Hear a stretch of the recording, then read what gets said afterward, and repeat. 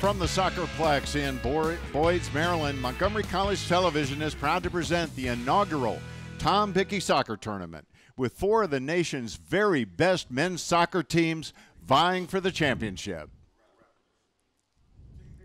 Hello, everybody. I'm Michael Brown, and it is my pleasure to welcome in my partner, Marcus Rosano. And we are here for the very first, the inaugural Tom Bichy Soccer Tournament. Marcus, what a great way to start the season. We've got 4 of the very best teams in the country. And in our opener today, we've got the host, the Montgomery College Raptors, taking on Mount San Antonio College from California. You know, what a great way to be back with you, the voice of Montgomery College Athletics, Michael Brown, and what a great way to bring MCTV Sports back on at one of the best complexes in the country and for the best soccer teams in the country. Boy, that is for sure. Now, this tournament was put together by Pedro Braz, the head coach of the Montgomery College men's soccer team and the Montgomery College athletic department, to honor the memory of Tom Bichy, the longtime men's soccer coach and Hall of Famer. Now, unfortunately, Tom Bichy passed away a few months ago. This tournament has been put on in his honor. We are going to pitch it down to the field right now to Derek Carter, the athletic director for Montgomery College.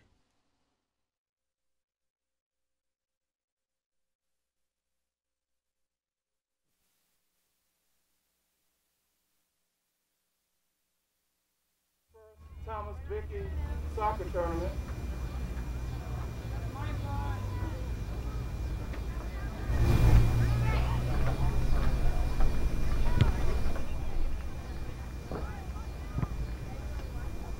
We want to welcome you today.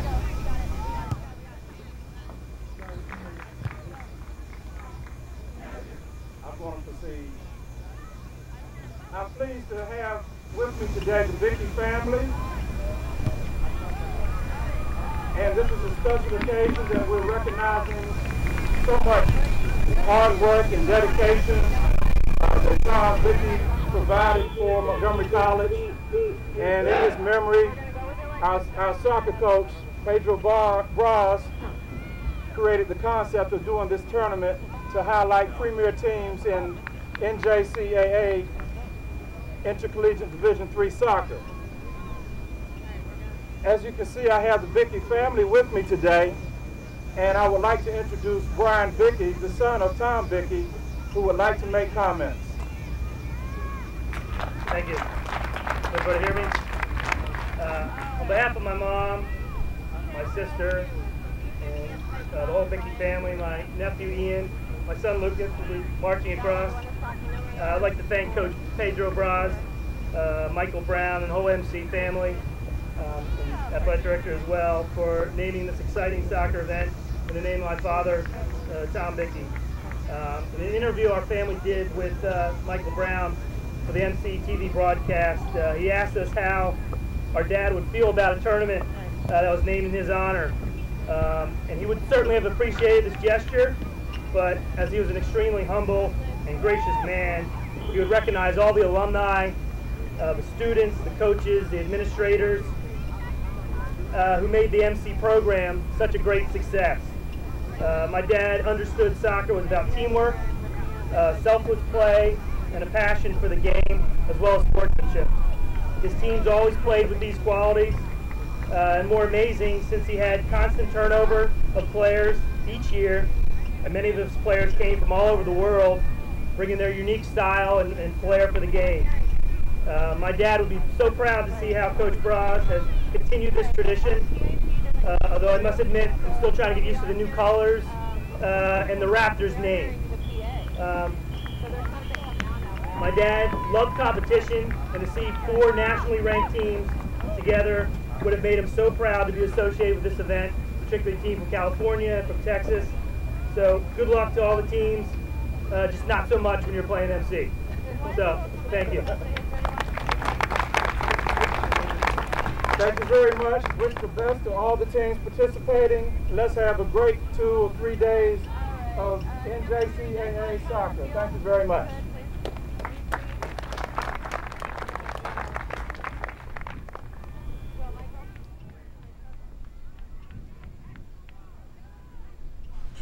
Ladies and gentlemen, let's meet the visiting Mount San Antonio Right. College. That was our very nice ceremony down on the field. We saw Tom Bichy, Tom Bichy's wife, Elaine, his son Brian, his daughter Chrissy, and one of his grandchildren. And now we see the referees coming out onto the field.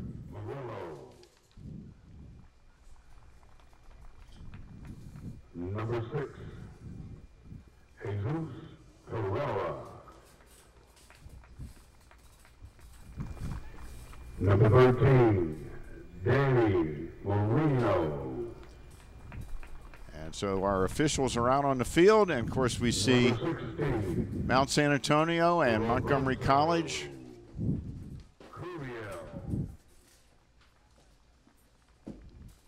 And we are now ready to meet all of the both teams, and they're being announced right now. Fernando Jimenez for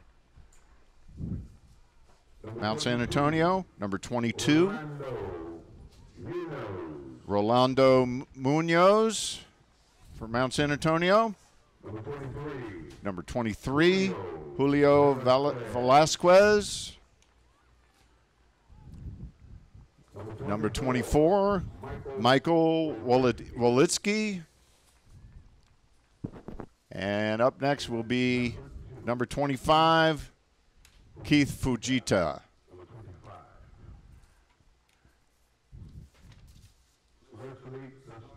And now we're going to meet the starters for Mount San Antonio. In goal, number 0, Jorge Becerra.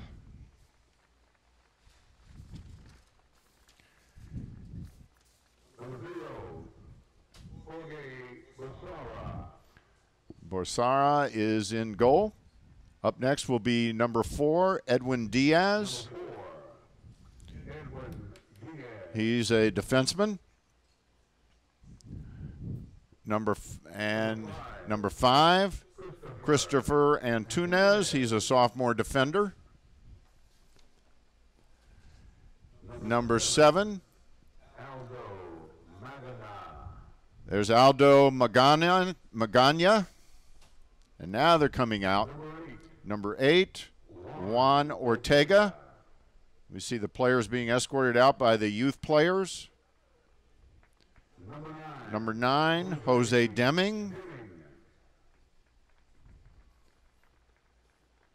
Number 10, Michelle Osorio. Number 11, Christian Robles. Next up will be number 15, Daniel Roman.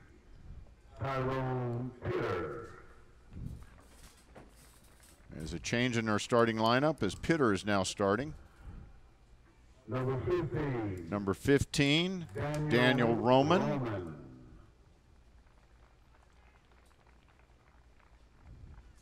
And number 18, Isaac Valencia. Assistant coaches, Ray Ramirez. And the head coach for the Mounties of Mount San Antonio College is Juan Sanchez. Michael? And the assistants are Frank Bustos, Ray Ramirez, Luis Salazar, Mike Fernandez, Noah Leon, and Ty Rush. All right, now we're going to meet the Montgomery College team, starting with the non-starters. 0 defeat. And the head coach, Juan Sanchez. Juan Sanchez now in his 13th season for Mount San Antonio. Now let's meet the starters for Montgomery College, or actually the players for Montgomery College, and then we'll meet the starters. 1 defeat. Number 1. First up, number 1, Mas Globowski. He's a sophomore goalkeeper. Number 2, Kevin Joa. He's a sophomore goalkeeper. Number 4, Rodrigo Villardo. Number 5, Ralph St. Simon. He's a sophomore midfielder. He also plays some defense. Number 6, Alfarid Kamel.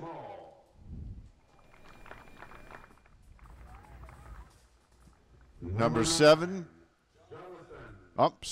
number 9, Jonathan Barron. Number 11, Saad Mersouk.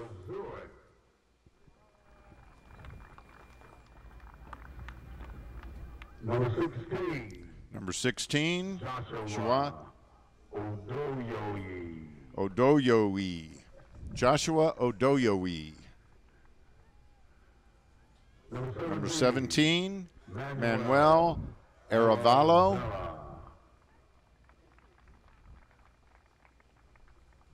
Number 18, Martin Moreno. Number 19, Osani Reed.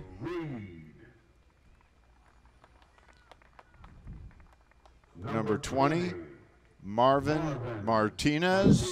You know, Michael, we've got 29 players on MC. That's 29 opportunities for us to ruin names. Number 21, Rudy Argueta Lemus. That's why they pay you the big bucks, my friend. Yeah.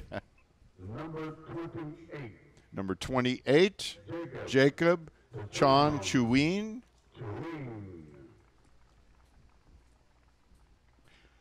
And finally, number 31, Sulamare Torre. And now let's meet the starters for Montgomery College. Number 0 in goal, Bogdan Svitin.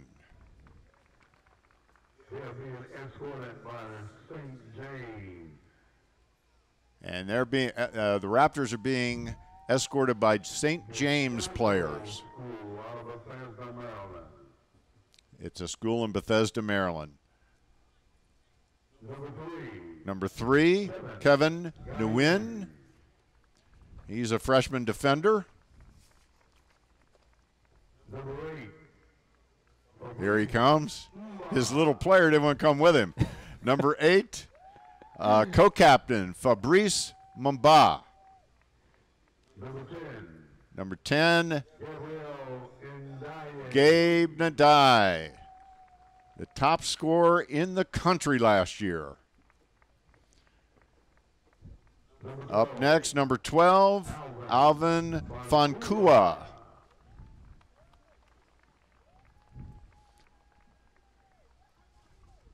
Up next, number 14, Javier Nieto. 25 goals last year for Montgomery College. Not a bad 1-2 punch. No. At forward. And they're all coming back. Up next, number 15, Christian Juarez.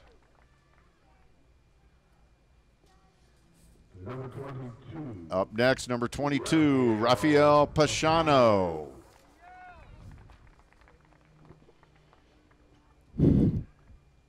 Up next, number 23, co-captain Brandon McCoy.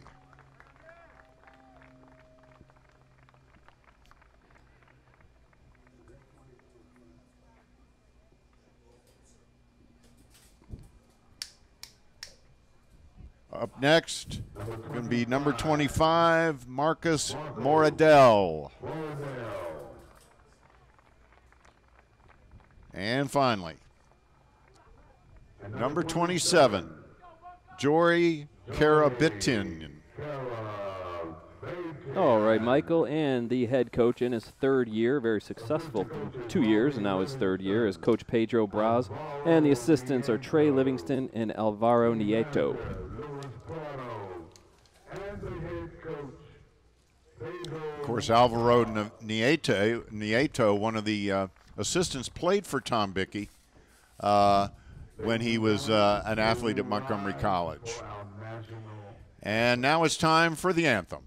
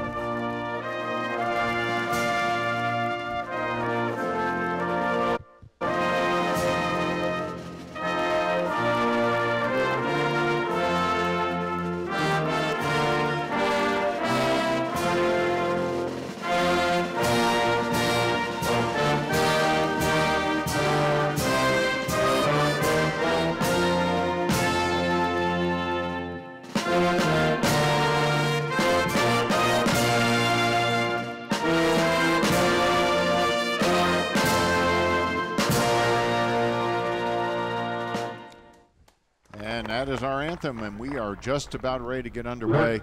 Marcus, I think it's a great tradition when the young players escort out the big fellows, so to speak. It really is. We see that on the national stage, you know, when players like Cristiano Ronaldo are escorted by a young person. I wonder how that feels. But, yeah, this is a pretty cool tradition, you know, in soccer. It's a great one, and, of course, we may not see much of it, but these two teams of small kids, they're going to play at halftime. They're going to play a half-field game during halftime, so that's a big thrill for them.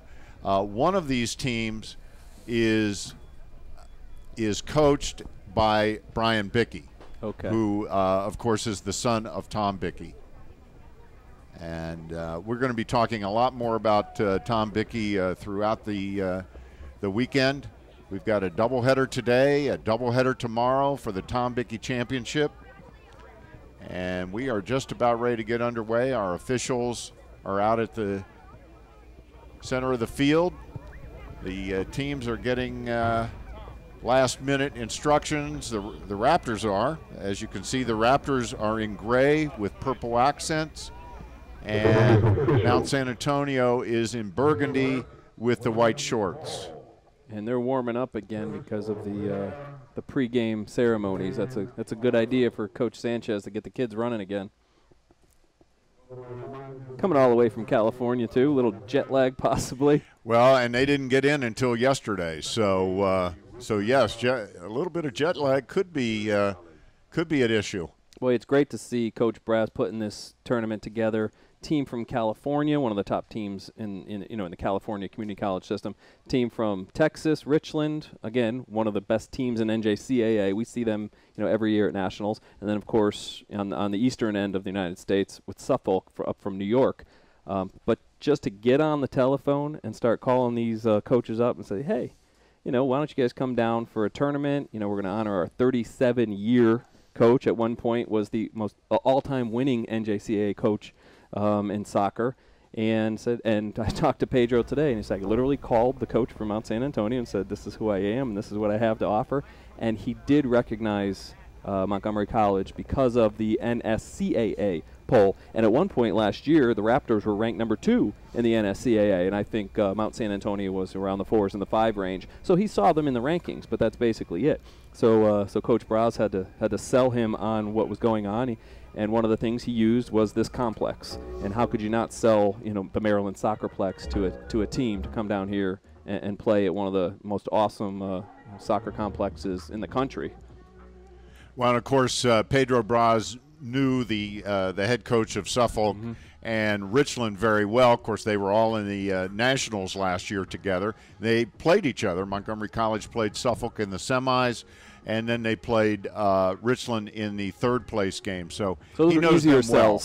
There's a lot of respect there between those coaches. Having talked to all 4 coaches several times over the last couple of weeks, there is a lot of respect there for these coaches for each other. And I think one of the things they respect the most is that they are willing to play a tournament like this against, you know, 4 of the best teams in the country. Somebody's going to lose at least once here. You could have very easily have a team lose both games this weekend. You know, and in talking to Coach Braz, he thinks, and we're not trying to build drama here, he thinks that Mount San Antonio could be the best team in the country at any level. Well, not at the junior college level, but as we'll talk about more, but the California Community College system does not play in the NJCAA tournament. They stay in state and they play a tournament, you know, in California. So we won't see them like we do the other teams in Herkimer. That's correct. Once the California State Championships are over, their season is over. They do not have a nationals. But they are not a member of the NJCAA like the other 3 teams in the tournament are. They are, of course, part of the NSCAA, which all 4 teams are, which actually every 2-year program is. So we are underway here from the Soccerplex in Boyds, Maryland. Montgomery College going up against Mount San Antonio College. And we are underway. Coach is changing things up a little bit. He's running a 3-5-2, and as we're going to learn more and more about soccer in the next couple of days, Michael and I, that's 3 in the back and 5 in the midfield. Actually, 3 in the back, 5 in the midfield, and 2 forwards. Very powerful forwards, we might add, in Nieto and Njai. And that's not a shot on goal there, as Becerra gets it back out. Both these teams play a very similar style. They both like to play a possession game, which basically means they don't like giving up the ball. And if they do give up the ball, they want to get it back right away. So here we are, the first attack of the day by number 14, Tyrone Pitter. And Tyrone Pitter is fast. I could just see that in the first run that we had here down on the left wing. They're going to have to watch Mr. Pitter because he's got some wheels. And that's your fastest player. You're putting them on the wings. They basically run up and down this pitch. And they are a fast and quick team. Of course, they have not been seen on the East Coast. We know them by reputation, so we're kind of getting to know them as Montgomery College is kind of getting to know them. And to say that they don't play at the national level with the NJCAA is not to say that the California Community College system is the JVs by no means. Oh, no. That is some serious talent in California.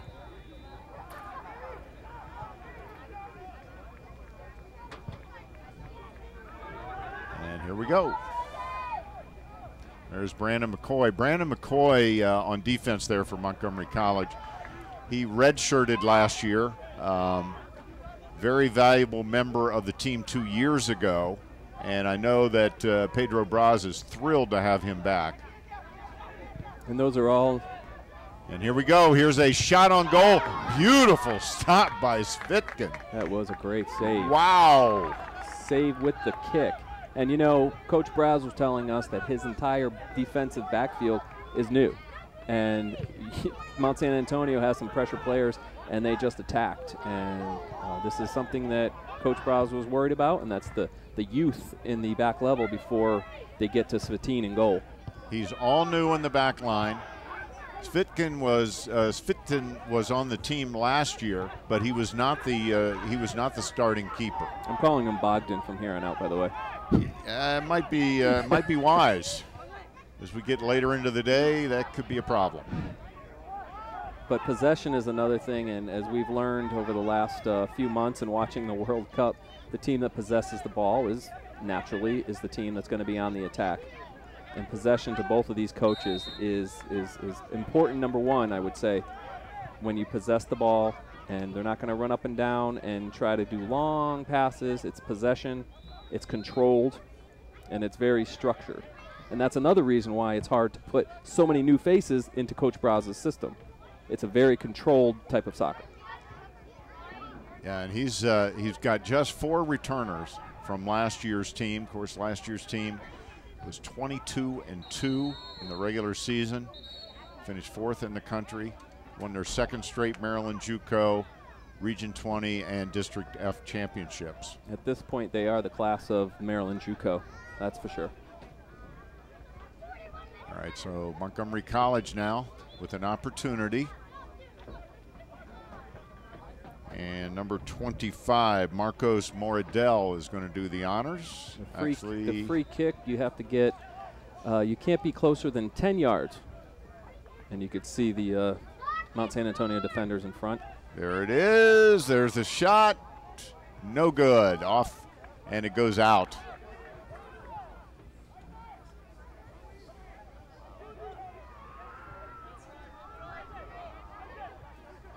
That was a nice chip by Moradel, trying to get behind the back line.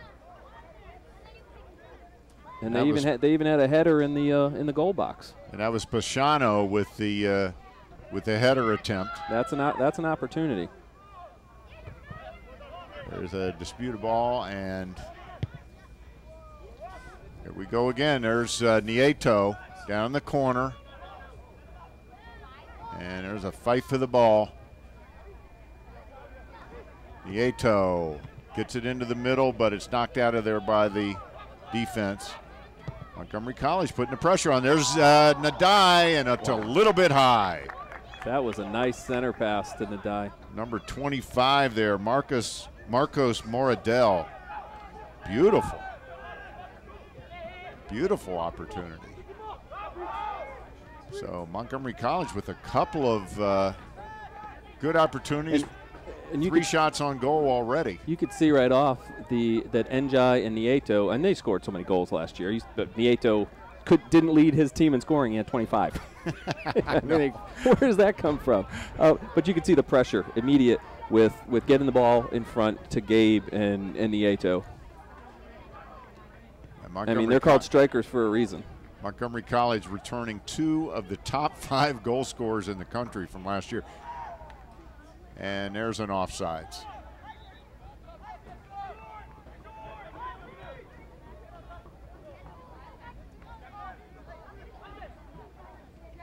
Once again, if you're just joining us, Mount San Antonio in burgundy, Montgomery College in the gray and purple.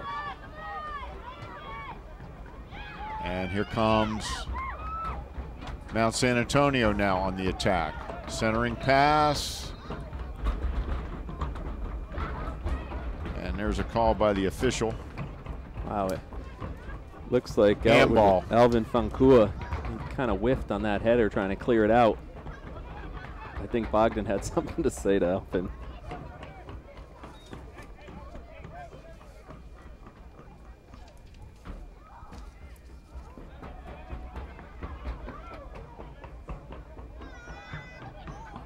So here we go. This sets up another, the first free kick of the game for Mount San Antonio. Good shot there of number 10, Michel Osorio. They have Juan Ortega, number 8, Mount San Antonio, who's pretty tall. But they do not put it up in the air. Tried something that did not work. So they're getting the jitters out. This is early in the going.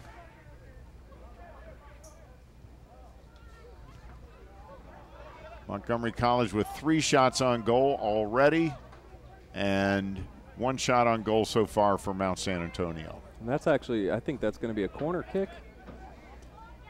No, it's.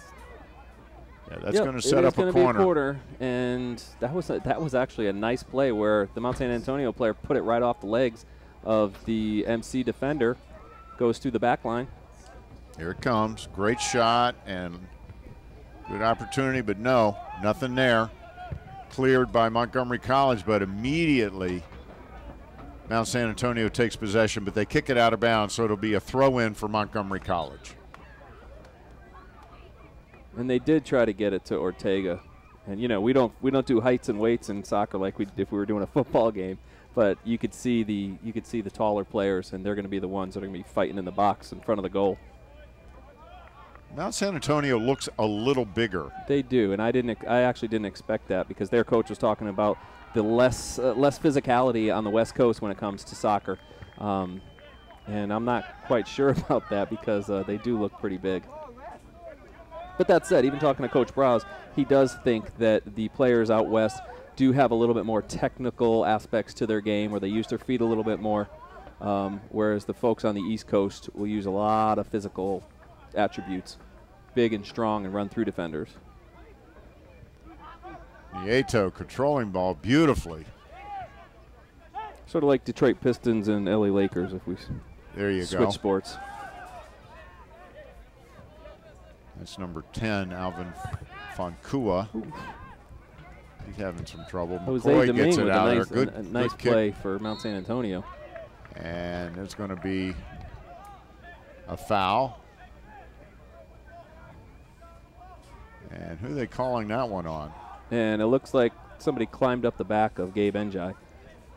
I asked Coach Braz, do you think Mount San Antonio knows about Gabe? And he's like, you know what, I don't know if he cares. We think the foul was on number 5, Antunes. So it sets up a free kick. It's on the ground this time. Nadai being held. Wow, tried a bicycle kick. He was clearly being held by number 8. He had his arm wrapped around Nadai's left arm. And Nadai's asking the referee about that. He had him locked up.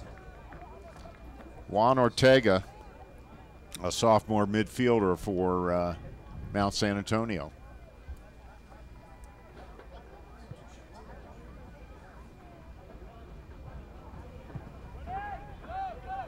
So we are into the 10th minute.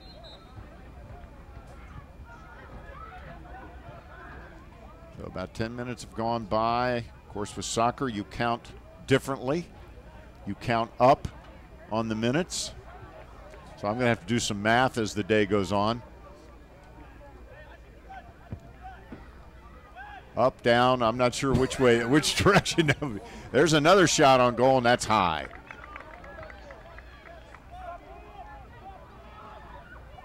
The one good thing about 45 minutes means 45 minutes. When all That's the other right. sports, you know, you have stoppage time for fouls. Now, sure, you have stoppage time for injuries, and the referee will keep that on his watch, but it won't be any more than 4 or 5 minutes if there is any injury stoppage time. And we And hope you'd like there to think isn't. there wouldn't be, right? Yeah, there's Nadai. Sets it up.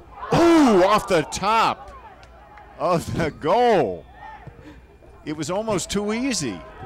That makes me speechless, even though I'm talking. What he just did, it was sort of a change-up directly over the goalie's head and hit the crossbar, and that was a missed goal by about 2 inches. I didn't think he had a shot, but that's why he led the nation in scoring. I thought he was setting somebody up with that change-up. As did I.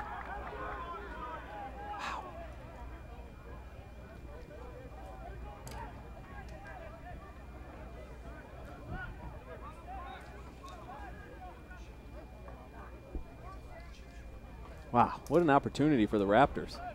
Well, they've had several, and of course you don't want to get to the point where you're squandering too many. One of these, they would love to see it hit the back of the net. 7 shots on goal already for Montgomery College. You know, the easiest way to tell who's got the momentum is what side of the field the action is on. And at this point, it's early. It's only been, 13 minutes. But the majority of the heavy action has been, on Montgomery College's side of the field in front of the goal from Mount San Antonio. Throw in by Montgomery College. That was Christian Juarez.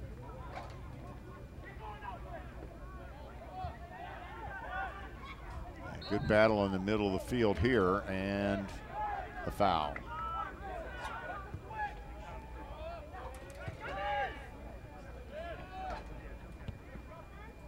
This is the first controlled possession that Mount San Antonio's had in a few minutes. That's right. It's a very hot and humid day here in Boyds. They were talking about highs in the mid-90s, and I believe it was every bit of that. And we're going to see what kind of effect that has on these guys out there. And that'll be a throw-in. Great play by Alvin Funka. I'm trying to get this one right, Michael. Fonkua. I'll get it right next time. He actually defended 2 players on that. And Fonkua is a sophomore midfielder from went to Richland Montgomery High School.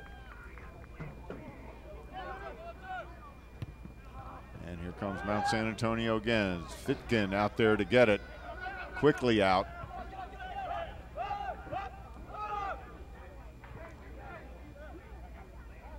He was the backup goalkeeper last year. Played a lot of important minutes, though. So I know Coach Braz was glad to have him back this year. And there's some physical activity there. Tyrone Pitter. Yeah, Pitter with a forearm shiver to the back of Kevin Wynn. There's a good ball, but right to San Antonio.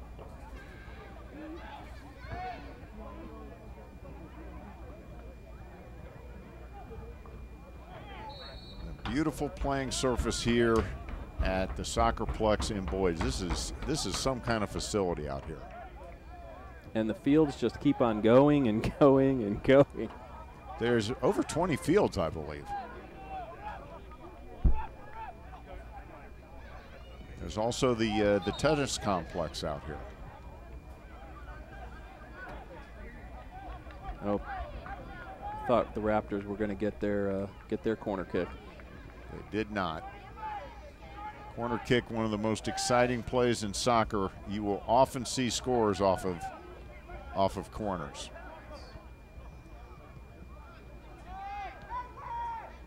I like Becerra just passed the ball when he had his kick. A lot of the times they punt the ball, 50 feet in the air, and everybody just jumps up for a 50-50 ball.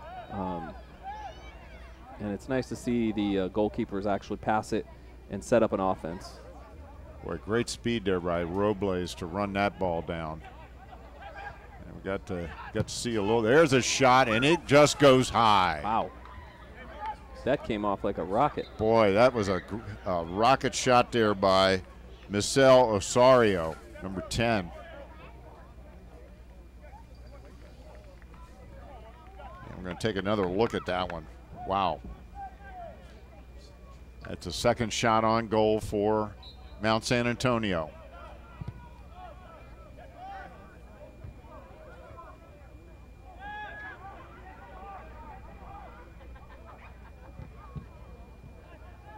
We have a dual statistician team in the booth with us today. We have Evan Brown and Gabriel Brown. Both doing stats for us today, keeping us up to date on what's happening. I'm the only one not in the Brown family sitting at this table. Thanks for inviting me to the party, boys. It is a family affair up here in the booth. 3 generations of Browns. And Saad Marzouk is in now for Montgomery College, number 11. And he's one of the returners.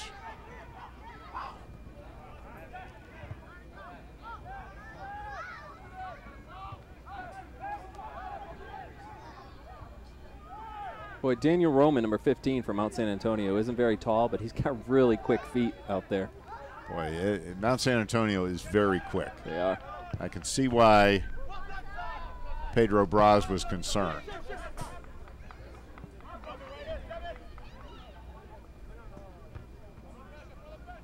Both teams look in great shape at this point, but it's early. And it is sticky out there. Luckily, the clouds put away the sun for a little while, but we'd hope the clouds don't bring thunder and lightning. That is the one thing we do not want. They would have to clear the field. And from what we understand, they would also have to clear the stands if there was lightning and thunder, because of the fact that these are metal stands.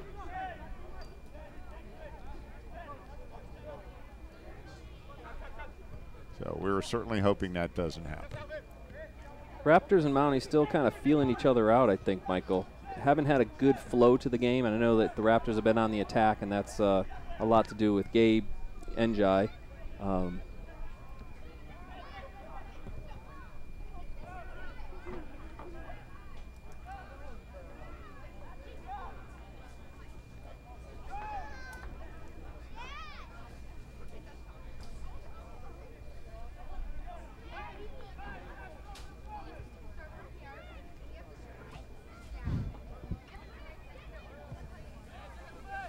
Becerra.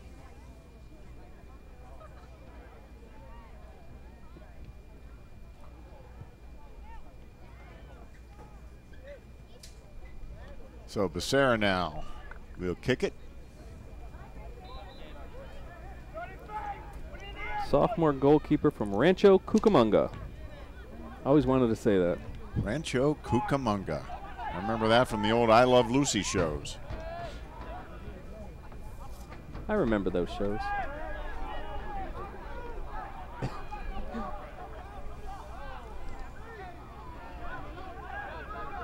Okay, here comes San Antonio again. Mount San Antonio. They are pushing the ball. They've been the team that's been pushing the ball up the field.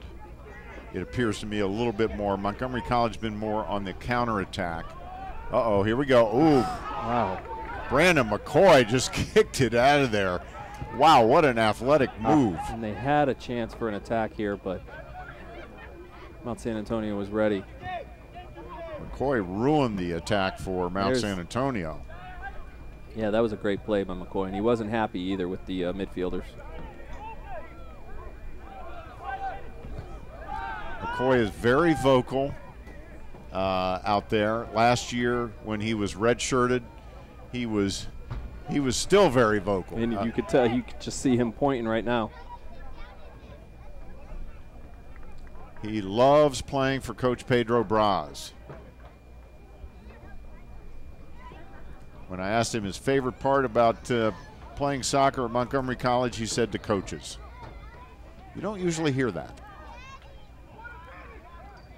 And that's a good thing for Brandon to say as well. Very political answer, but knowing Brandon as I do and having seen him around the team, I think his veracity is without question. I think you're right. I think Brandon probably likes the discipline aspect of it. I agree.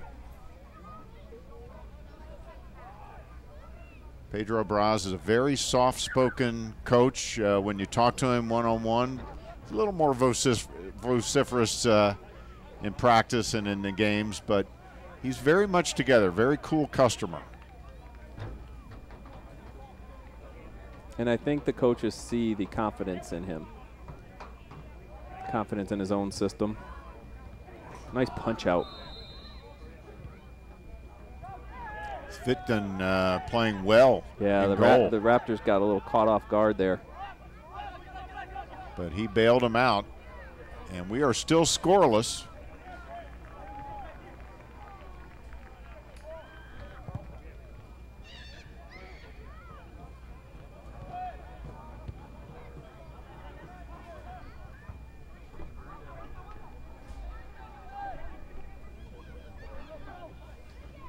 Comes another attack. Roman. Yeah. Boy, he is a little fella, but he is extremely quick. 15 on 15 with Christian Juarez and Roman. Juarez won that one.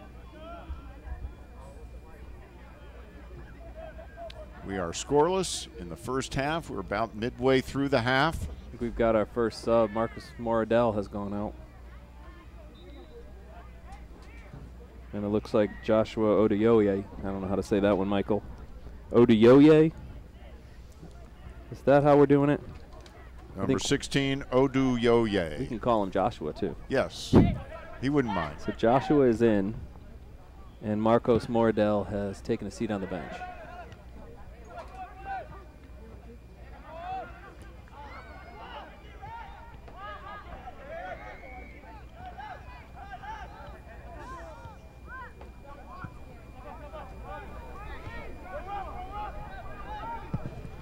Sarah gets that out.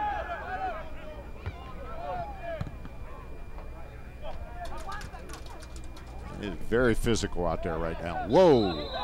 That was a slide tackle. It's going to get called against Mount San Antonio. Ladies and gentlemen, a little reminder, concession stand is open. As Saad Masouk was taken out hard there. You have to get a piece of the ball or you're going to get that call.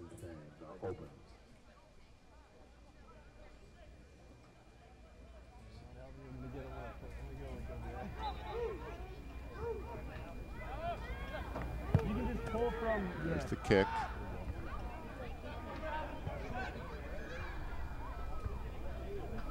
they come. Fonkua recovered well. Brandon McCoy was ready. They're setting it up again. Here's Masuk. Intercepts the pass. And it'll be Montgomery College ball.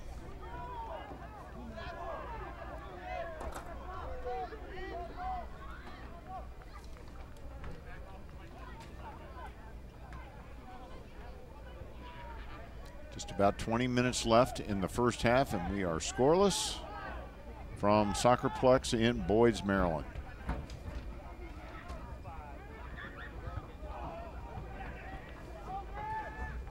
Masuk did come in as a substitute.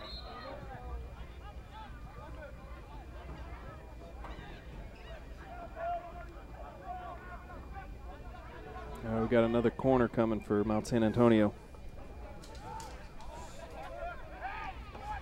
Dangerous plays, the corner kicks. Second corner of the match, number 7. They try something a little bit different. There it is. Ooh. Fitton with another nice save. And you want your goalie to be long, and I think Bogdan is the prototypical goalie size. Very athletic guy as well. He's shown us that several times already in the early going. See if MC can get an attack here. Nice defense by the Mounties. They headed that ball all the way from the penalty box back out to midfield. And they did take back possession. Montgomery College has it again.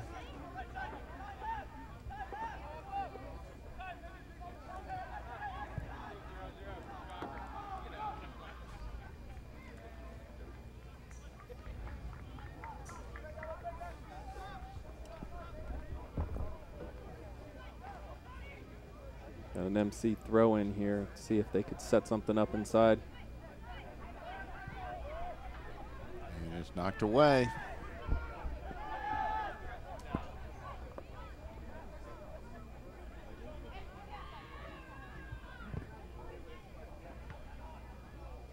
Down to Nadai. But they lose possession. I mean, Gabe does have 3 people around him when he gets near the ball. I mean, that's by design, and that's where your backers are supposed to be. But I think that they know who he is. Oh, they know who he is. You got to know. And now San Antonio with a big staff, by the way. 5 assistant coaches. And there's another hard slide tackle. And that foul is going to be on Montgomery College. Yeah, that was close to a yellow card for number 20, Marvin Martinez. Very close. All right, so that'll set up. And here comes Mount San Antonio. Down to Pitter. I think Fonkua is going to have to be really physical with Pitter because he's got some size on him.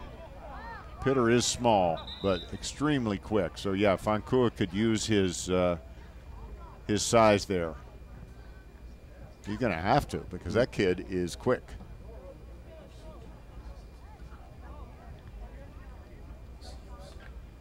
Here comes subs. All kinds of subs in for Mount San Antonio.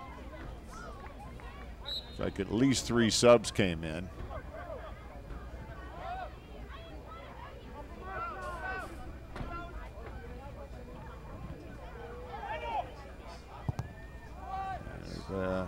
Crossing pass, but nobody there.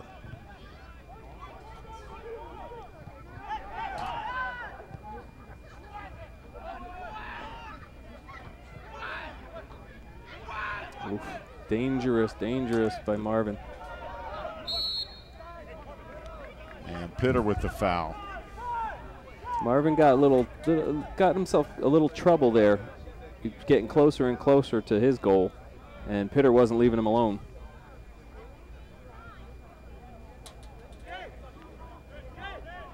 Here's Fonkua. And that goes out of bounds.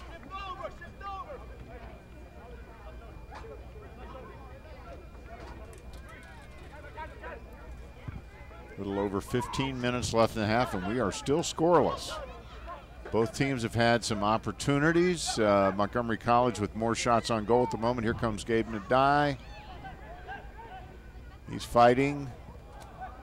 His counterpart, Nieto, is not in there right now. He's taking a breather. You're going to see a lot of that today. It is, like I said, it's very hot and it's extremely humid. All right, here's an opportunity. Osani Reed, who is in now. There's to Merzouk. Nadai, and it's blocked by number 5. I think it was Marvin Martinez that had the centering pass. A near goal for Montgomery College. To Merzouk, and then Merzouk put it on goal. Now that was a great scoring opportunity. Montgomery College with a great opportunity, their 8th shot on goal to 4 for Mount San Antonio. But so far, Montgomery College, despite that advantage, has come up empty-handed. Haven't found the back of the net yet. That was probably their best. Well, it's hard to say. They've had 2 or 3 excellent opportunities. But that one was, as Becerra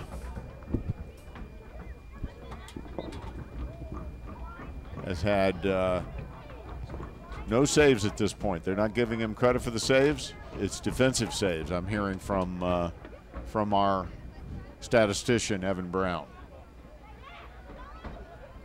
We've got a pretty good crowd here. I'm just overlooking the bleachers on our side. Pretty good crowd today, Michael. Which is great. They are out here supporting Montgomery College and, of course, honoring Tom Bichy. And it's great that this is a free event, too. I mean, you can just come in and watch some soccer. And this is great soccer to watch. Both these teams playing hard, very intense, just what we expected. I really expected a tight match, a lot of intensity, and that's what we're seeing. McCoy with the big foot. And Becerra comes out for that one. Smart play. Yeah, he saw trouble in front of him, so he came sprinting out. And we get a good look at Pedro Braz, the head coach of Montgomery College, over there on the sidelines. In his 3rd year, what a tremendous record he's had after 2+ years at the helm. Yeah, coming in 2nd and 4th in the national tournament in your first 2 years, that is pretty good. And he has sent over 20 kids off to 4-year schools with scholarships. That is quite the track record. There's a shot on goal, and it's wide. And you look at the notes that when you were interviewing all the players, they all say they want to get to a 4-year school. That is part of the program, and that's another area where Pedro Braz certainly gets it. He understands that part of his job as a head coach at a 2-year institution is to make sure that these kids move on to the 4-year schools. And it's not just about playing soccer and moving on. It's about getting your associate's degree and moving on. You have these 4-year schools aren't just going to accept you on your soccer credentials. It doesn't work like that. It's not legal, for one. But getting your associate's degree, that's when you can walk into a 4-year school and play soccer and not worry about it. But you have to keep your grades. And Pedro was talking about how he went to UNH at University of New Hampshire. So you had to have grades. He said he had to have a 3.0, to get to UNH.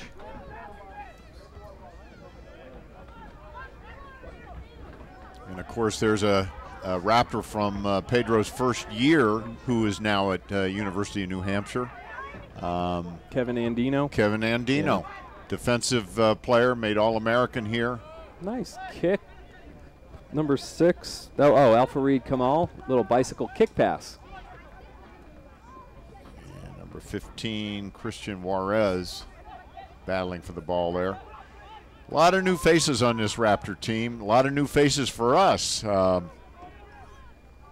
Covered the team extensively last year, and most of those guys are gone.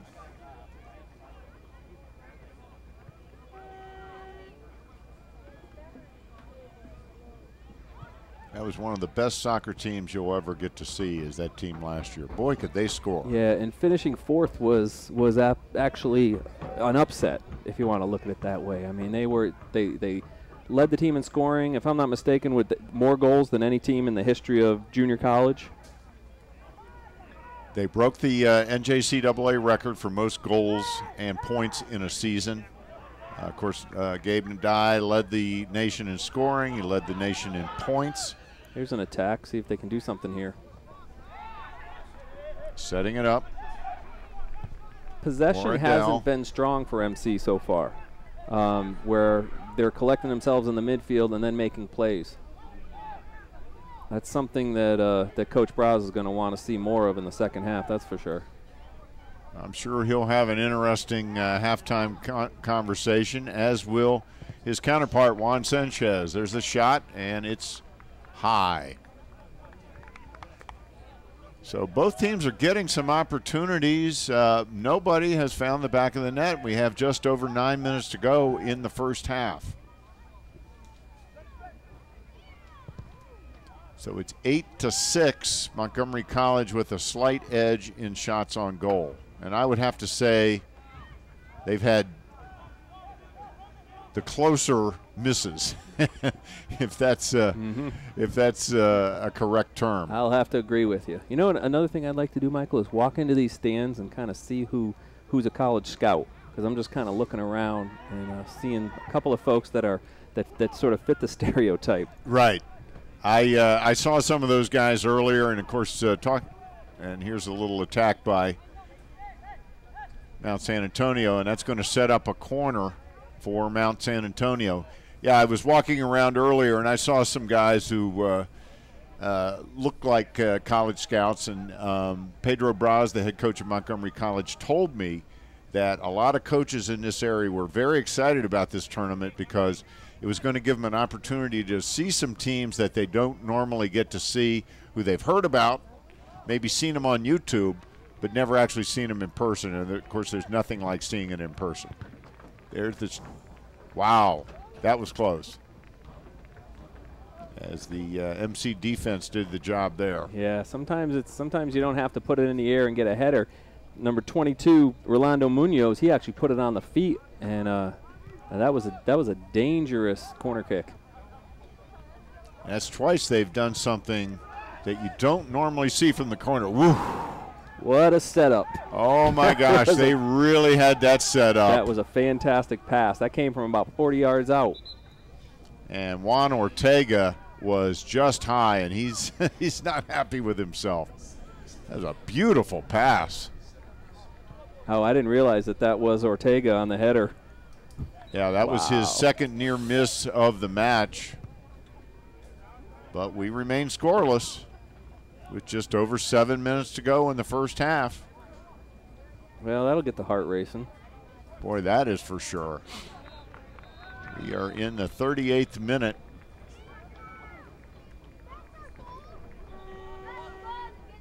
And we're nearing halftime. We've got a special video for everyone at halftime coming up. We'll talk about that in a few minutes. Comes a throw in by Mount San Antonio.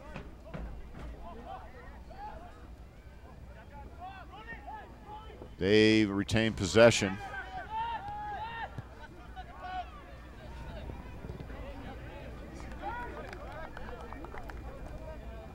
Nope, referee gives a safe sign. That means he's not pulling the whistle out. We see a number 12 out there ready to throw it in. We do not have him on our roster, so our apologies for that.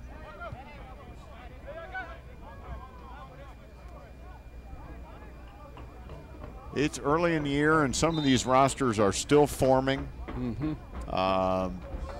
And, of course, with Mount San Antonio, it was also a question of who was going to make the trip east because they could not bring their entire team. Alvaro Nieto back in.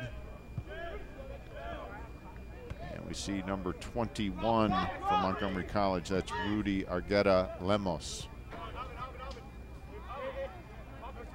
A lot more subbing than I had expected in the first half. But the heat is the heat is really, really. I mean, we're talking 93 or 94, and it's sticky. It is real sticky.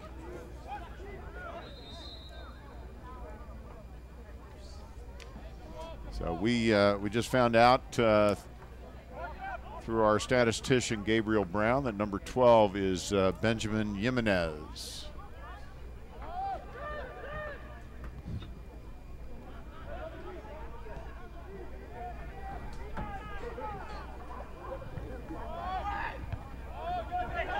Well, they get it back out. Seen a lot more action on this end of the field in the last few minutes, Michael. Yeah, this part of the half has kind of belonged to Mount San Antonio. A little bit of a momentum shift. Earlier in the half, it was a lot of Montgomery College controlling the ball with shots on goal. The momentum seems to have shifted just a little bit here. And, of course, they just had that very near miss by Ortega.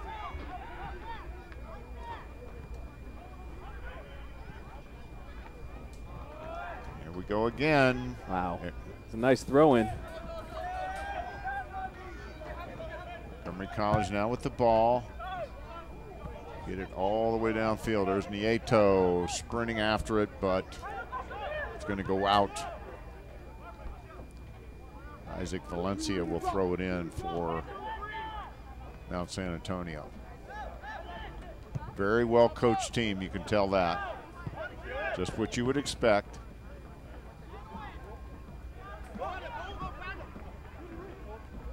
Back to Montgomery College. And it goes out.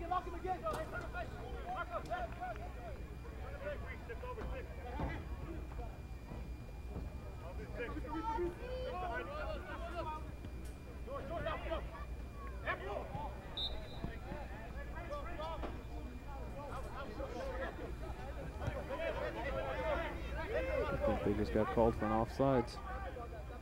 Get the ball back to MC. Just over 3 minutes to go in the half. 0-0. On the pitch. Long boot by Moradell. And an easy play for Bucera.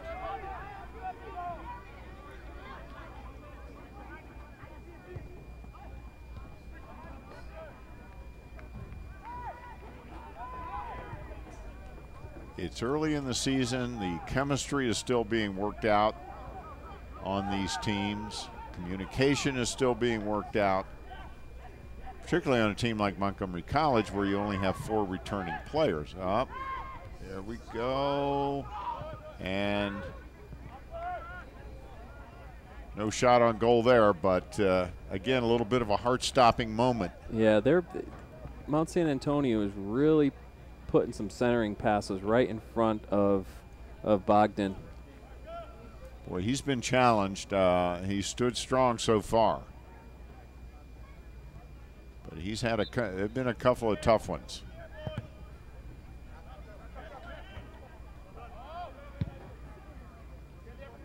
The second half of the first half has definitely belonged to Mount San Antonio.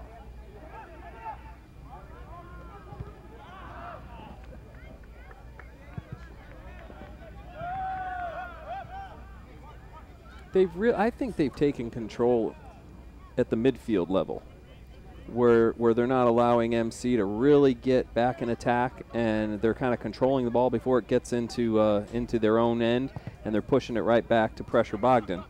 But I think it's happening right in the middle. I agree with you, and there's going to be a foul on number 21. Yeah, that was an easy call. Yep, you could see that one. Yeah, when skin from the undershirt shows, you know something's happening. He grabbed his shirt. But I think you're right. I think they are starting to control the action at the midfield and turning those balls right back around, heading in their direction. And that's a trend that's got to end for Montgomery College, or it's not going to end well.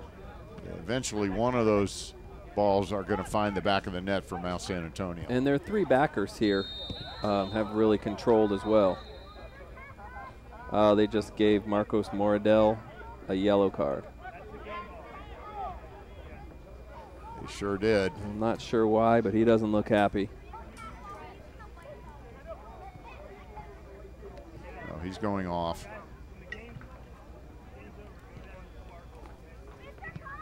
They call a timeout for that yellow card. They do stop the clock for the yellow card.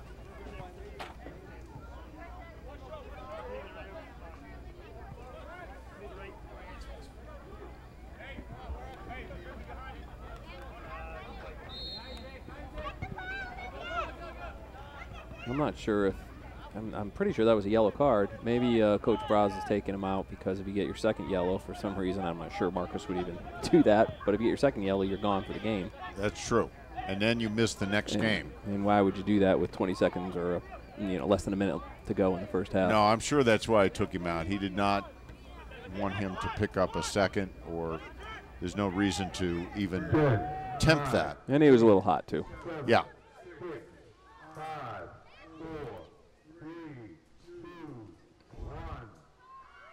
And that is the end of the first half of action. So from the Soccerplex in Boyds, Maryland, the first half of the first game of the Tom Bichy Soccer Tournament has come to a close, and we are all knotted up at 0. So we'll be right back with our halftime activities. After this, you're watching the Tom Bichy Soccer Tournament on Montgomery College Television.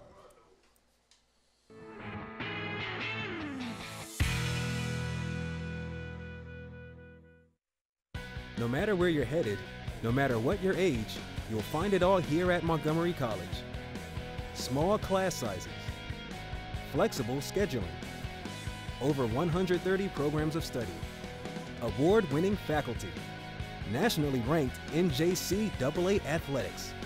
The possibilities are endless at Montgomery College. Register today.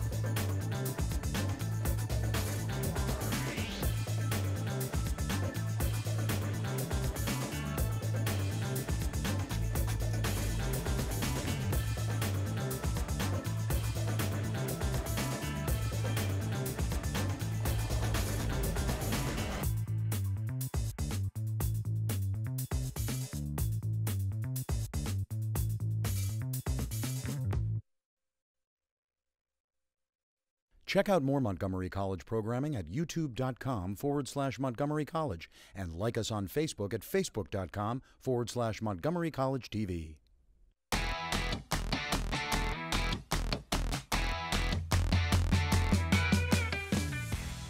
Welcome back to the Soccerplex in Boyds, Maryland. Michael Brown alongside my partner, Marcus Rosano. We are at the half of the first game of the Tom Bichy Soccer Tournament, and we are all tied up at 0.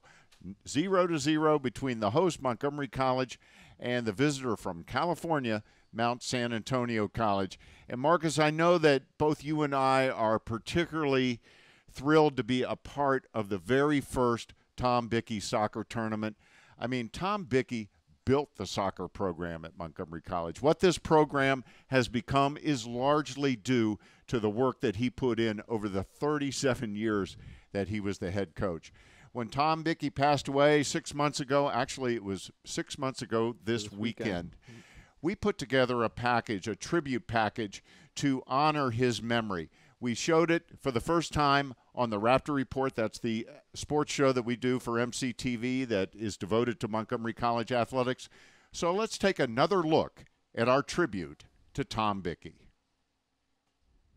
Montgomery College lost a true athletic giant recently when former athletic director, head men's soccer coach, and physical education professor Tom Bichy passed away. Tom, or Coach as just about everybody called him, was truly one of the founding fathers of athletics here at MC. He spent 37 years of his life teaching, coaching, and nurturing young MC student athletes. Tom was a professor at MC from 1968 to 2005. He was also MC's Rockville campus athletic director for 24 years. But it's as a soccer coach where he perhaps left his most indelible mark. And the strange thing is, he never dreamed he'd become one. A three-sport star growing up in Frederick, Tom went to the University of Maryland, where he starred for the baseball team and served as team captain. In his senior year, he led the Terps to the ACC championship. After receiving his master's degree at Maryland, Tom came to MC looking for a coaching or teaching job. He started as a fill-in for the injured baseball coach Ray Fox, but was soon offered a full-time position teaching physical education and was eventually named the full-time assistant baseball coach. But then MC athletic director Lou Chacos surprised Tom. When I interviewed Tom a few years ago about his MC career, he recalled that meeting with his AD. Lou Chacos liked what I was doing, and at that time the Montgomery College was starting to, the campus, the Rockville campus was starting to enlarge with more students, and they had 4 job opportunities at that time. And I got one of them as a physical education instructor. He said I could be assistant baseball coach because that's what I wanted to do, was coach baseball. I said, that's great. Teaching the physical education department, activity classes, and fine. And he says, and by the way, you're going to be the head soccer coach. And I went, wow. I said, I don't know a great deal about soccer. He said, well, the man had a vision that soccer was going to boom. This was in 1968. There was like, I think, 4 high schools in Montgomery County at that time were playing soccer. And now there's like 25 or 27 high schools, and they're all playing soccer with JV teams. So I started that, built up the soccer program year after year, got more and more involved with soccer. Spent 37 years coaching soccer. Coach put his legendary work ethic into gear and literally taught himself the game through trial and error, by going to countless coaching clinics, and by attending coaching school. Ultimately, he received a national coaching license, and I think it's fair to say that he learned the game pretty well. In 1982, he became MC's Rockville campus athletic director, and one of his first hires was for head football coach. He chose Phil Martin, and that decision began a close relationship that endured for decades. We wouldn't have gotten to where we did in terms of national recognition without Tom Bichy. And I don't know how anybody could ever forget what he has done for this program in this school. I always look forward to going to work. I've always done that. I knew going to work, I was going to be doing something. I was going to be contributing to student success. There were so many success stories in Tom's long career at MC. He helped countless students and athletes find the right path. But perhaps one stands above the rest, and that's MC Athletic Hall of Famer and current Yale University women's head soccer coach, Rudy Meredith. Meredith was on the 1988 MC team that came ever so close to winning the national championship. But it was off the field where Tom made the biggest impact on Rudy Meredith's life. I mean, I failed all my classes here my first year. And so you think this would be someone who would just give up on me. I'm sorry, you're just not. He pushed me in the right direction and say, listen, I'm not giving up on you. And I just can't thank him enough for what that meant to me, because it changed my life. I mean, it definitely changed my life, and it made me give me opportunity to say that, you know, I really want to coach because I want to kind of be like him. You know, I want my players to respect me as much as I respect him as a coach, and I kind of always kept that in the back of my mind when I coach. And because of that, that's one of the main reasons why I wanted to coach and why I'm coaching today is because of Tom Bichy. Tom Bichy devoted his life and career to Montgomery College and the thousands of students he taught, coached, and mentored. What a career he put together. 37 years as head soccer coach, 37 years as a professor, and 24 years as Montgomery College Rockville athletic director. 471 career wins as head soccer coach. When he retired, that placed him first on the all-time NJCAA list of soccer coaches. And now, fully 10 years later, he's still third all-time. He was named National NJCAA Soccer Coach of the Year in 1997. He was inducted into the Frederick County Athletic Hall of Fame in 1998. And he was inducted into the NJCAA Region 20 Hall of Fame in 2002. And in 2005, Tom was named to the NJCAA National Soccer Hall of Fame. When he retired, the Montgomery College Board of Trustees named him Professor Emeritus. They awarded him with the Silver Medallion and created a scholarship in his name. An incredible career by a wonderful man, a true legend at Montgomery College.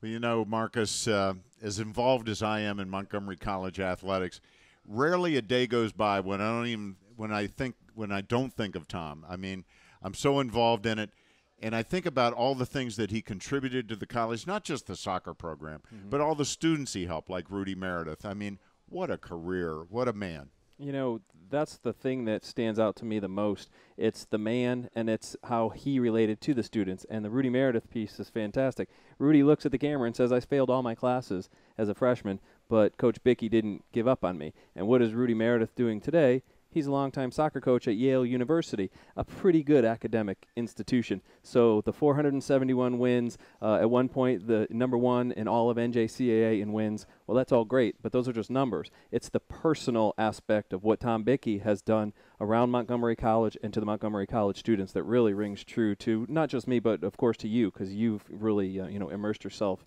into this story, into this gentleman, and into this tournament.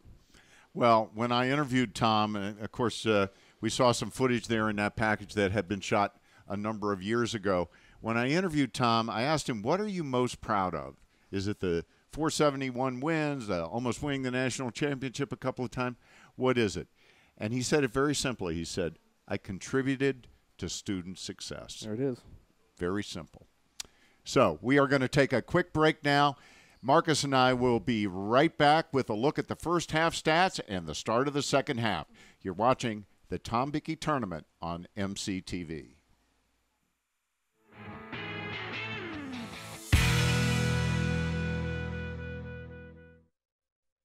No matter where you're headed, no matter what your age, you'll find it all here at Montgomery College. Small class sizes, flexible scheduling, over 130 programs of study, award-winning faculty, nationally ranked NJCAA athletics. The possibilities are endless at Montgomery College. Register today.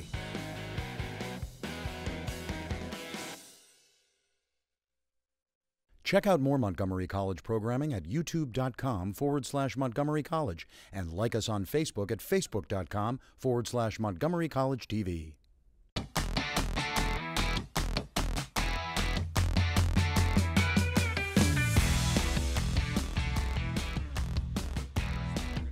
And welcome back to the halftime of the first game of the Tom Bichy Tournament. Michael Brown alongside Marcus Rosano. Again, we're at halftime. We just have a couple of minutes left to go in the half before the start of the second half. So let's take a look at some of our stats from the first half. shots on goal are very even there, Marcus. Yeah, shots on goal. I'm not sure shots on goal is really indicative of how the game went. It seems that the second half of the first half became Mount San Antonio sort of controlling the possession and working their way to create opportunities in the offensive end, whereas the first half was a little bit more frenetic. I think a little bit more opportunity when it came to the talent of Gabe, and just getting some shots on goal. And I think we have here, courtesy of Evan, Gabe has 5 shots on goal himself. So it almost was a tale of 2 halves in 1 half.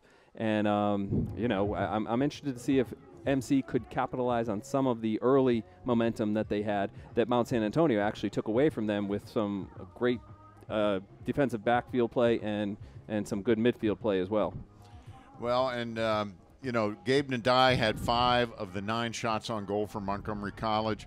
San Antonio spread it around. They had 7 shots on goal, 6 different players with those shots. And then we cannot talk about the first half without mentioning the goalkeeper for Montgomery College, Bogdan Svitin, with 3 very crucial saves. There were some heart-stopping moments in the first half, a couple off the corner kicks, but some really good centering passes. One came from about 35 or 40 yards out that had a header right in front of Bogdan. But he played under control, and he's a big athletic kid, and that's one of the question marks that we had coming in, and so did Coach Braz, about the goalkeeping position. And last year, you had Baba Gay, who was fantastic, and this year there was a little bit of a question mark, but it looks like Bogdan has answered the question. It sure does. He certainly did the job in the first half, and you got to feel that if one of those balls had gotten through and hit the back of the net, that the whole momentum of that half could have changed, because we're going to take a look at some of the highlights from the first half. There's one of the saves by Svitin. That was that kick save right at the beginning of the game. And you saw number 8 was Juan Ortega. He was really active in front of Bogdan on a few of those plays, and not just because he's tall and he's probably goes about 6'2", but he was really physical in front of Bogdan. It set himself up with some chances. Montgomery College has yet to return to the bench, and we're actually at no time left on the clock. And I know that Pedro Braz was probably not thrilled, particularly with the way the second half of the first half went. As Mount San Antonio definitely controlled the pace and the ball. Yeah, Coach Braz wants possession, and Montgomery College didn't have your prototypical point guard, if you would, setting up plays, controlling the possessions. That's what he wants to see, and that's what we expected to see a little bit out of both of these teams. And, of course, this is the first game of our doubleheader today. We've got a doubleheader today and a doubleheader tomorrow.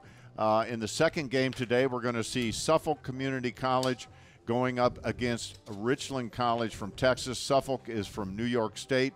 And there we see the Richland players. They're getting a little free look at the game. And, of course, they're going to be playing Montgomery College tomorrow in the second game of our doubleheader. The first game of our doubleheader tomorrow will be Suffolk taking on Mount San Antonio. All the way from Texas, but not unfamiliar to Suffolk or Montgomery College, because they all hang out in the top 10, for the last few years, and now in the last few years with Coach Braz, bringing this program, back up to where it deserves to be. And we are just about ready for the start of the second half. We had there's Brian Bichy right there on screen. Brian Bichy, the son of Tom Bichy. He is a youth soccer coach. He also played soccer himself at Towson University. So he came by soccer naturally. When I talked to the Bichy family, I talked to Brian. I talked to his sister Chrissy, and of course I talked to Tom's wife Elaine. And there's Elaine Bichy, fantastic person. A real delight to talk to. The person with her back to the camera is Tom's daughter and Elaine's daughter, Chrissy. and their grandchildren are here as well. And, of course, Tom just absolutely adored his grandchildren, and that's one of the saddest parts about the whole situation is that Tom left us just too early. That's all there is to it. And it's amazing that this tournament at this venue got brought together with some hard work and some phone calls and some talking to, and now here you have a great little tournament. Of course, we saw one of Brian Bicky's youth teams down there playing during halftime, so that was great too. That was a nice little touch. So we are just about ready to go, and both teams back on the field. We're scoreless with 45 minutes to go, so we're looking forward to this. I'm very curious to see how the momentum plays out in the first few minutes of the first half, or second half rather. So here we go, the kickoff, and we are underway. Once again, Mount San Antonio in the burgundy with the white shorts, Montgomery College in the gray with the purple accent.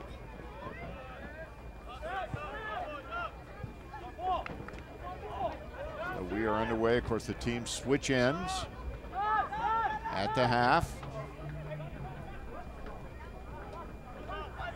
And we're underway. We'll try to reset the lineups for you as we can. We are kind of a long way from the field. I'm wishing I had my binoculars right now. We'll try to set the lineups for both teams. Let's take a look at who's out there for Montgomery College. I see Brandon McCoy back out there on defense. He had an excellent first half. Alvin Fonkua is out there again, and we have a player down for Montgomery College.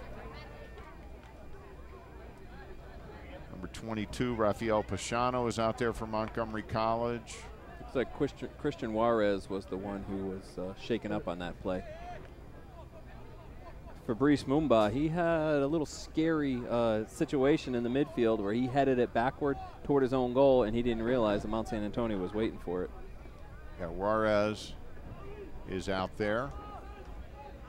And now we have a free kick right at the top of the penalty box. And this is a dangerous situation here. And we'll see the mad dash toward the goal.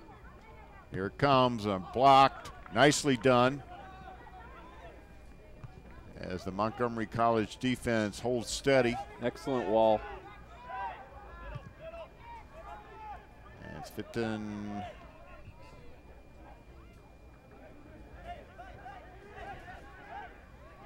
Again, Mount San Antonio controlling the ball in their end of the field. And Coach Browse was right. They're a very technical team. Oh, another close one there.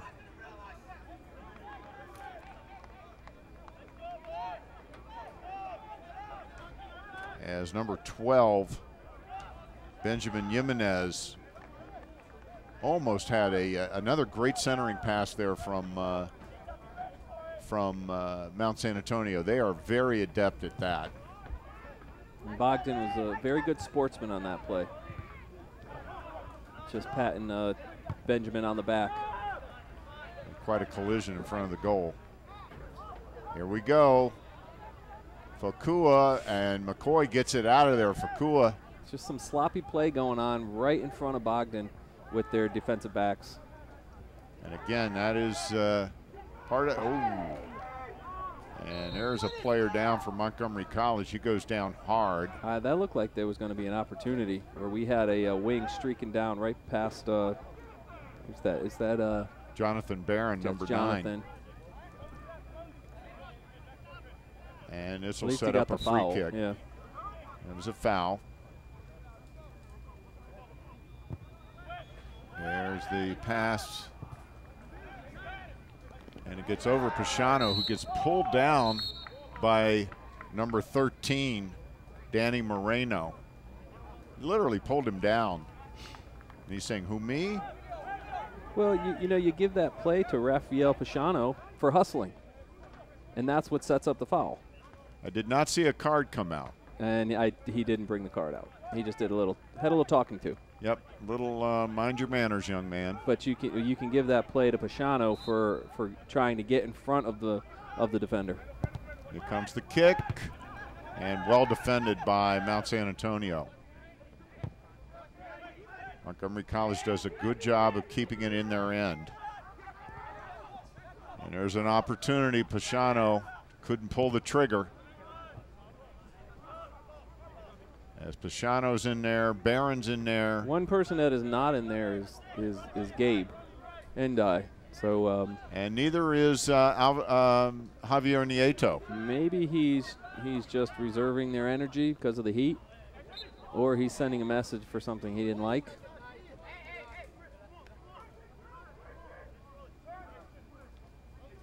Yeah, it's hard to say. We do not know. We did not see anything obvious in the first half.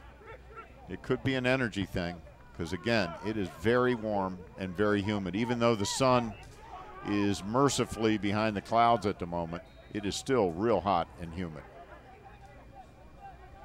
More like an August day than a September day. Of course, we're early September, which is, I call early September late August around here. Tomorrow's forecast is supposed to be a little bit more mild. Not as much of a scorcher.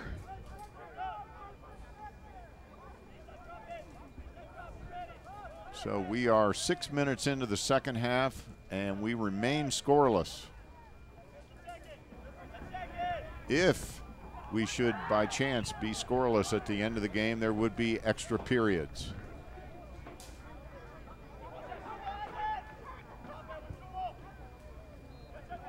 There's a ball. And Coach talked about Jonathan Barron. He's apparently, or from what we've heard, a very, very talented young man. We've been looking forward to seeing him. He played some soccer overseas in Germany. His mother works at Montgomery College. So I guess she did the recruiting. Absolutely. Thanks, Gloria. I believe she works on the Germantown campus. Of course, Montgomery College has 3 main campuses: Rockville, Germantown, Tacoma Park, Silver Spring. And again, Mount San Antonio definitely controlling the pace and the ball.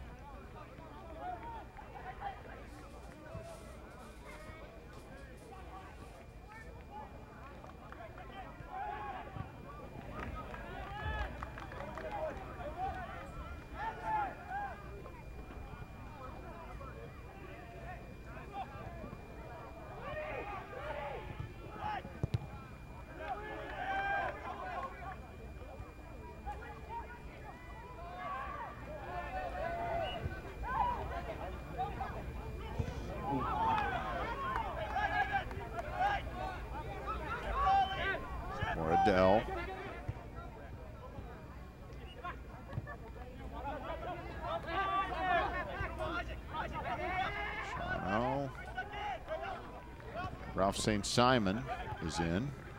He does. 5. Coach Braz does have some subs, non-starters, I guess you would say, to start the second half.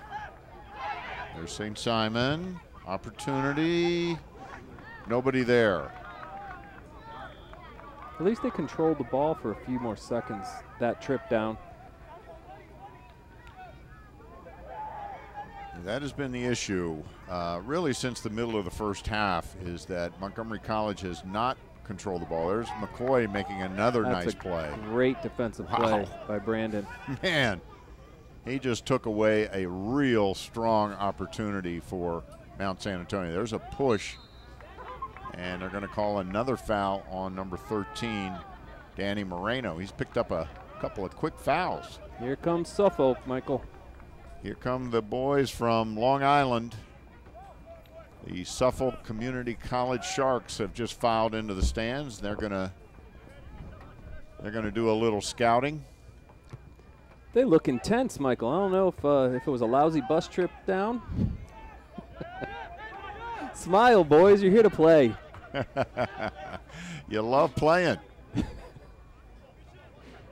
And Montgomery College with an injured player out there, number 6, Al-Fareed Kamal.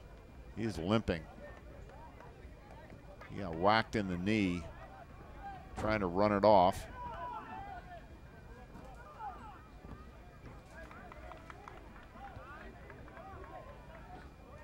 Montgomery College with the throw in.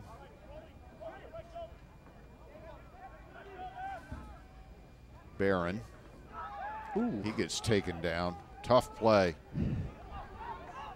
St. Simon. Barron. Moradell. St. Simon again. Not able to crack that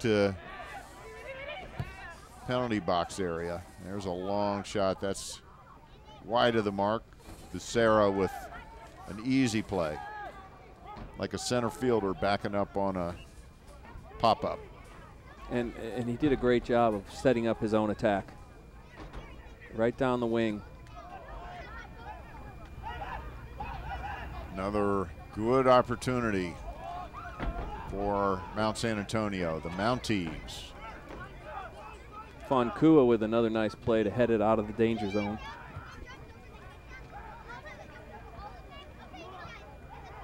Mount San Antonio really spreading the field here. Looking for those opportunities. They've had a number of near misses. And that's going to set up a corner opportunity, and they had a couple of near misses in the first half off of corners. Doesn't look like they have their big kid Juan Ortega here. See what Christian Robles wants to do with this corner. And they put it on the ground, and Barron gets it out of there. Nice job of controlling the ball, but again, the defense is there to take the ball the other way for Mount San Antonio. 5 corner kicks for Mount San Antonio to none for Montgomery College. Montgomery College yet to have a corner opportunity. That's a telling statistic too. It is. And it has something to do with possession. Yes, it does. Definitely.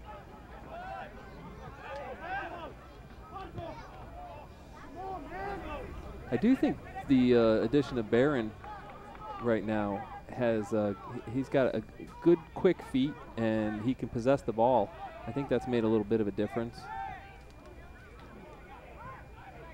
Looking over at the MC bench, I don't see. Well, there's a player ready to come in. And Moradell has played well, and Saint Simon early going in the second half here.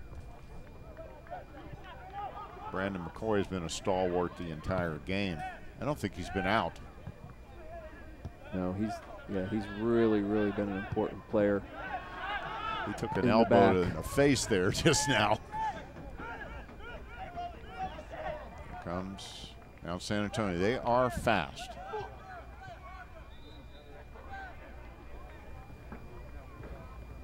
You look at a guy like number 5 there, Christopher Antunes. He doesn't look particularly fast, but he's he's a fast runner out there. A lot of speed.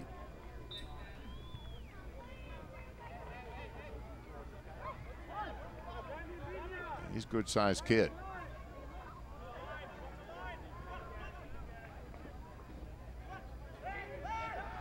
Pashano getting a little physical out there on the flanks.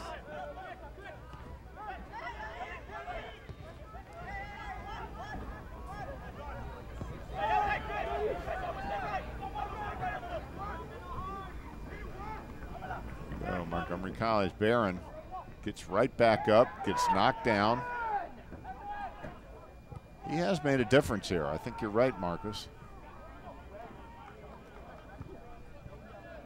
There's Pashano. Simone. Again, this team is so young. It's good to see that a team this young is 0-0 with 30 minutes left in that second half. Absolutely, and this is, again, one of the best teams, certainly one of the top 2 teams in California, and as Pedro Braz said, one of the best teams in the country, so they're hanging tough. Well, MC's only loss came to Cincinnati State And that's right. And that's a Division I junior college team. And a top 10 Division I junior college team. Cincinnati State is number 7 in the country.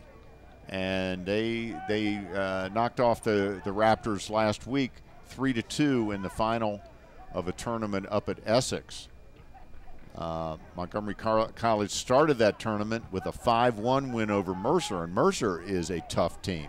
Perennial top 10 team. Oh, yeah. They're always in the top 10, 15 in the country. So, Montgomery College is off to a 3-1 start, and they've played, they play one of the toughest schedules in the country, and that's by design. And that's why a tournament like this, particularly so early in the year, is so impressive, because you really do have 4 of the best teams in the country going at it here. And Coach Braz was honest before the game. He said, and I asked him, I said, it's not like you're going to lose sleep if you do go 0-2. He's like, no, I mean, they're going to learn a lot today. This isn't the season. It's a great tournament for us, and it's a great tournament, with some great teams. That was a little closer there. But you're playing the best teams in the country in September with a bunch of freshmen.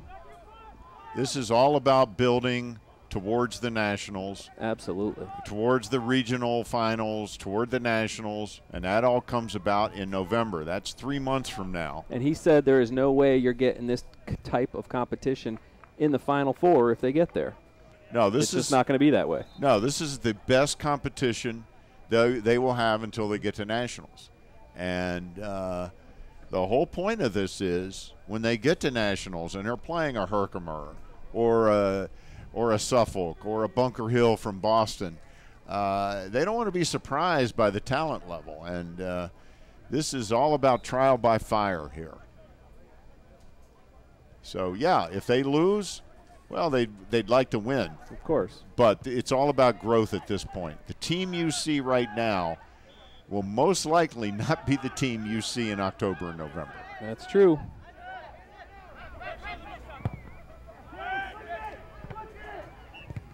And we do see, in the game. Yeah, you and I spotted him at the same time. Gabe Ndai back in. Of course, he scored 35 goals last year. That is unbelievable. That led all 3 divisions of the NJCAA. Of course, Montgomery College is Division III, but there's also a Division II and a Division I, and he led all 3 divisions. Set a school record for goals, school record for points, and he's back this year. And he played goalie against Patrick Henry in the did. first half, and you could tell everybody what he did in the second half. He scored 3 goals in the second half. And the coach said, "Where did that guy come from?" Oh, he was playing goalie. Oh, Fitton. Wow, I think that surprised everybody. Wow, it certainly surprised us as Bogdan with another nice save. I think it was a great save, but I think he may have been a little bit out of position. And at the last second, his long frame just tipped it over, and I think it hit the top of the crossbar. Yeah, we're going to get another look at that. What a shot. And there it is, and whoa. That was a little too close for comfort.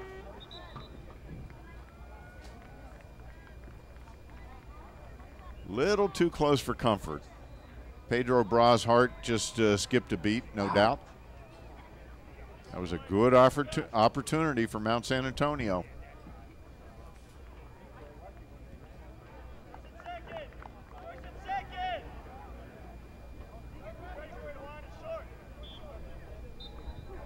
So we are almost midway through the second half. We remain scoreless.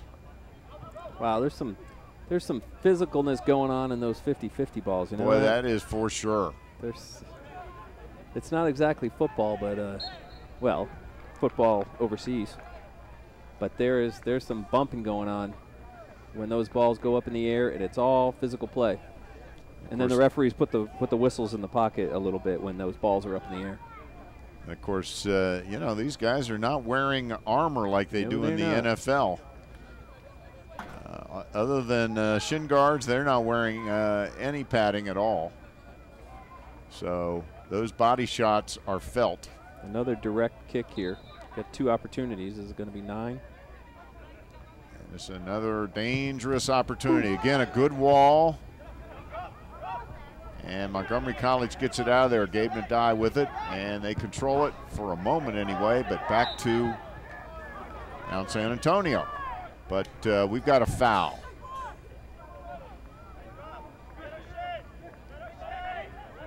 I think they called him for a handball. I believe they did.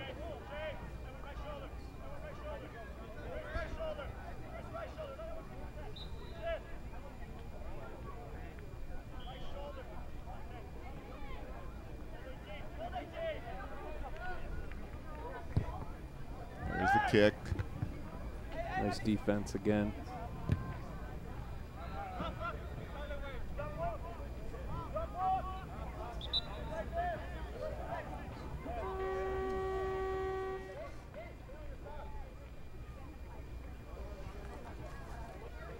We've got a little over 20 minutes to go in the half. We're scoreless, and while we've got a moment, let's talk about some of the social media opportunities available to you. First, you know, one of the, we've talked a lot about the excellence of the MC soccer program today, of course, naturally, but MC competes in many other sports as well. We almost had a charge there, so had to stop. So to stay on top of what's happening with Montgomery College sports, check out the athletics website at montgomerycollege.edu/Raptors. And there you'll find the rosters for all MC teams, team and individual photos, video highlights, game schedules, results, contact information for each coach, and a whole lot more, like segments of the Raptor Report are on the website as well. So check it out, montgomerycollege.edu/Raptors. It's an all-new site. It's a great site. Check it out. And we can thank Mark Balea and IT at Montgomery College, Mike Simone in athletics, Lisa Burrell in communications and marketing, and all a big, you know, it's a team effort. And don't think for 1 minute that kids in high school aren't going to that website and they're not watching. Well, they can be watching us too, Mr. Brown, and just taking it all in because it's a, you know, it's got a lot to offer. Nice recruiting tool. What an improvement over the old site. Absolutely. And again, like you mentioned, it's because of so many people being involved. Here's a opportunity for Nadai, but the ball just kind of sailed on him. Christopher Antonez, it was him and Gabe, and Christopher won. They haven't gotten Gabe open in space very much. No, they haven't. And he's been marked, and I'm not sure if it's because they're really keying on him, but I just don't see the possessions, and it doesn't look like they're it just looks like Mount San Antonio is playing some good defense, playing smart defense. Very smart defense and very controlled, disciplined offense. Yep. There's not much urgency to the Mounties game. No, they seem kind of relaxed out there, which is kind of, you know, seems, you know, odd to say, but they're just very relaxed. They seem like a very confident team. Oh, there's an opportunity. That was a great throw-in. It went through everybody. Wow.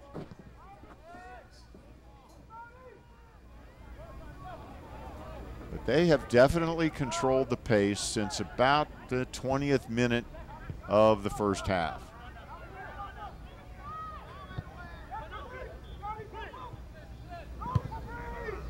Here we are almost 60 minutes into the game.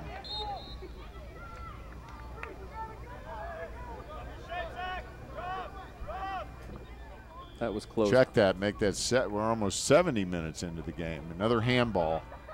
Christian Juarez was caught a little bit out of position on that ball.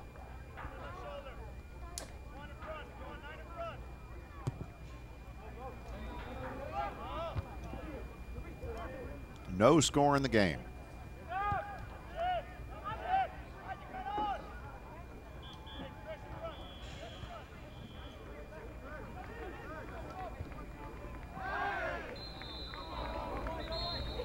And there's a call. Yeah, they're going to get that. They had a run up on that left wing. And I think the MC player took him down.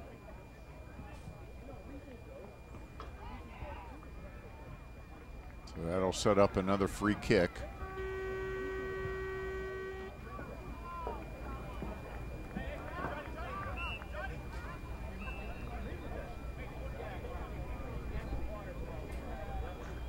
Christian Robles is adjusting the shin guards and the sneakers to allow his players to get into better position. Juan Ortega's back, number 8, the dangerous Ortega. He probably had the best first half for Mount San Antonio. He is very dangerous. Interesting setup at the top of the penalty box. Yeah, I haven't seen this before. Everybody's marked.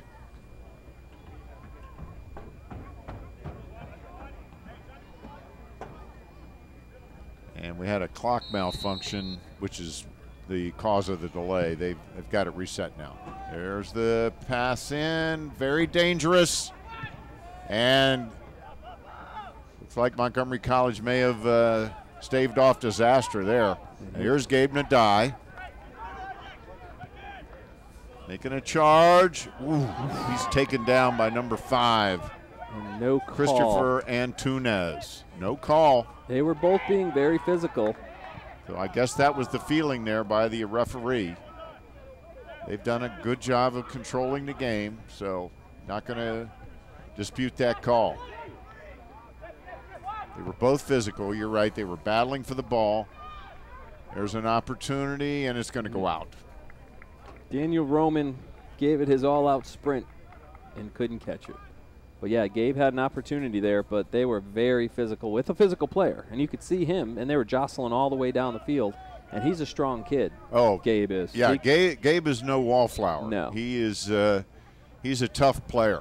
And you could see he literally tried to run through the defender, and the defender made a good play without getting a call.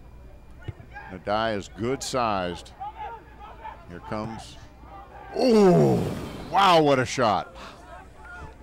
Man, that had some pace on it there. Daniel Roman. Wow. That just took off from the foot of the little guy. That was a rocket. And it just skimmed over the top. And you could see it. And smart play by Bogdan for not touching it. So then it's possession Montgomery College. Right. Not a corner.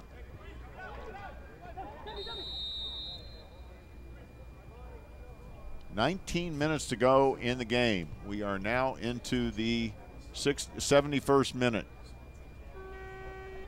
And we've got a player down for Montgomery College.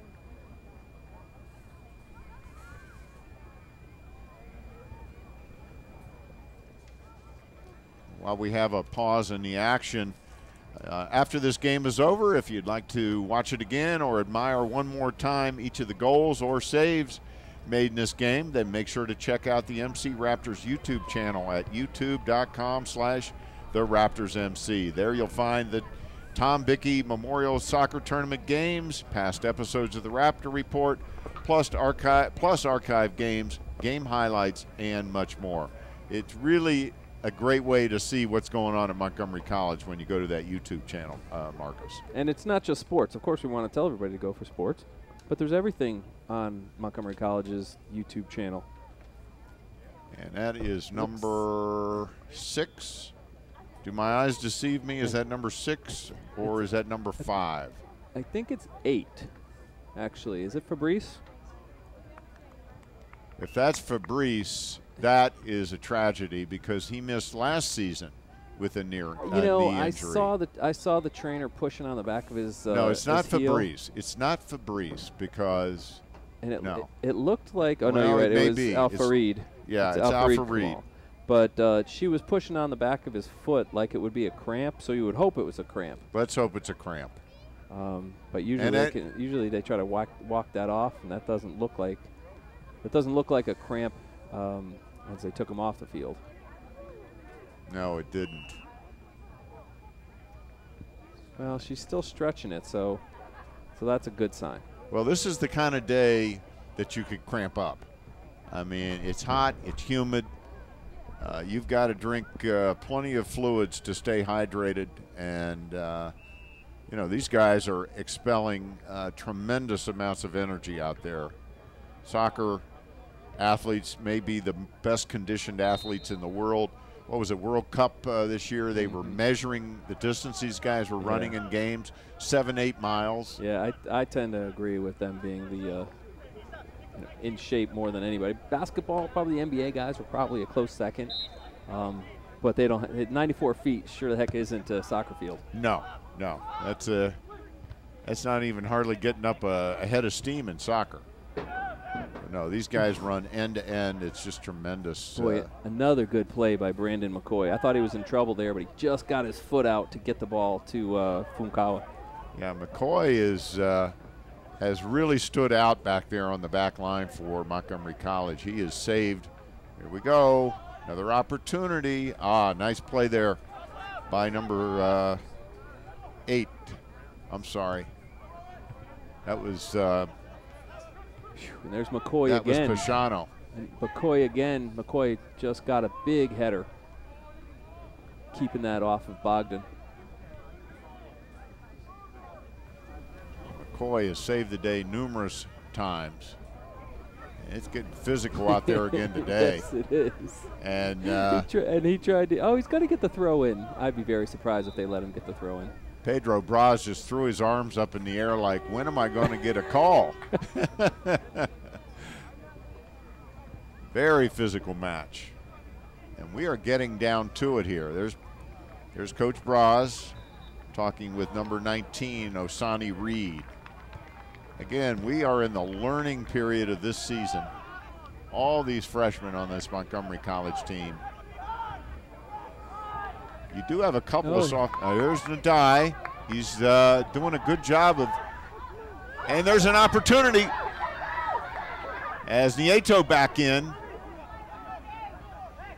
Javier Nieto back in. Nieto and Ndai. That is the twosome. There we go. They keep it. Pisciano had it blocked. Can they keep it down in their end? That's been the key to this second half. You know, even with everything that went on in front of the Mount San Antonio goal, MC didn't get a clean shot. No. Good defense. You have to say good defense. 0 shots on goal in the second half for Montgomery College and 4 shots on goal in the second half for Mount San Antonio. Montgomery College had 9 shots on goal in the first half, none so far in the second. It's deflating when you have what looks to be an opportunity and you don't get a shot off. There's a shot on goal, right two's fitted. So that was number 7, Aldo Magana, with a shot on goal, but fitting right there again. They're being very physical with Gabe. They really are, and they're sort of, and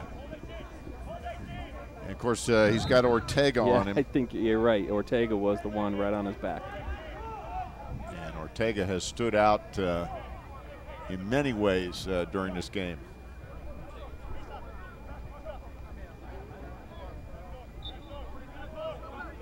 So this sets up an opportunity. Marcos Moradel with the kick.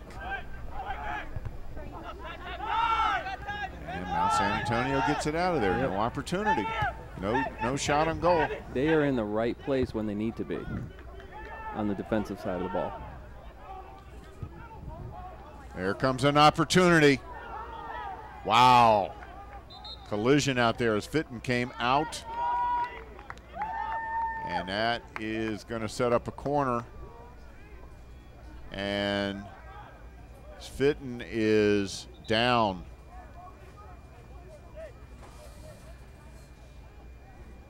He's up now. And his leg got twisted. think he got a pretty good spike right on top of his shin, too. Yeah, I think he did, too. And there was a little bit of a twisting Yeah, there action. was. So this is a key corner opportunity. This one's up in the air. Whoa. Fitton gets up there, blocks it out. Ortega, again, waiting for it. Yeah, there's a shot on goal. It's high. And Fitton is hurting. He is not moving well. They're going to need to control the ball here to give him a few seconds to get himself back together. And he's clearly not going to take this kick, as Brandon McCoy will take the kick. And it's a good one.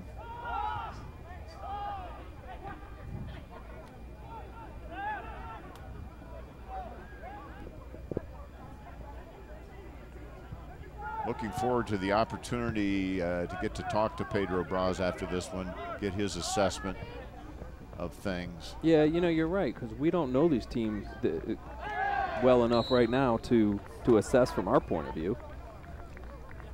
My guess is he's seen some things that have made him happy, and some things that he definitely wants to work on in practice. I'd have to agree. I mean, it's been a little bit of both. But again, the scoreboard tells the tale. It's still 0-0. Just a little over 13 minutes to go in regular time. There's Fitton. Oh, my goodness. Wow. Nice save. Left-handed save off the header. McCoy back there with him. Another dangerous play. The Mounties are really setting themselves up with those 50-50 balls that are launched in front of the MC goal. Getting some good opportunities. McCoy with a good ball, but again, Mount San Antonio controlling it. We talked about both these teams being possession-oriented teams, and you'd have to say, if you put a clock on it, Mount San Antonio definitely has been controlling the ball for the majority of the game. There's another one. And they are knocking on the door. It's getting a little dangerous. 12 minutes left in this, 12 and a half minutes left in the game, and they are really putting some pressure. Probably the last 5 minutes has been more pressure than we've seen. You know, there was a couple of minutes in the first half, but this is a consistent pressure. This is you know, everything is put together, technically sound, not just some scattered. Great throw in and knocked out of there by Montgomery College, but okay, that will set up. Yeah. Whew. Osorio kind of fanned on that one. Yeah, he sure did. Give everybody a breather. It was a very nice throw in. Strong.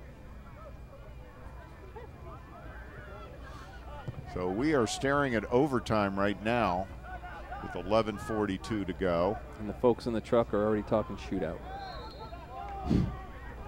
Well, they're thinking ahead.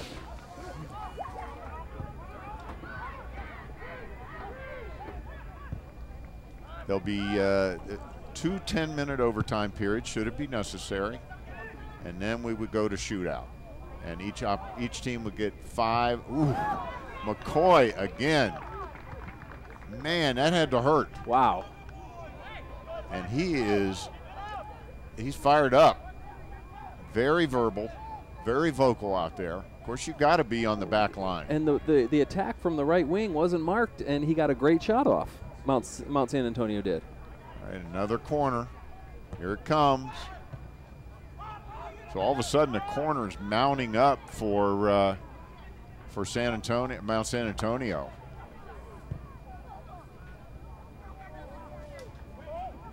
They've got 7 corners in the second half. They had none. I'm sorry, they had 7 in the first half as well. Montgomery College with no corner kicks in the second half. I have to say, Christopher Antonez is doing a great job on defense as well. When those balls come launching from Bogdan and Gabe is ready to field it, Antonez is right on his back every time. Bichy.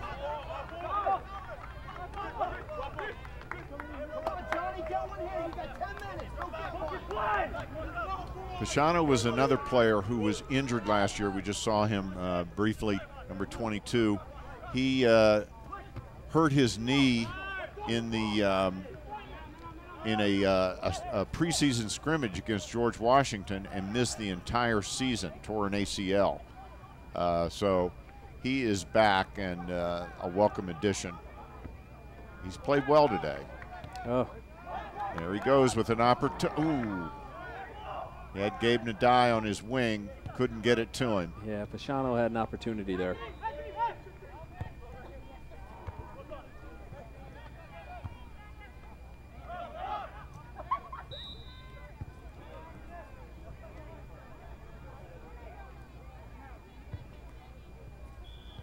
We have number 2 in for Mount San Antonio, Jorge Ramos. We've only seen one real strong attack for MC in this half, and they didn't actually get a shot off. No, they had Nadai had the ball in the penalty box area, but was not able to get a shot off. But he had a great opportunity. Now here he is again. Nice play by Nadai to collect that ball. Centers it. Again, Montgomery College trying to retain possession, and they've had precious few opportunities here in the second half. It's been a half dominated by Mount San Antonio. You'd have to say that.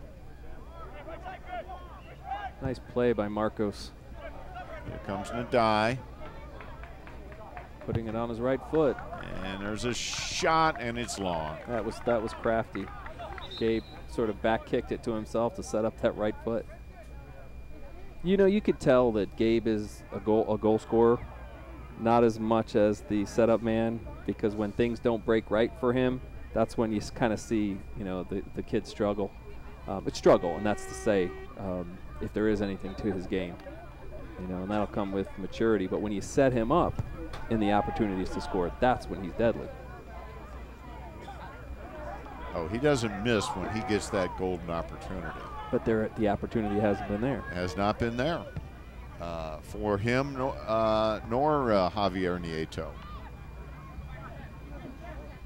They both started very strong in the first half, but they've been quiet since. One thing's for sure, the talent level is it's not a difference here. It's the experience. I think and you're it's right. The chemistry. Yeah, I think it's the experience and the chemistry is the difference. Talent level is very equal. There, yes. Montgomery College is not going to take a second place to anybody in that category. I'd have to say that I'm not sure that this would be a 0-0 game if it was last year's team. You know, I think MC with their experience last year, but that's last year. That's last year. This is a ton of new faces.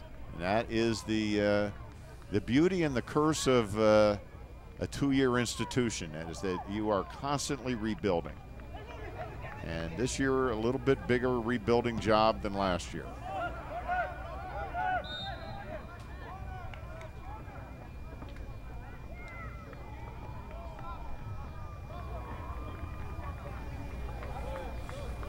So just over 6 minutes to go in regulation. We're just about into the 84th minute. As Brandon McCoy will have this kick. He's taken all the kicks since Fitton had that collision in front of the goal mouth about 5 minutes ago.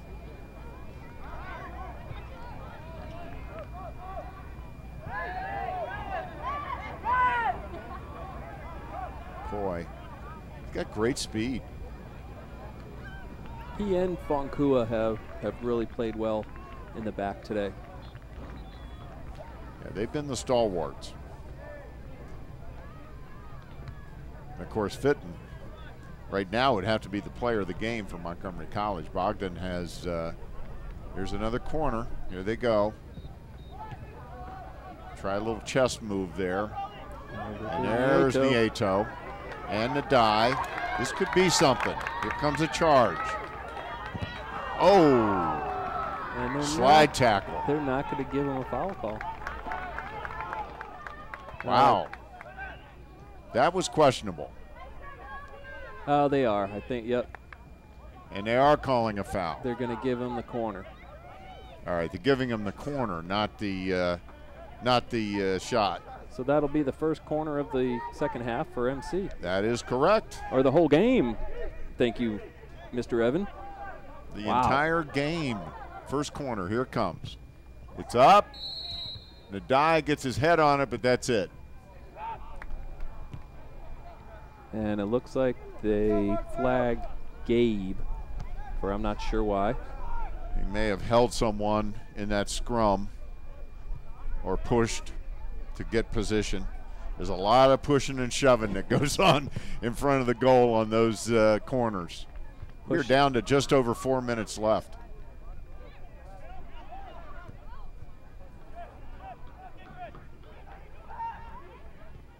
And another charge for Montgomery College. But they get it right back out of there. This defense for Mount San Antonio has been tough. They just seem to be ready and waiting. Well, and if you look at their roster, they've got a lot of experience on defense. And, of course, that's one area where Montgomery College has really had to rebuild. There's Fitton, easy one that time. See if he takes the kick himself. He does. So he's obviously feeling better after that collision. It's a nasty one.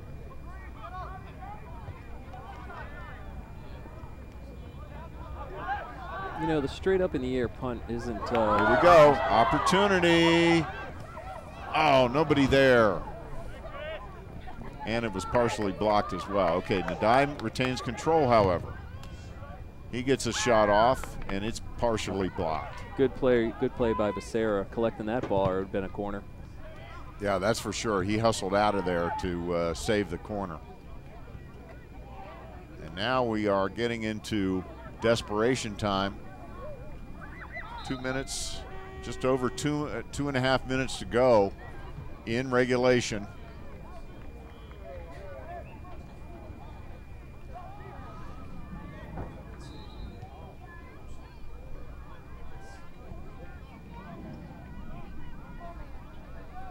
So we are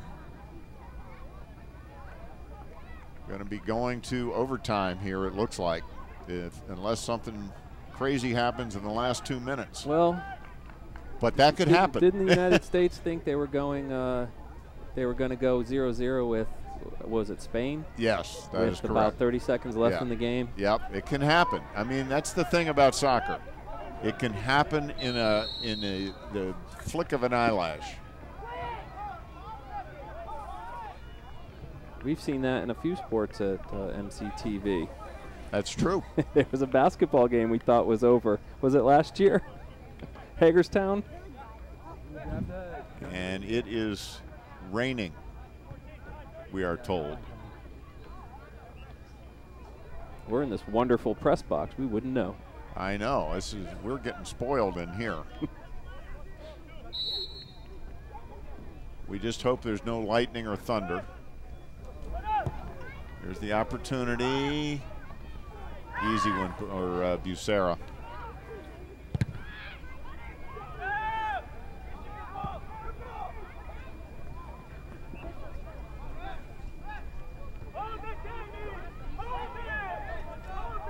Dangerous time here, 1.5 minutes with Mount San Antonio in possession. And in good position. Not a corner, but this number 5, Antunes, has a really strong throw in. We've seen that all game. He's going to put it up there in the middle. Here it comes. Wow. And that is a good throw in. That's as good as any corner That's like kick a you'll kick. see. You're right. That's exactly what I was thinking. They retain possession. Under a minute.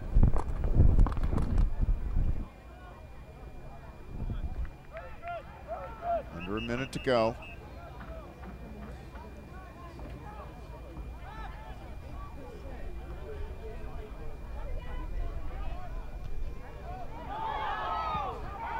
Brandon made another good play. Boy, he's had a game full.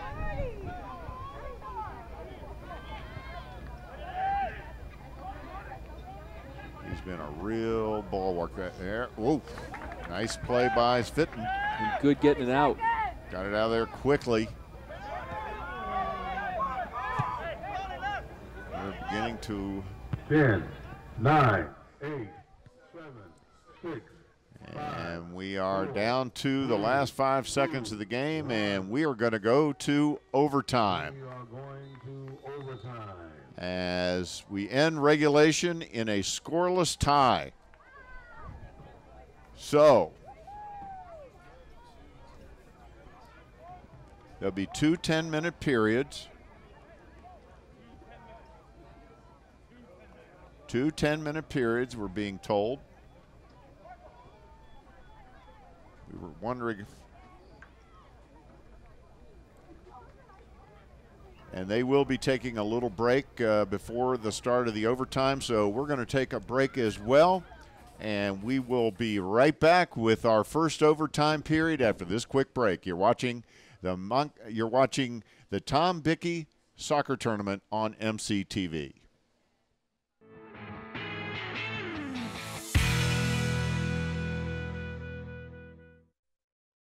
No matter where you're headed, no matter what your age, you'll find it all here at Montgomery College.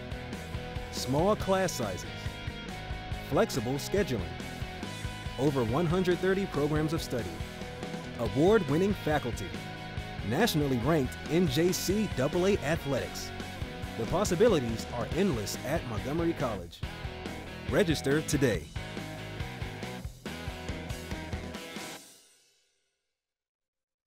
Check out more Montgomery College programming at youtube.com/Montgomery College and like us on Facebook at facebook.com/Montgomery College TV.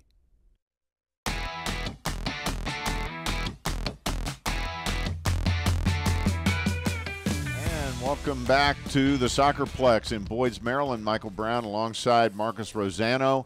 And we have completed regulation time with a scoreless tie, so we are now headed into overtime.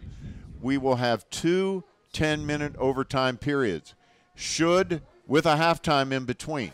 Should those 2 10-minute overtime periods end up in a scoreless or tied, then we would go to penalty kicks, and each team would get 5 penalty kicks. And with the end of regulation, we have lights. The lights have come on. It's getting a little dark around here. I heard that it was raining, but there were still plenty of people sitting out, so if it's raining, it's not raining much yet at the moment. So we hope it continues that way. The wind pretty strong as we look at the flags over behind the north goal. So we are ready for overtime as both teams get a little bit of a break here. Boy, you almost have to call this a moral victory for Montgomery College in a way. You know, you could say that, and I could see where you're going, but I don't know if Coach Braz is going to be happy with a 0-0 because I don't think that MC played that well. And if they played well, and you're talking about a team that is very experienced in Mount San Antonio, and you sort of, you fought to a 0-0 tie, I just don't think that he's going to be too happy because they could have had opportunities. It wasn't like they had a bunch of missed opportunities. I don't think they played together well, as a team when I think that they have enough talent to compete with these guys. And that's something that I think Coach Braz knows, and I think that's going to make it a little bit tougher for a moral victory. I agree with you. They can play with these guys. I agree with you. I particularly agree that they have not played as well together, certainly as Mount San Antonio and has. That's what he expected. And it's absolutely what he expected. I talked to him earlier this week, and he talked to me about, well, this is the getting to know you period. Players are still, in some cases, almost literally learning each other's names. It's not quite like that now, but because they have played several games this season. But what's happening is it's a communications thing.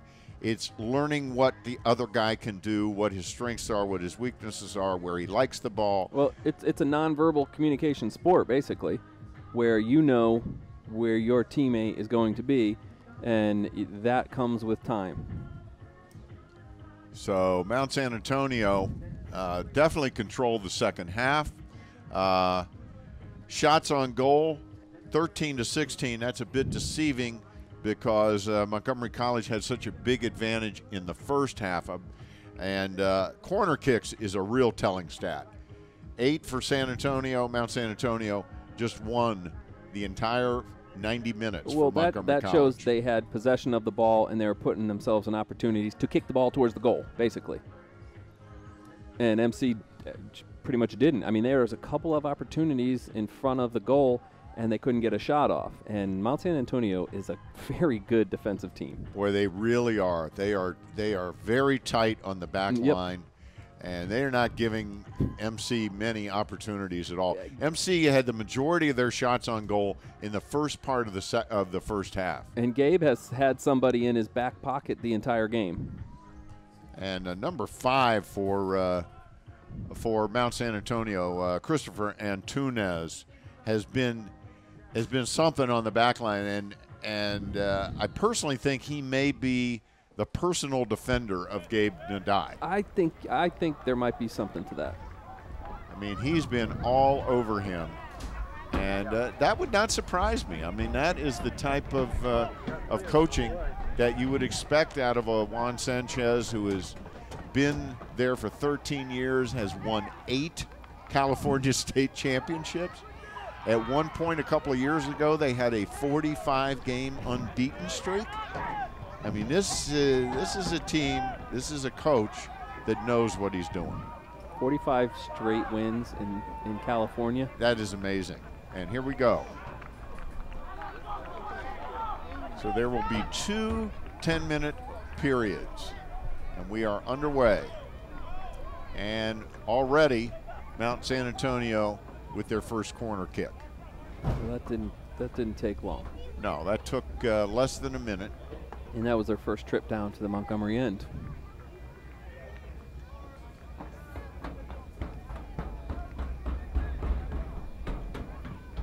Here comes high, lofting, and good second opportunity there. You know, they're capitalizing through corner kicks on their opportunities when it gets down to MC's end. And looking at Montgomery College, I have not seen Al-Fareed Kamal back out there since he was taken off the field. So I'm hoping that is not a serious injury that he suffered. I don't see him over there on the bench, but they have their the players that are not in have to wear those jerseys over their shirts. They call them pennies. You know, and that's something that we were talking about earlier, that MC has 30 guys here today, and Mount San Antonio couldn't bring everybody. That's right. So advantage MC. That's correct. Mount San Antonio definitely with a shorter bench. Richland will be in the same boat in the second game of our doubleheader. Don't forget, we've got a second game coming up. Suffolk County Community College from New York, Long Island to be exact, taking on Richland College from Dallas, Texas. NJCAA heavyweights on deck. That is for sure. And there's Bogdan Svitkin. What a game he has played. He's answered some questions today, huh? Boy, that's for sure. And Brandon McCoy. I like Brandon McCoy. I do too.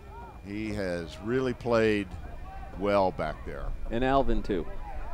Yeah, I think he's got three counting his keeper. He's got 3 good pieces on the back line to start building a unit with. And of course, last year they had a terrific backline defense.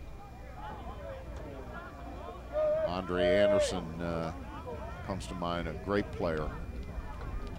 Made a terrific play, I remember, in the first round of the national tournament against Century. Definitely saved a goal.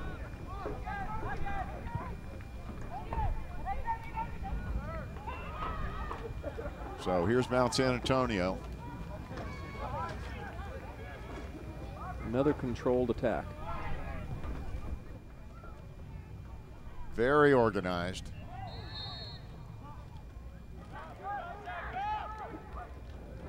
A little over 5 minutes left in the first extra period. So who knows, Marcus? We may be calling our first shootout. You know, I'd like to see a team win without the shootouts. You know, and I'm no soccer purist. I think everybody, you know, they were kind of down on the shootouts when it came to the World Cup. Same deal with, you know, with hockey in the shootout. But, you know, let the team win on the field. But, hey, it'll be exciting for us. That's for sure. Have not seen one at Montgomery College. Oh, Svitkin. Oh, my gosh. Bogdan. Shot by Deming. Was a great shot. The Boy, left-handed save. Man, he's made him in all manner. Left-handed, right-handed, punched. He's punched. He's got 8 saves. 8 saves. Of course, that sets up another corner. And he made Bogdan work for that one. And here comes the play. They've done some unusual things out of the corner. Basically, they're just setting up their offense from the corner. If they, you know, a lot of times you put up a 50-50 ball and it goes the other way. I like the way that they're being a little bit more technical with that control. Again, they're trying to retain possession even off the corner. Sure. Every now and then they will do a typical kick towards the middle where it's a 50-50 ball and you hope that somebody pops up there and heads it in. We've seen plenty of that over the years at Montgomery College. They scored 2 goals against.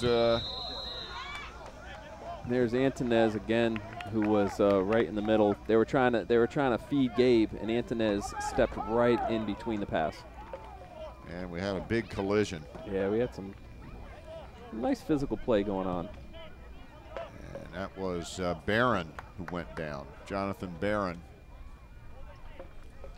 He had some nice moments in the second half. Here we go. Get another look at that. Very physical.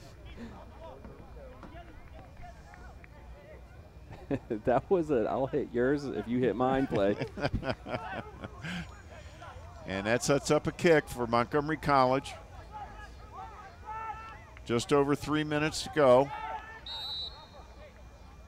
Let's see what they've got up their sleeve.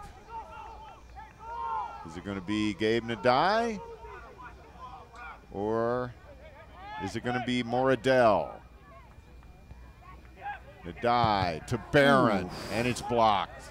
Wow. Good idea, and boy, he hit number 5, Christopher Antunes, right in the face. Wow. Man, and that ball was kicked hard. And they set up Barron for the rocket shot. Oh, I hope it got the side. And they have stopped the clock for this injury. I really hope they got the side of his face.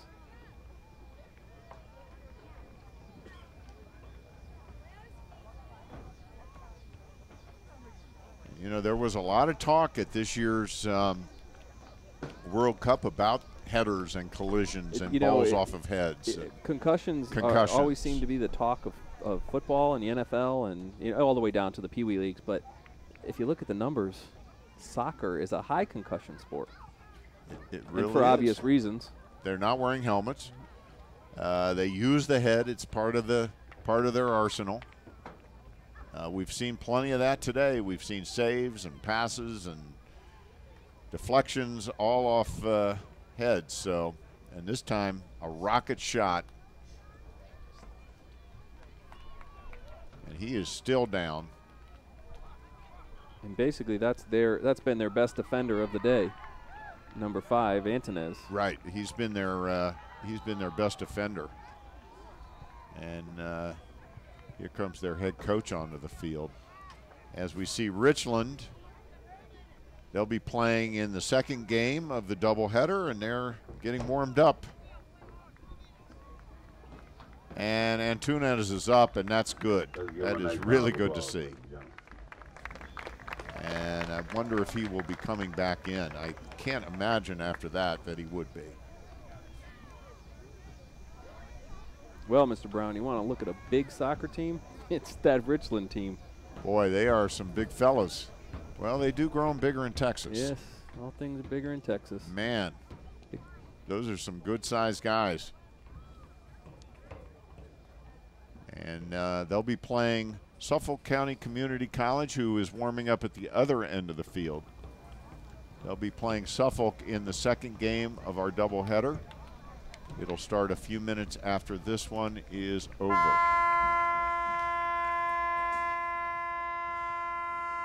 And I believe they are stopping the match. I hear the siren. I believe you're right. That is the siren, and that means no soccer, Mr. Brown. Nope, they are pulling the teams off the field. Apparently, lightning has been spotted. I did not hear thunder, so it must be lightning. And we're going to take a break. We'll find out what's happening, and we'll be right back with more action. You're watching the Tom Bichy Tournament on MCTV.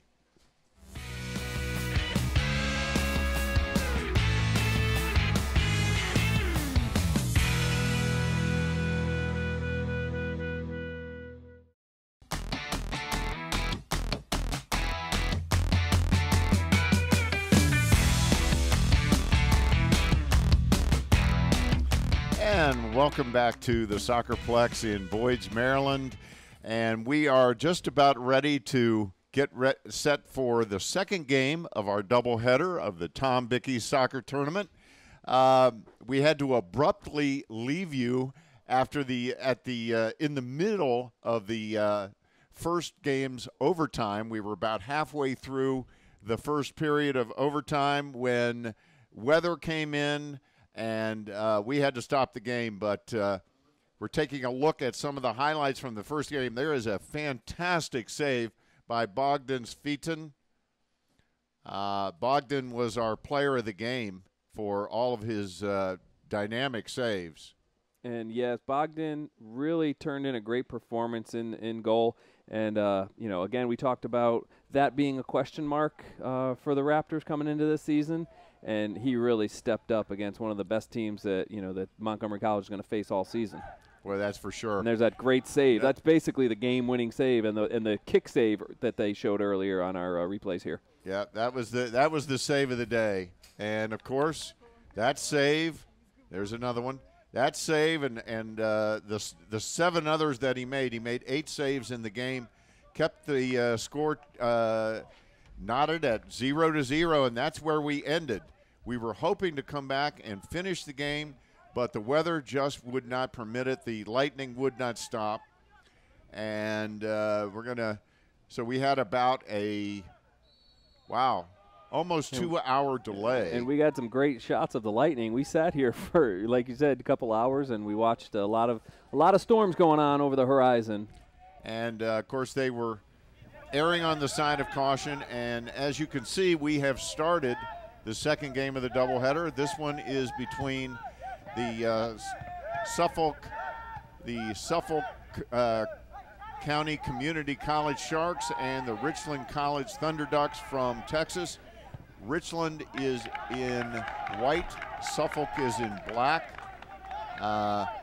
Suffolk is ranked number 3 in the National Soccer Coaches Association of America Top 10. They were 18-2 last year. They finished second in the country. They last won the NJCAA National Championship in 2010, and they are taking on Richland. And I'm sorry, I'm being corrected. Richland is in black, and Suffolk is in white. That is correct. That is. We're a little farmished here, as they would say, because they just kind of started this game. Of course, they want to get it in, and this beautiful facility is in the middle of a neighborhood, so they have a lights out law, and basically these lights have to be out at a certain time, so they had to start the game basically on the fly without with very little warning. They started the game, no introductions. These teams have traveled a long way to play these games, so they want to get this one in. They want to get it underway. It does look like the rain has stopped. So Richland is in black, and Suffolk is in white. So back to talking about the two teams just for a second. Richland is from Texas in the Dallas area. They are another perennial national championship contender. They won the national championship 5 times between 2002 and 2007. They finished second twice in 2006 and 2009. And last year they were 18-5, and they finished third in the country. This season so far, they are undefeated and ranked number 5 in the NSCAA. So a great matchup. The weather does look like it's improved quite a bit. The rain appears to have stopped. The lightning is way off in the distance. So it looks like we're safe to play, and hopefully we'll have a great game. I'm sure we will. These are two very fine teams. Yeah, these are NJCAA tournament, very, very familiar faces when it comes to the NJCAA tournament. So when Coach Braz started setting up the Tom Bichy tournament, you know, Coach Worley and Coach Fertullo, they knew Montgomery College. Not like the team that we saw earlier, Mount San Antonio from California. Richland and Suffolk are familiar with Montgomery College. And, you know, we're talking about the tradition of these two schools. And, you know, I think it's national championship or bust. These guys haven't won a title since 2007 or 2010. And at Richland and Suffolk, that's not good. Their coaches probably wouldn't. It would beg to differ. Of course, they were both in the national championship tournament last year, along with Montgomery College. And as a matter of fact, Montgomery College played both of them in the national tournament last year. So they're both tough teams. From watching them last year play, traditionally they are tough teams, physical teams. Suffolk last year was a very physical matchup between when they played Montgomery College. So we're going to try to pick up our starters. That's Herson Guzman in goal for Suffolk. They also have Josh Zapata, number 2, on defense. Number 5, Marvin Chinchilla on defense. Number 7, Romario Julia is one of their forwards. Number 8, Kervin Martinez, a winger. Number 9, Joseph Lopez, a forward. Number 10, Sean Hageman is a center back. Number 11, Keith Morrow, another center back. Number 15, Devin Kusick is the midfielder. Number 17, Terry Alice is a midfielder. And number 18, Adam Eck is a defender. All right, I'll get to the Richland roster, Michael. You can go back to calling that game. We almost had a goal by about 2 feet for Richland. Put it on goal, and it was a great shot. That was a breakaway. All right, we'll start with Richland College roster. In goal is Igor Nascimento, number 0. Freshman defender is Gerard O'Sullivan, number 4. Number 5, Fernando Arellano. Number 6, Pierre Bouquet. Number 8, Jose Hernandez. Number 9, Danny Barnard. Number 10, Mac Reyes. Number 12, Oscar Ocampo. Number 13, Ronan Ron Fournier. And number 21, Kyle Talley. And number 27, Edward Hinsinger. And the coaches for Richland is Sean Worley. He's the head coach, and he's assisted by Raul Herrera and Kevin Megley. And the head coach for Suffolk is Frank Vertullo. His assistants are Keith Ginsberg, Eddie Hackett, and Mervyn Shade. And Frank Vertullo is in his 8th year at Suffolk. By the way, Sean Worley is starting his 19th season at Richland, and he was recently elected to the NSCAA Hall of Fame as a coach.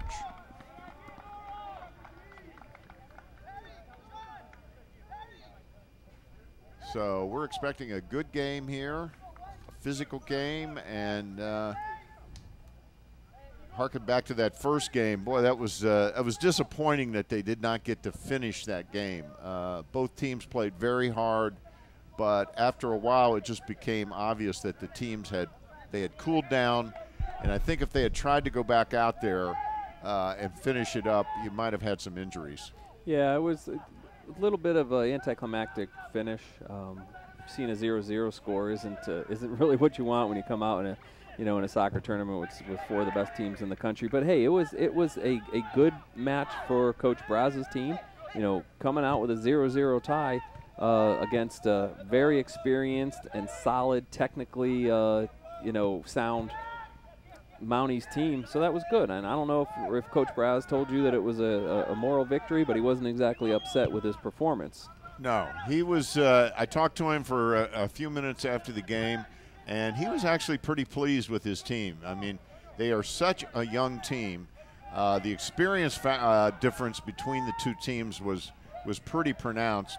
Mount San Antonio with a lot more sophomores on their squad than Montgomery College. So he was actually pretty pleased. He felt very good about his defense. He thought Sveeten played great in goal, and he was very happy with Brandon McCoy on the back line.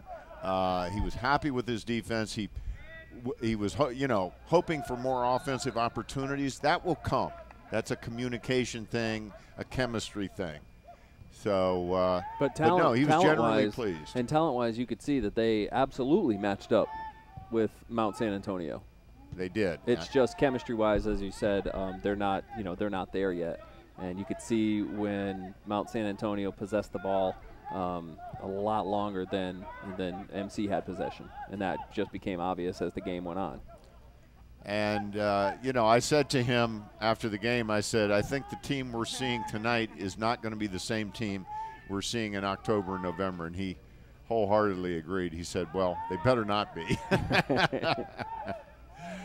So anyway, this is game 2 of the Tom Bichy soccer tournament. And this was a tournament put together by Pedro Braz, the head men's soccer coach at Montgomery College, and the Montgomery College athletic department to honor the memory of Tom Bichy. Tom Bichy was the longtime head men's soccer coach at Montgomery College. He's in the Hall of Fame at Montgomery College. And Tom unfortunately passed away a few months ago.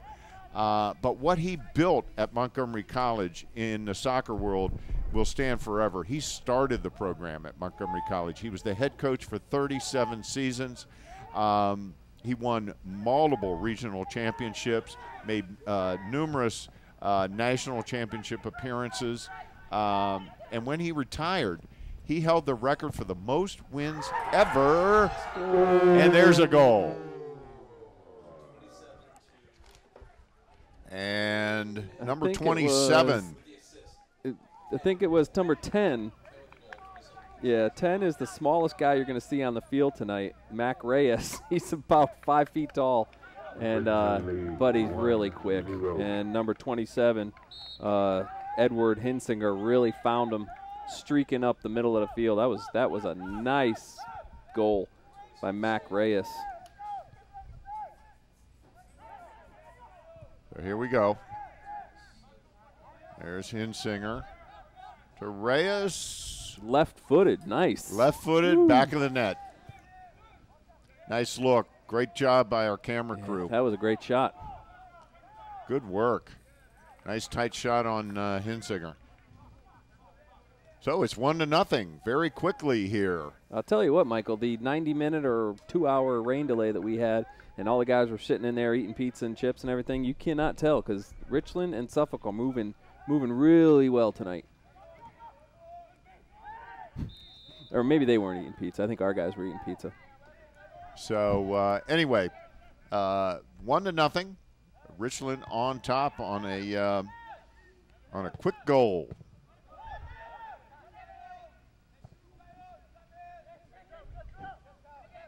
So less than 10 minutes into the game, and that's got to be a foul. That was there was a little acting going on. Who's number 10? I'm going to call out his number. Number Sean 10. Hageman. Hollywood awaits. So Mac Reyes with the first goal of the game.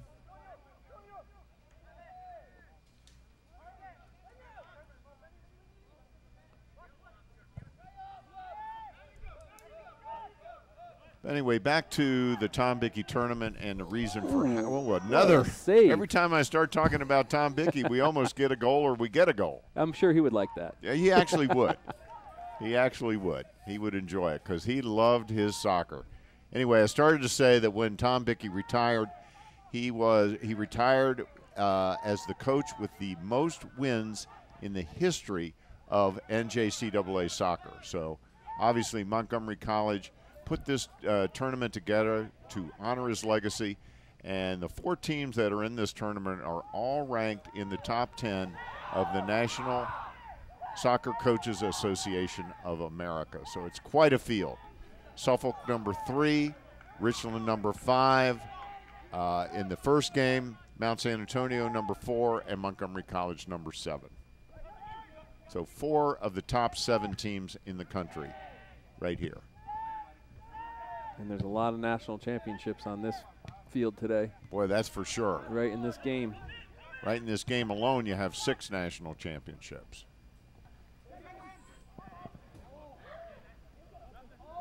Oh, here's another opportunity. Oh, just wide. Wow. Oscar Ocampo, number 12. That was a heck of a move.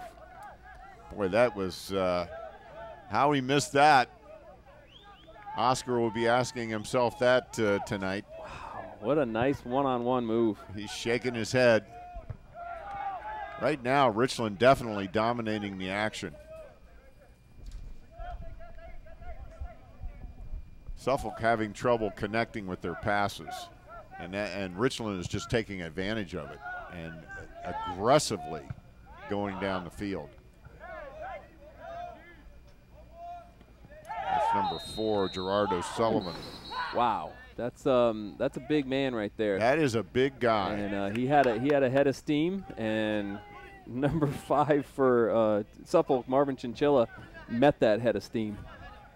Yeah, he is a solidly built young man there. You can just tell he looks more like a American football player. Friday Night Lights.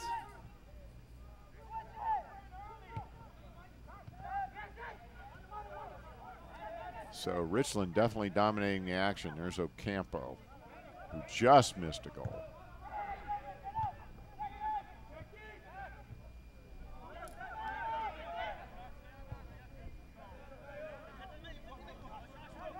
Here they are again on the attack. That's number 27, Ed Hinsinger, who had the beautiful assist on the Richland goal.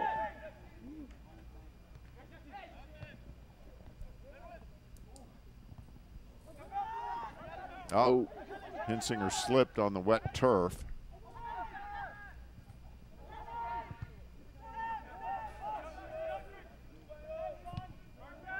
So we're 15 minutes into the second game of our doubleheader. The Tom Bichy Soccer Tournament, coming to you from the Soccerplex in Boyds, Maryland. Guzman came out to make a nice play on that ball. These teams look very crisp.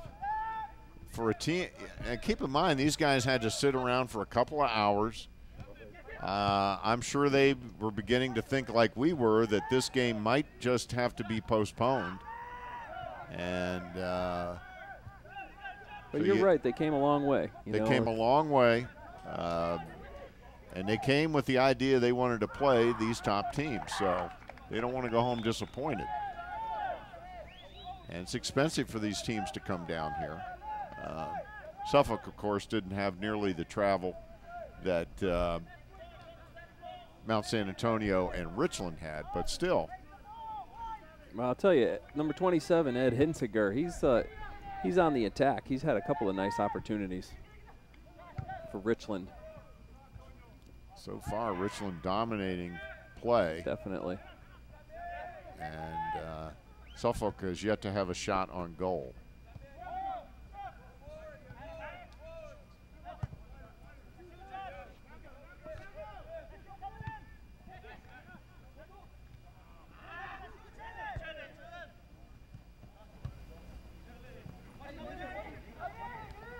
Tensinger again. Got a feeling we're going to be saying his name a fair amount tonight. All right, Suffolk now making a move.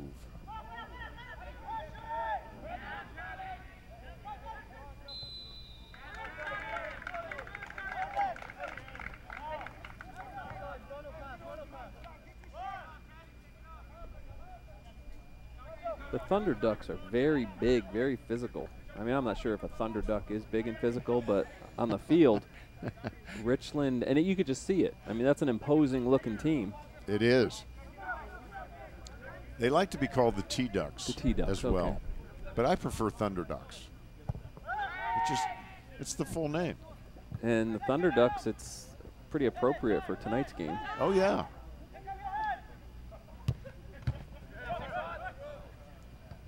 So far, Richland definitely the crisper looking of the two teams.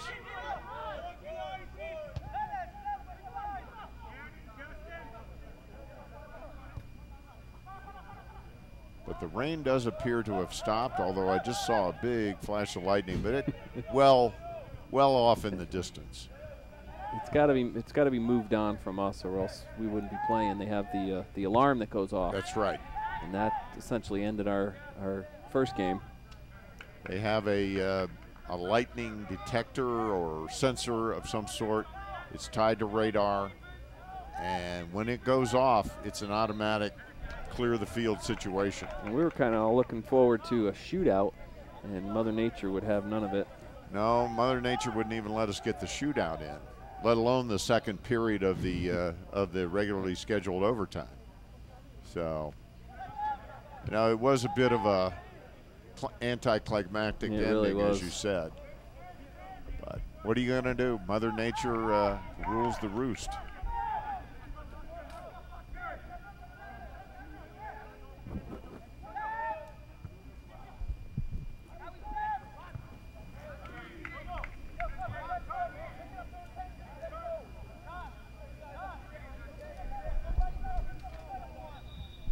And there's number 11 for Suffolk. That's Keith Morrow.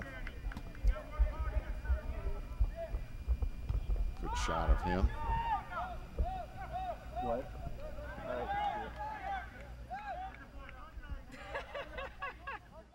Richland could be making another trip back east for the national tournament if it's held in Herkimer again.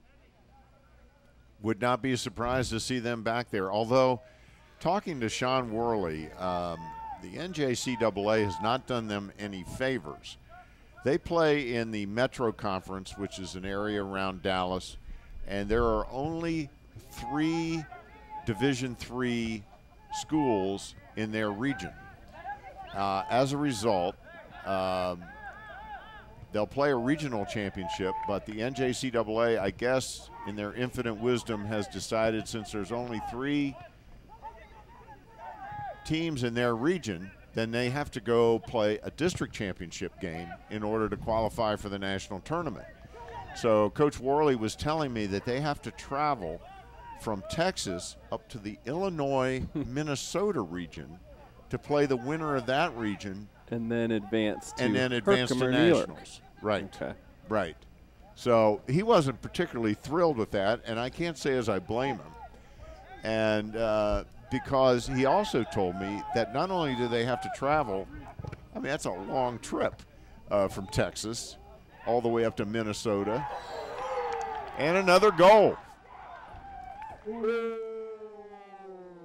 And that time it's number 5, Fernando Arellano. There was a scrum in front of the net, and the goalkeeper, Herson Guzman, cleared the first ball, and I think Mr. Arellano was Johnny on the spot. Picked up because Guzman made an initial save, a diving save. Picked up the table scrap, so to speak, and scored. Let's take another look at it. Oh, yep. He couldn't collect it. He couldn't collect it. And Arellano was there to pick it up. But back to your point about the travel, my biggest gripe is why Herkimer gets to have the national tournament there every year. Well, I'm not sure that makes sense to me. You might know better because. Well, I understand that it's a bidding process, and I know for a fact from talking to a number of coaches, these three coaches in particular, Richland, Suffolk, and Montgomery College, they would very much like to see it come out of Herkimer. It's been up there now for 7 or 8 straight years. I guess they're locking up the bid early, and maybe because they have the bid, they get right of first refusal. There has been some talk of other schools making that bid, and now I know that Montgomery College hosted the Nationals back in the early 2000s. It was played here at Soccerplex, but they only had it for the 1 year. I don't know. I don't understand what's going on there, why Herkimer has it so locked up. Well, if anybody from NJCAA is listening and wants to email us, you can find Michael Brown and Marcus Rosano on our Montgomery College website and explain why Herkimer is getting the national championship tournament every year. And if it's a bidding process, I call ridiculous on that, but I don't know the behind the scenes, but if it is a bidding process, I find that unfair, and it doesn't represent what, junior college athletics should be. No, I personally think it should be moved around, and I think from being up there last year, there's a foul tugging on the jerseys that's going to set up a free kick. I personally think they need to move it around. I think it gets a little too familiar up there from my experience up there last year. And I know that all 4 coaches in this tournament agree. Even though Mount San Antonio is not part of the NJCAA, they play in California in the California Community College Athletic Association. They have tried to schedule Herkimer because Herkimer has a great program. So but they have not been able to schedule them. Herkimer will not play them. There's the kick, and it's high. Well, it would have been nice to see the defending national champions at this tournament. Not that Suffolk, Richland, and Mount San Antonio aren't good programs, but to have the national champions here would have been great. Well, they were extended a bid, and they accepted the bid initially, and then I was told last January they changed their mind. So I don't know what happened. They begged funding issues, but nobody's buying that, quite frankly. Basically, they probably don't need it in the sense of they know where they're going to be at the end of the year. So why show your cards now? But I don't know if that's. They rarely do travel outside of their general area. There are a lot of 2-year schools up in their region, but I think it would be nice to see them down here. Well, there's 3 teams in this tournament that would love to see them in Herkimer come the end of the season. That's for sure. We're watching 2 right now. And we saw one earlier with Montgomery College. So. And Richland looks really good. They look very strong. Very strong. This is about the longest possession time for Suffolk in Richland's penalty box here. Richland with 10 shots on goal to just 2 for Suffolk.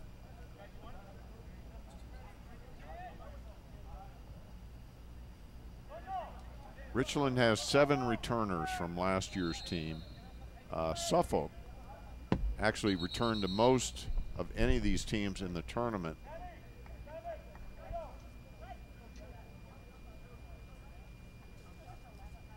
They have 14 returning players.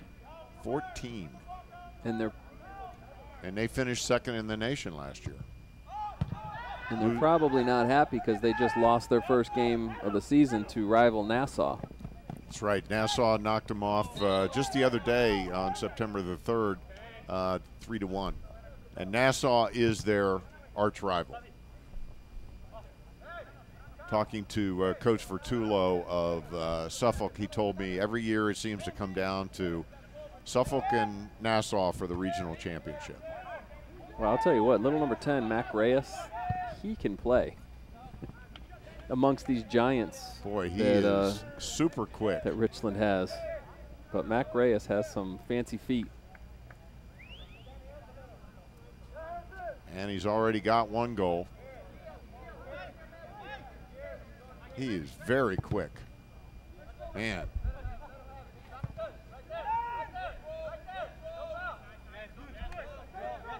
And number 6, Pierre Bouquet, is very big. He's another big guy. With the shaved head, he and O'Sullivan make quite a pair back there. And number 9, Danny Barnard, down here as a striker. There's a physical activity there.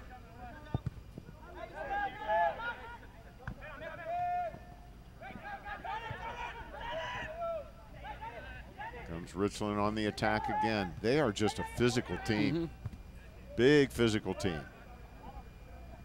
They physically retain possession. Yes. Where they're not allowing the Suffolk players to get near them. Suffolk a little frustrated right now, it appears. And of course tomorrow, weather permitting, we'll have the second half of our doubleheader, and Montgomery College will be playing the Richland Thunder Ducks in the second game. And Suffolk will be playing Mount San Antonio in our opener. So we have another big day ahead tomorrow.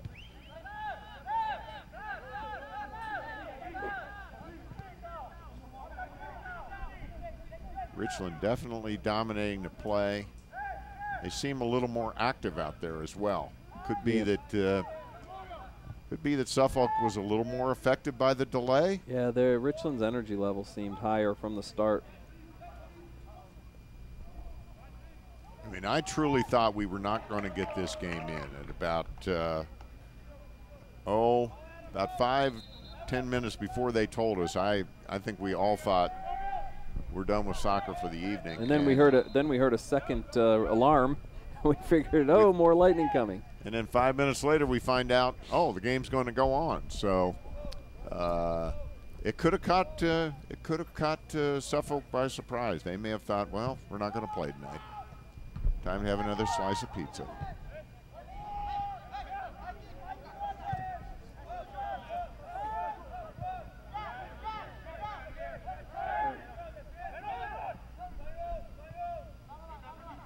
So the rain has stopped. We still see some activity way off in the distance, but it's safely away from here.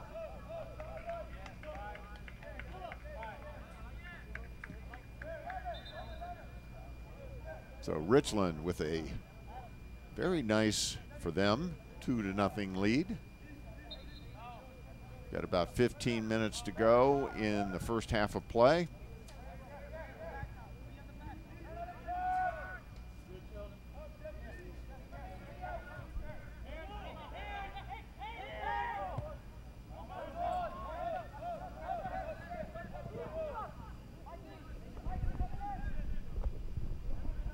Reyes again.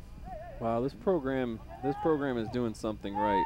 National champions 2002, 2003, 2004. A down year in 2005. They runner-up. Ooh, great save there. Yeah, by Guzman. I think we heard a whistle a little even before that. But that was a great save. That was Hinsinger again. Offsides is the call. Still a great save. Guzman's had a lot of activity. His counterpart, Nascimento, is... Igor hasn't had much action. No, Nascimento has had a nice, quiet first half. He probably likes it that way. And that's a good thing, you know, and it's a cliche in soccer, but the best defense is a great attack. That is for sure in soccer. Truer words never spoken. For a number of reasons. Keeps the pressure on, you keep the ball at your end of the field, you keep possession, And that's one thing that MC had trouble doing today, was possess the ball. You know, and Coach Braz, going into it, knew that his team, you know, his brand of soccer is to possess the ball. It's not really, you know, running up and down the field. It's possessing the ball and creating good opportunities. And the young players for MC just weren't able to, at this point in the season, you know, we were what, 4th or 5th game, have that chemistry that it takes to possess the ball, especially against a great defensive team that we saw in Mount San Antonio. Wow. Yeah, that's one of the best defensive teams I've ever seen. I mean, they had it together on that back line. When Gabe Endai would get the ball, he had somebody on his back and somebody in front of him. Right. And they definitely marked him. I think that's pretty clear. They read the rep. He had a couple of very good opportunities early in the game. But he never really had space like he usually does in the regular season. No. And he did 35 times last year. And even Nieto had 25. Another save for Guzman. He's a busy young man there. Sophomore goalkeeper.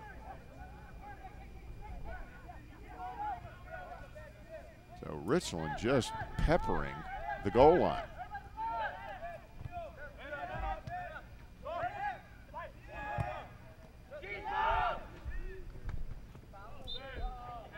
And there's a foul on O'Sullivan. He clearly pushed.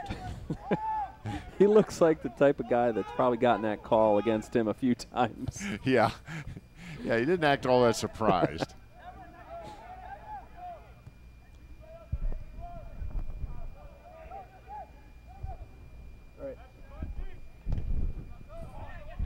Wow, great defense. Suffolk with an opportunity. There's a shot, and it's high.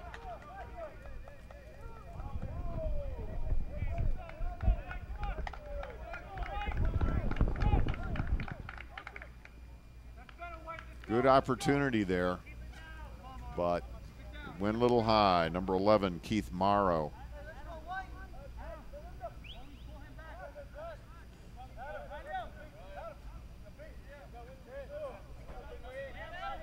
So Nascimento with the kick.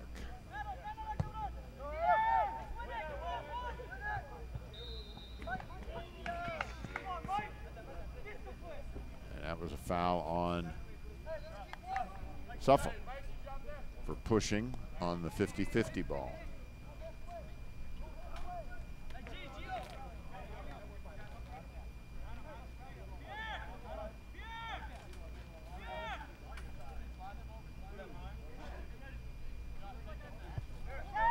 With tall number 6, Pierre Bouquet, your goalie can punt it 50 yards in the air and have your 6-foot-plus guy come down with the 50-50 ball. He's a big fella.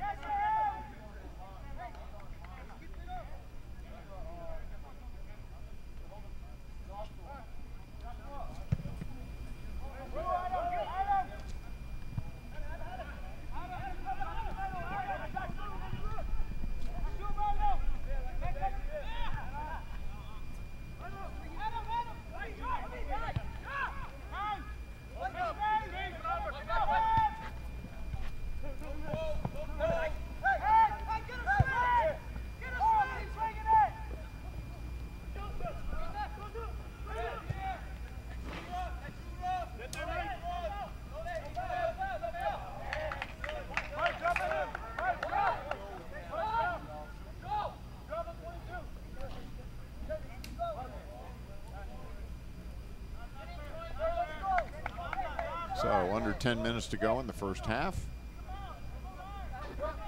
Richland with the throw in.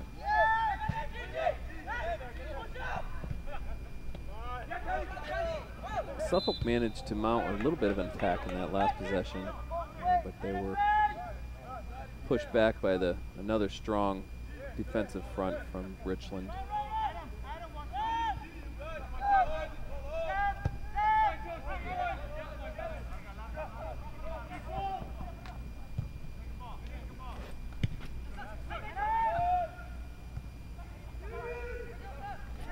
statistician Evan Brown just pointed out that number 16 for Suffolk, Terry Alice, is not wearing a shin guard on one of his legs. And that's odd. But I see, yeah, he does not have a shin guard on his left leg. Wow, brave man. That is a brave man. I mean, as physical as this game is, and there he is with the ball. That is, maybe it's a superstition, or maybe, who knows? I can't imagine it. I mean, this is a physical game. Look at this. And hey, he's right in the middle of it.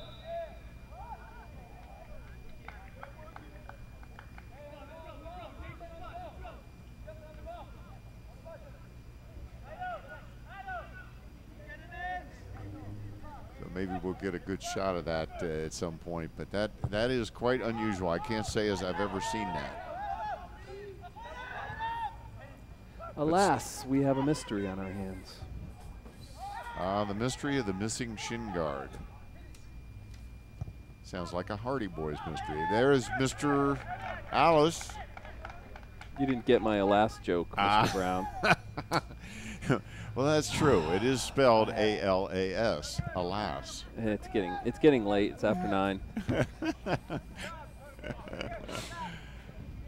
It's Marcus's bedtime. It really is. With a 2.5 and a 4-year-old, it is. And here comes a corner. And this should be interesting. Yeah, there's a few options for the T-Ducks. Oh, yeah. From what we've seen. Oh, yeah. I mean, you can bend it right in front of the goal with those trees, or you can just get it to little Mac Reyes in some space. And they go for the goal. Suffolk gets it out of there.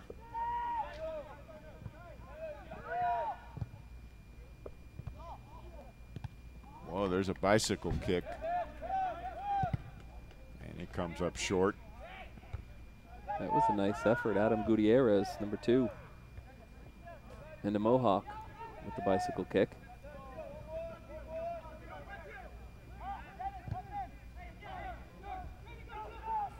Here comes Suffolk. Something going on. There's a shot, and it's stopped by Nascimento. Suffolk picking up the pace a little bit.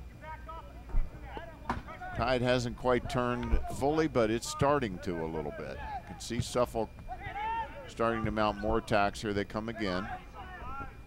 Joseph Lopez, number 9, is in the middle of it, playing well in the midfield. There's our guy, Terry Alice, without the shin guard.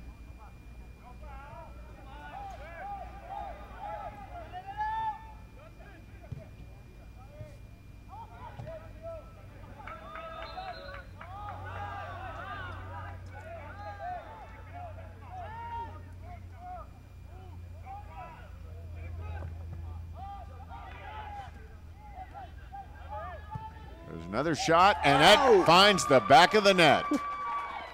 So Suffolk that's their first one of the game. Goal by number 16, Terry Alice. Alas, we have a goal for Suffolk. Now that was a heck of a shot. Beautiful shot. In the far corner.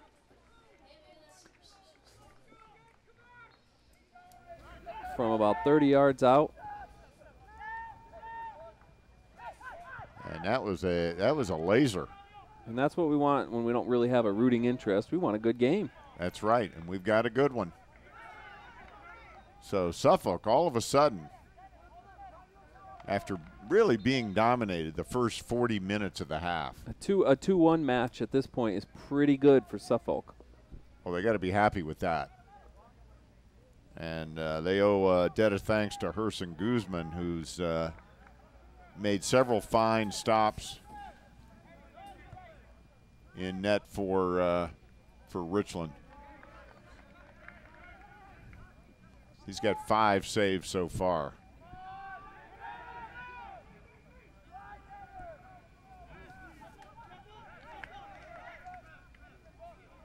So Suffolk cuts the lead in half with just over 4 minutes to go in the first half. On a goal by Terry Alice. And a two-handed rebound for Pierre Bouquet on that play.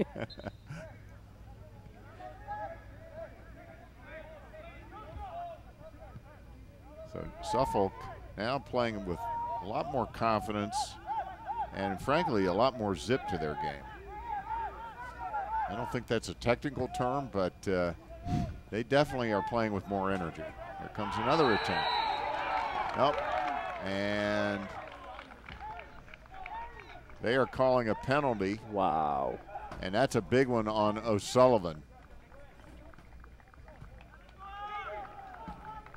That was in the box. Oh, we got some shoving going on out there. All right. Going to have some excitement here. Number 6, Pierre Bouquet, shoved number 14, Brandon Engelman.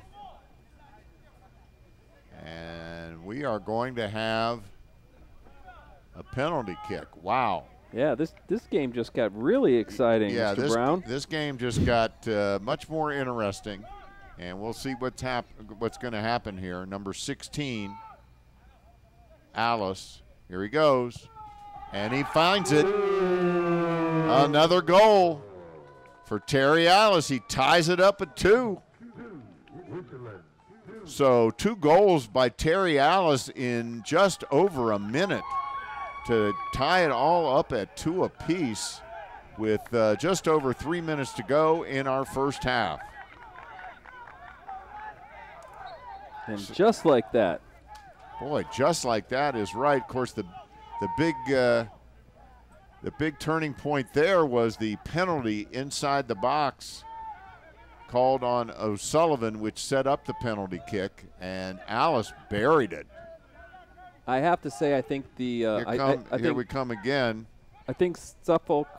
He just buried it. it. Great shot, but I think Suffolk got a pretty generous penalty kick on that call.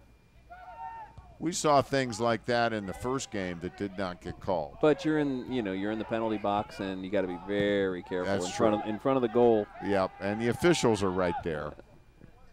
They've got a great view at that point, at that place on the field. So Alice goes down. He got kicked in the knee. He got kicked in the part of the shin that doesn't have a shin pad. And down he goes. And let's hope he's able to get up, and let's hope he's able to continue. He's up. Are you allowed to show pain when you get kicked in the part of the shin where you're not wearing a shin pad? I wonder. Now he is saying that he's talking to the official. He's saying he was kicked and pushed, and the official walking away from that discussion. But he's got 2 goals, so he pretty much has the right to say whatever he wants at this point in the first half. So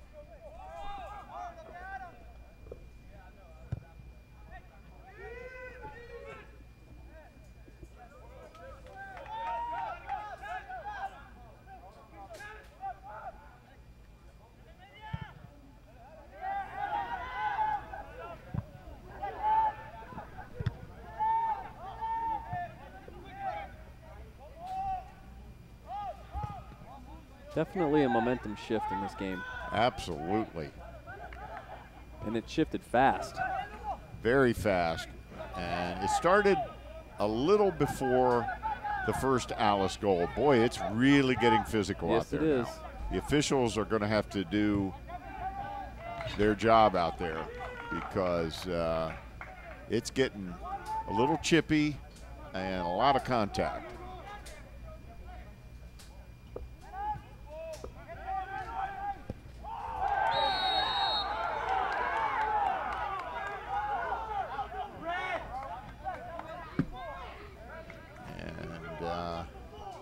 Another player down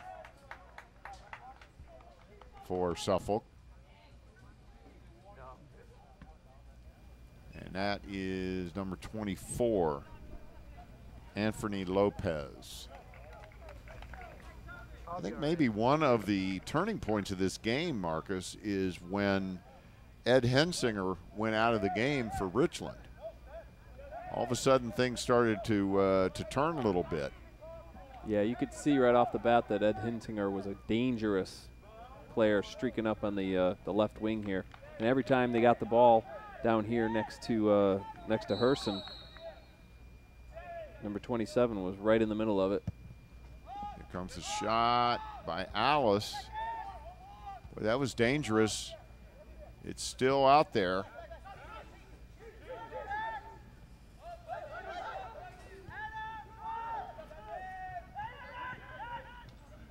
Suffolk has definitely picked up the pace, and of course the 2 goals have lit a fire under them. But it actually started before that first goal by Alice. You could see things changing a little bit. Boy, look at a run Mac Reyes has. Oh my gosh, wow. All the way down. Almost a goal. Boy. Guzman with another fine save, and it's his 6th save of the first half, and we are just about out of time here in the first period of play. And that is the end of the first half of game 2 of our doubleheader. We are all tied up at 2 apiece. We'll be right back with our halftime activities and a look at the first half stats after this. You're watching Montgomery College Television.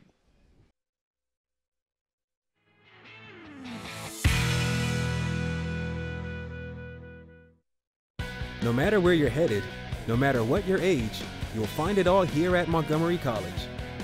Small class sizes, flexible scheduling, over 130 programs of study, award-winning faculty, nationally ranked NJCAA athletics. The possibilities are endless at Montgomery College. Register today.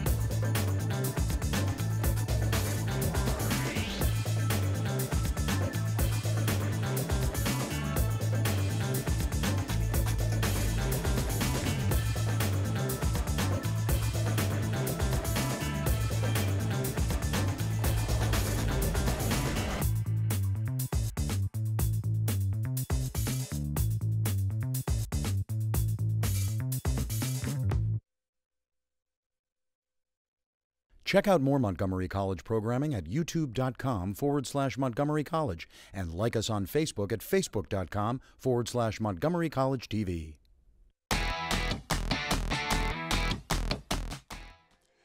And welcome back to the halftime of the second game of the Tom Bichy soccer tournament. We are all tied up here at halftime with Richland 2 and Suffolk 2. And Marcus, since we do have a little bit of time at halftime, let's take the opportunity to take a look back at last year at Montgomery College in athletics. It was one of the best years in Montgomery College athletic history. There were 2 national championships by the track team.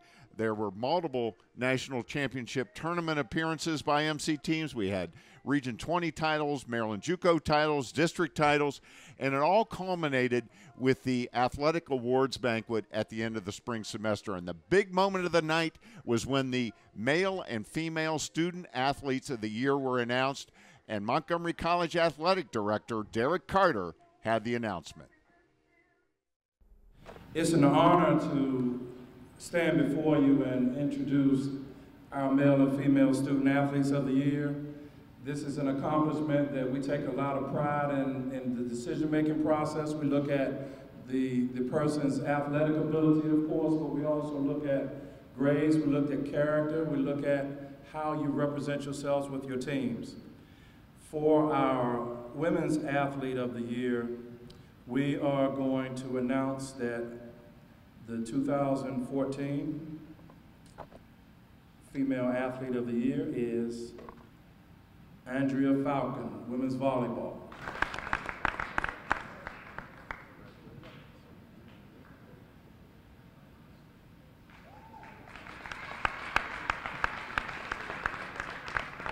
Carter then announced the men's honoree. And we've heard this gentleman's name mentioned a few times this evening. Our men's 2014 Athlete of the Year is Thomas McIntyre, men's track and field.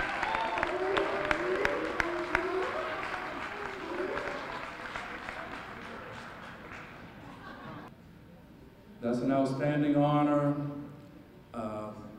For our freshmen, that gives you a goal to reach next year. Like I said, we look at a lot of variables when we take that into consideration, and we want everybody to be academic champions as well as athletic champions. Both these athletes were richly deserving of their awards, and not just for what they did on the field. These two really got it done in the classroom as well. They're both outstanding students. I had a chance to talk with them both at the end of the banquet.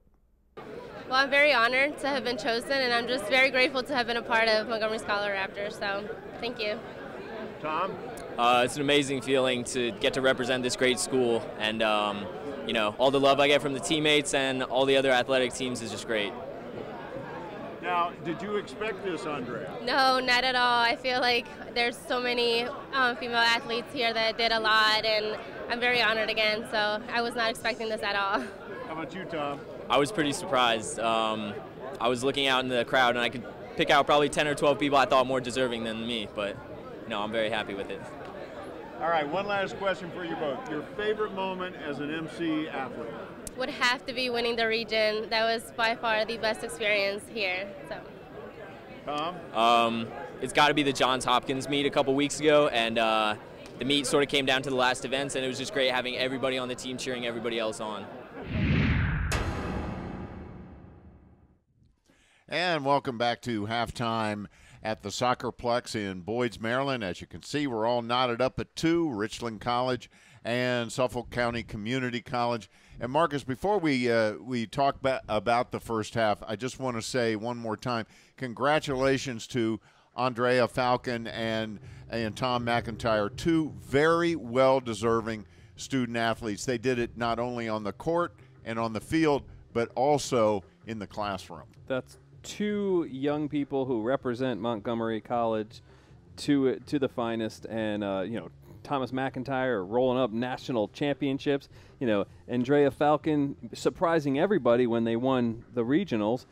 So that was a heck of a weekend for the volleyball team, and a heck of a season for Thomas McIntyre and the rest of the track and field.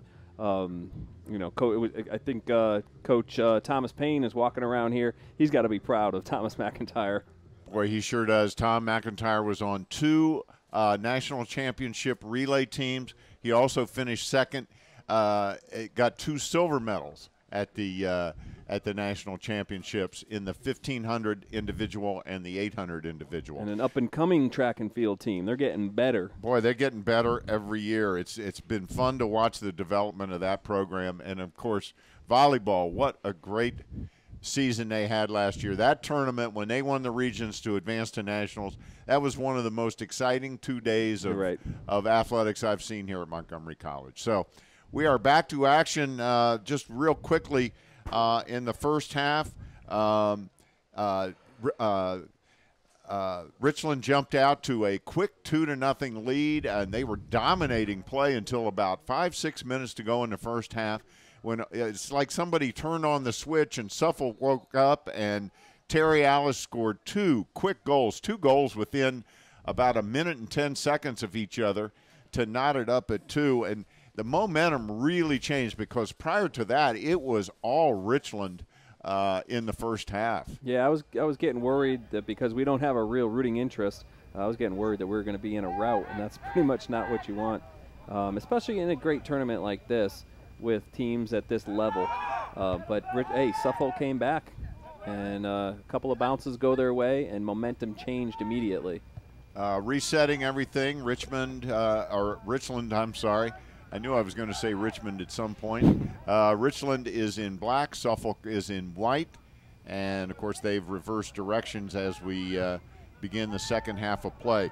Mac Reyes also had a big first half for Richland. He had 4 shots and scored a goal. Terry Alice had 3 shots, scored 2 goals. That's a pretty good percentage. And but one of the unsung heroes of the half was the Suffolk goalie, Herson Guzman, with 6 big saves, and a couple of those were outstanding. He was a busy man. Richland was peppering him with shots as soon as the ball dropped in the in the 45th minute. Shots on goal in the first half. Suffolk had 8, Richland 13. Corner kicks, Suffolk 1, Richland 3. So, well, we've got a new game. It is like we started over again. I was getting worried that we were going to be telling jokes in the second half because we had a 4 or 5 nothing game, and that's not going to happen. Well, we do have a stand-up comedian in the booth with us, Evan Brown. So if things do get slow, Evan might do 5 minutes for us. But I don't think things are going to get slow in this game. This is a hard-fought, physical game. We got a little chippy there after that first Alice goal. Hopefully things have calmed down and we'll just get good, solid, hard play from this point on. And Gerard O'Sullivan, he's being singled out again. I'm not sure if it's because he's the biggest guy on the – I just think he's a physical player. He is. Yeah. So we're all tied at 2. Second game of our doubleheader, the Tom Bichy soccer tournament, the first annual. It's great to be here for the inaugural tournament and honor Tom Bichy, truly one of the icons of Montgomery College, one of the founding fathers of the athletics program at the college. And there's the shot on goal, and it's wide. Talk about bend it like Beckham. Wow. Terry Alice, that's a nice on the direct kick where one player passes the ball and then Alice comes around and hits a bender. But that thing almost came back to the far post. It did. Wow. Man. So.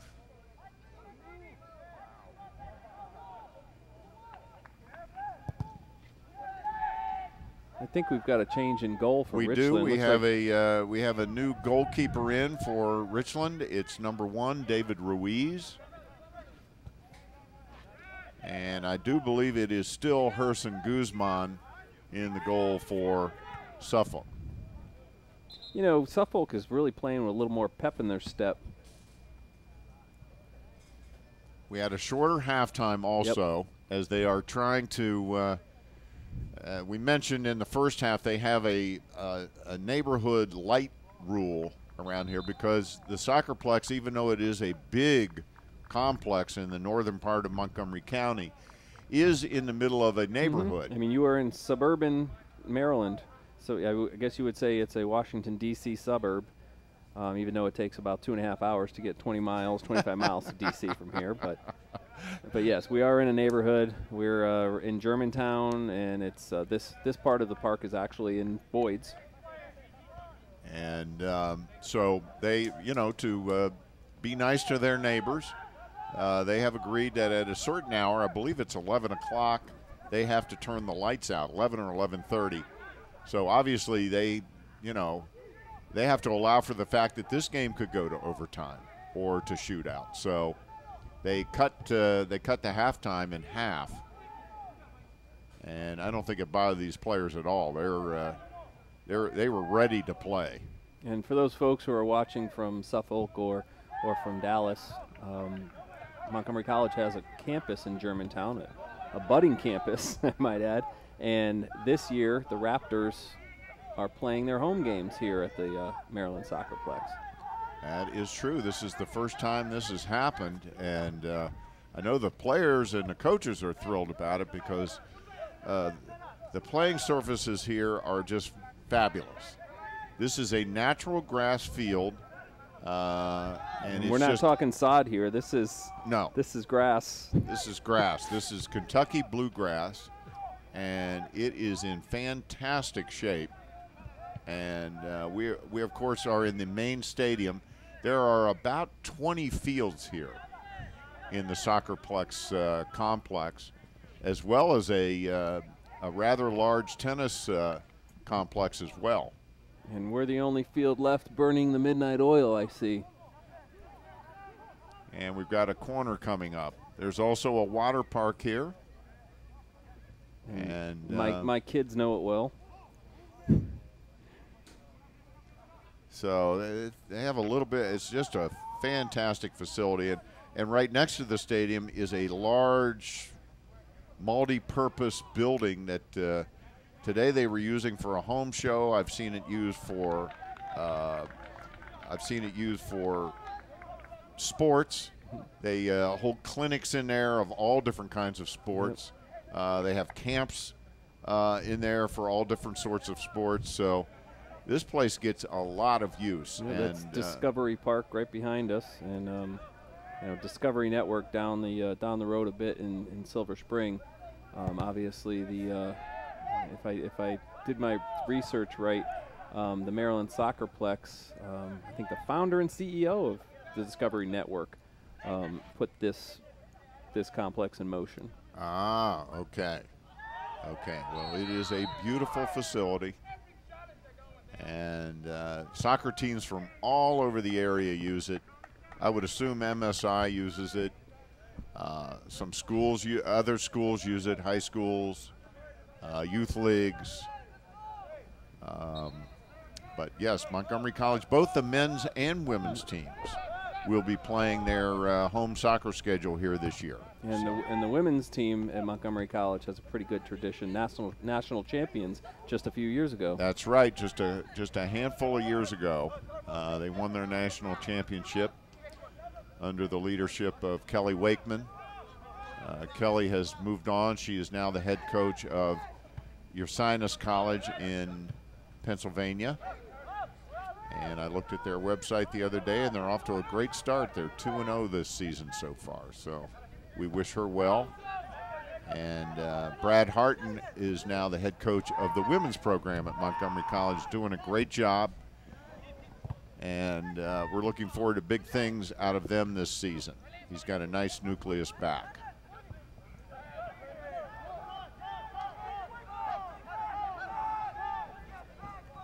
So we are still scoreless here in the second half. We're about 10 minutes into it.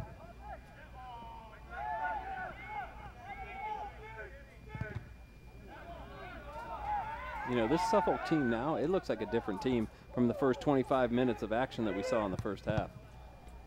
Yeah, it was like they were a little numb. Took them a little while to get going, and we alluded to it in the first half. I really think they did not think the game was going to be played. I think you're right. And I think some of us up here didn't either. No, and that's myself included. The motor was starting to wind down when all of a sudden they said, "Oh, we're going to play." So, and there wasn't a whole lot of warm-up time for these guys. They had about 10 minutes. Here's a good opportunity. And he's taken down in the box, and they're going to call a penalty kick. Oh, I can't believe they're going to give him a penalty kick on that. That's a surprise. And that's going to – we'll see who takes it. And you could see the Suffolk defender was pulling himself away so he wouldn't get the call. So that's a ridiculous call. That's absolutely horrendous. Yeah, that's. I think our referee likes to see the penalty shot. And here it is, and he scores. Terrible call. Number 24, Anthony Lopez. So Richland takes the lead. That's basically a free goal. Yeah. Given from the referee.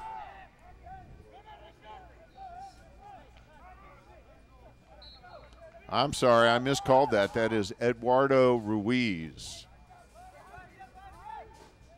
Eduardo Ruiz with the goal.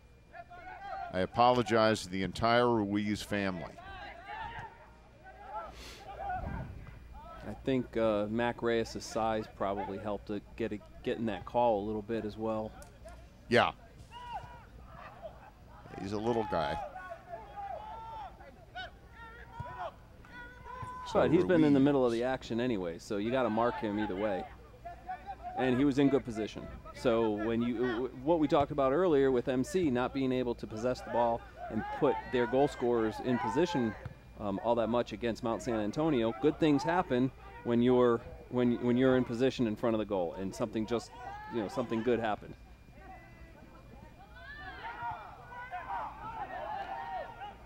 So Richland takes the lead back on a questionable call, which set up a penalty kick, which was buried by Eduardo Ruiz to put them on top 3-2 with just over 30 minutes to go in the ball game.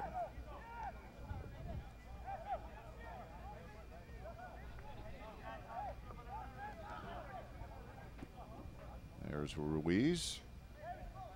And it's going to be a corner. And they're setting up their offense. Here it comes. It's going to be long and out.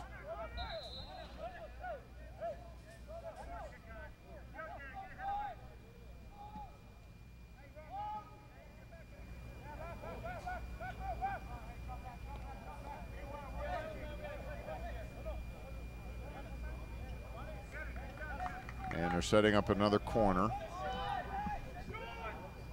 That quick pace we saw in the first half, we kind of lost that here in the second half. Yeah. Things are getting a little bit more defensive, I think.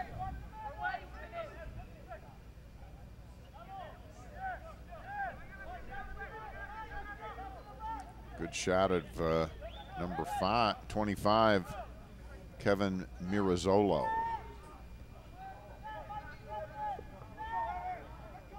Camera operators doing a fabulous job as always, giving us the great shots. The entire crew has worked through a lot of difficulties today with the heat in the early part of the day, then the lightning and the rain. We had to break the cameras down, set them back up in record time. So a great job by everyone on the Montgomery College crew today. Special thanks to our crack engineering staff, doing a great job under difficult conditions.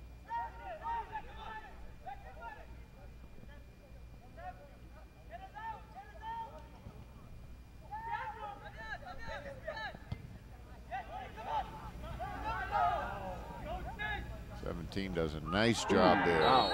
That's Bonnie Niantaka. I was told not to call him by his full first name, that to use Bonnie. His coach made a very specific point of that when we spoke. And I think that is a good call on the slide tackle against Bonnie, because he took a really hard slide tackle to the knee. Yes, he did. Let's take a look at it. We're going to have a good shot at. Ooh, wow. Man, that was tough. That was too high up. Man. Now, that probably deserves a penalty kick, but the ball that they scored on gets the penalty kick. No, strange game that we're watching. Yeah, it really did not rise to the level of a penalty kick. The first one. The first one. This one, I believe so. Meanwhile, they have stopped the clock. So there is a card on that play, a yellow card. There's this ball, too high, and Suffolk handles it easily. But they knock it back out of bounds. So it stays on the Richland end. Suffolk needs to get the ball out of here. Yeah, the ball's been down at the Richland end for an awfully long time.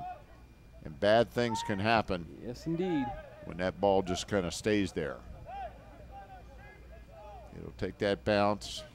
Somebody will break free.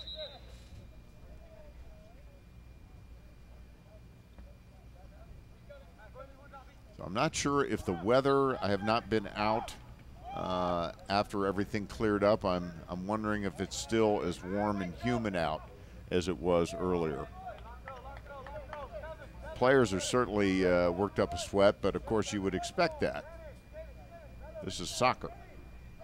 And in our air-conditioned press box, it's quite nice. I feel quite pampered. Nice throw in.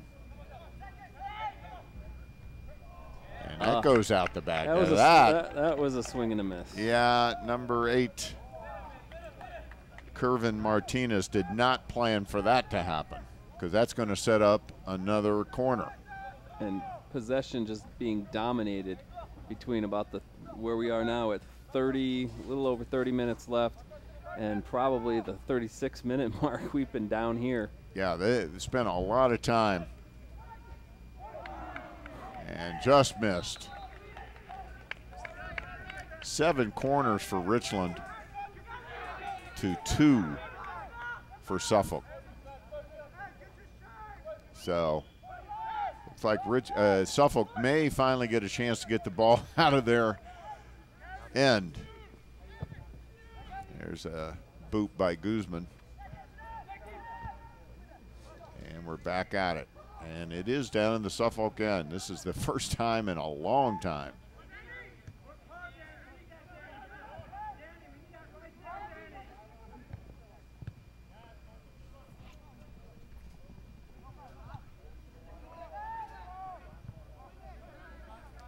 Suffolk is one of 2 counties on Long Island, Nassau County being the other. Thus the rivalry between Suffolk and Nassau. Here comes a break. Ooh, my goodness. Save. What a great save by Guzman. And what a run by Mac Reyes again. Boy, again, he came down the side free and clear. And he puts his shot on the goal, too. I'll tell you, that kid has got a lot of power. A lot of times, you get an open shot and you see the ball sail wide. He puts his on the goalkeeper. And it took a brilliant save there. You got to really call that a brilliant save by Guzman. Wow. Great camera work. Yeah, that could be a game saver. I mean, you get a 4-2 lead with a team as big and strong and physical as Richland. They could sit on the ball, for the next 28 minutes. Oh, easily. Easily. Just play catch. Play keep away. So Guzman may have saved the match there for Suffolk.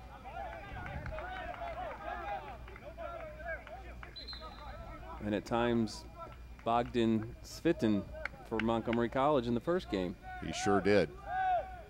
He sure did. He was definitely the player of the game for Montgomery College. And I spoke to him after the game, congratulated him on he had a couple of saves that were just, the reflexes. And if it wasn't for Brandon McCoy, he'd have probably had another couple of opportunities. Brandon McCoy did the lion's share of the work there on the back line for Montgomery College, and he really showed me a lot in that game. And both defenses. It was a defensive struggle, obviously, at 0-0.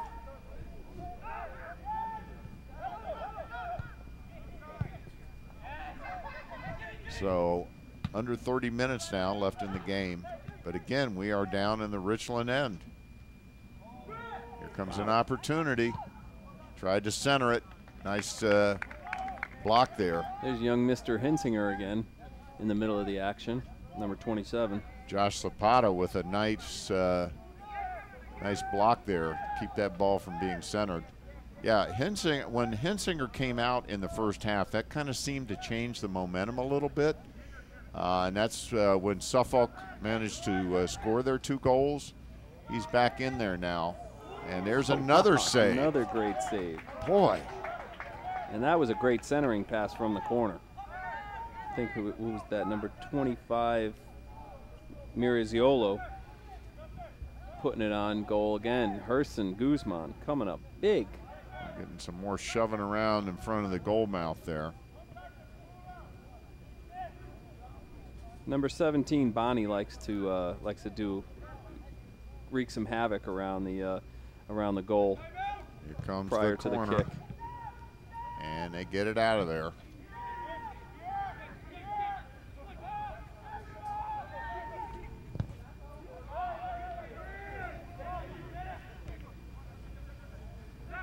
Kick that one out of the stadium. Yeah.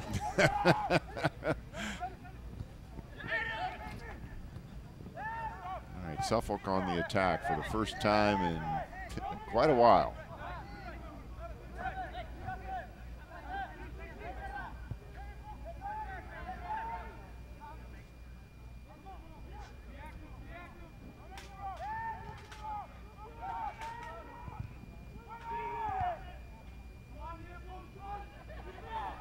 And just to remind everybody, if you've just tuned in or just logged on to your computer and you're watching the stream of this game, Suffolk is in white and Richland is in black. It's kind of a neat concept. We can say hi to all the folks in Suffolk, and we can say hi to all the folks in Texas that are watching us. And from what we understand, there are quite a few folks that have logged on. And of course, this game will also be shown on Montgomery College Television as well as our YouTube channel. So if Richland is from Dallas, can I say go Cowboys? I got a big no in my ear. I got a big no in my ear, too. Okay. So I think that's a no. Okay, I won't say it then. Go Cowboys.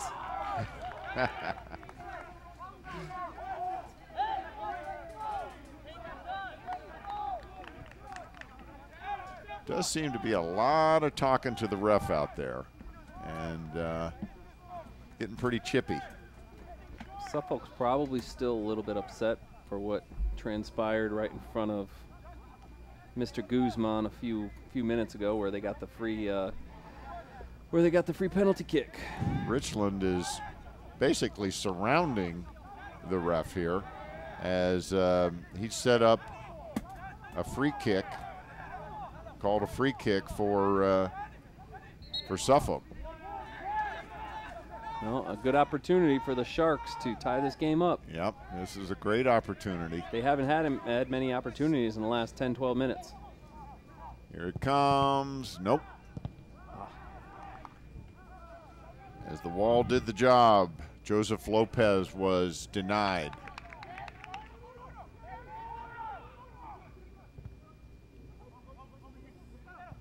Ooh, wow.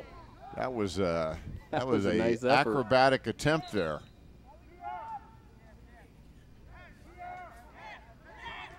Number 8, Kervin Martinez for Suffolk. So just over 20 minutes to go in the game. Game 2 of our doubleheader, the first day of the inaugural Tom Bichy soccer tournament. First game was a 0-0 tie between Montgomery College and Mount San Antonio College from California. We were going to try to make it a 1-0 game from either team, but the weather wasn't going to let us do that. No, the weather did not cooperate, and the game was called as a draw. We were in the overtime.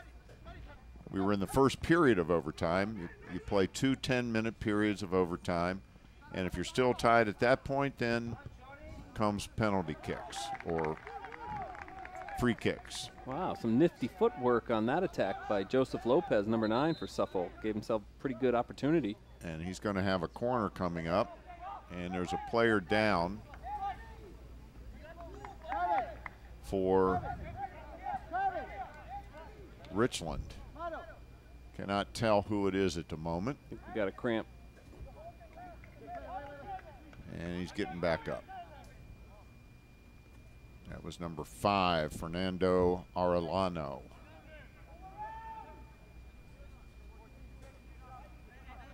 So Lopez with the corner. Here it comes. They set up the offense.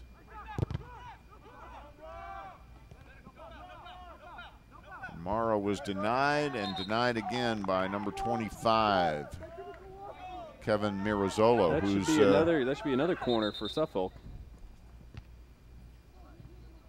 And I believe you're right.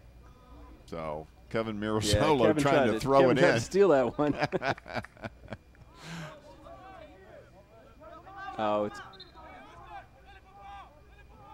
So they are giving it to Richland. Yeah, okay. They are giving it to Richland. So there's the throw in.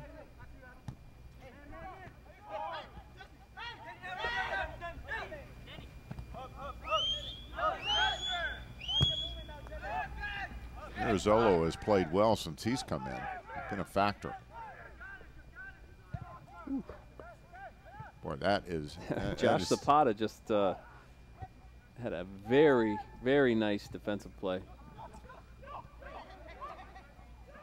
Here's Suffolk had something going there for a second, but the Richland defense denied them. So 20 minutes, just over 20 minutes to go in the game. Richland holding on to a 1-goal lead, 3-2. A goal by Eduardo Ruiz off a disputed penalty kick is the difference in the game right now.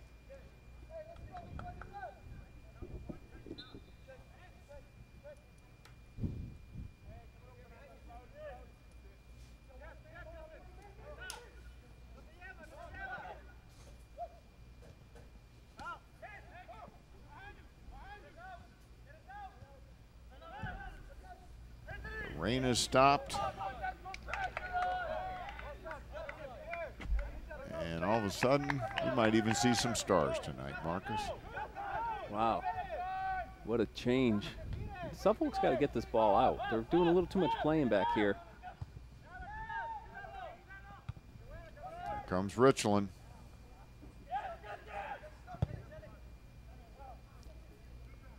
Richland, a big team. I'd say out of the 4 teams we've seen in the tournament, they are physically the biggest team. I think you're right, and it's going to be interesting to see these big bruisers play against the young Montgomery College Raptors, where, you know, Pedro Braz's team only has, what, 4 guys that played, that saw time last year. You look at the Richland team, and you look at how physically imposing they are. And during this year's World Cup, the champion, Germany, had the tallest team in the World Cup. They averaged 5'11". Well, that's across the board. That goes to show that soccer is not a game of giants. And 5'11" is tall, but you know, not by an NBA standard, that's for sure. But for soccer, yes. I mean, we see a lot of smaller guys out here. And you see a lot of smaller guys on the national stage or on the international stage as well. I mean, Messi is not particularly tall. Ronaldo. And the most dynamic offensive player on the field so far tonight is Mac Reyes, and I don't even know how tall he is. I doubt he's probably 5'2". Yeah, he's a little fella. But he is a lot of fun to watch, and he is all over the field. And he's got a goal. And he's on the ground now. That's not good. I think he's now cramped he's getting up. Subbed out, yeah. Yeah, I think he's cramped up as well. Well, NJCAA allows the unlimited substitutions, which is different than the NCAA. I had to read up on that between games. Thank you very much.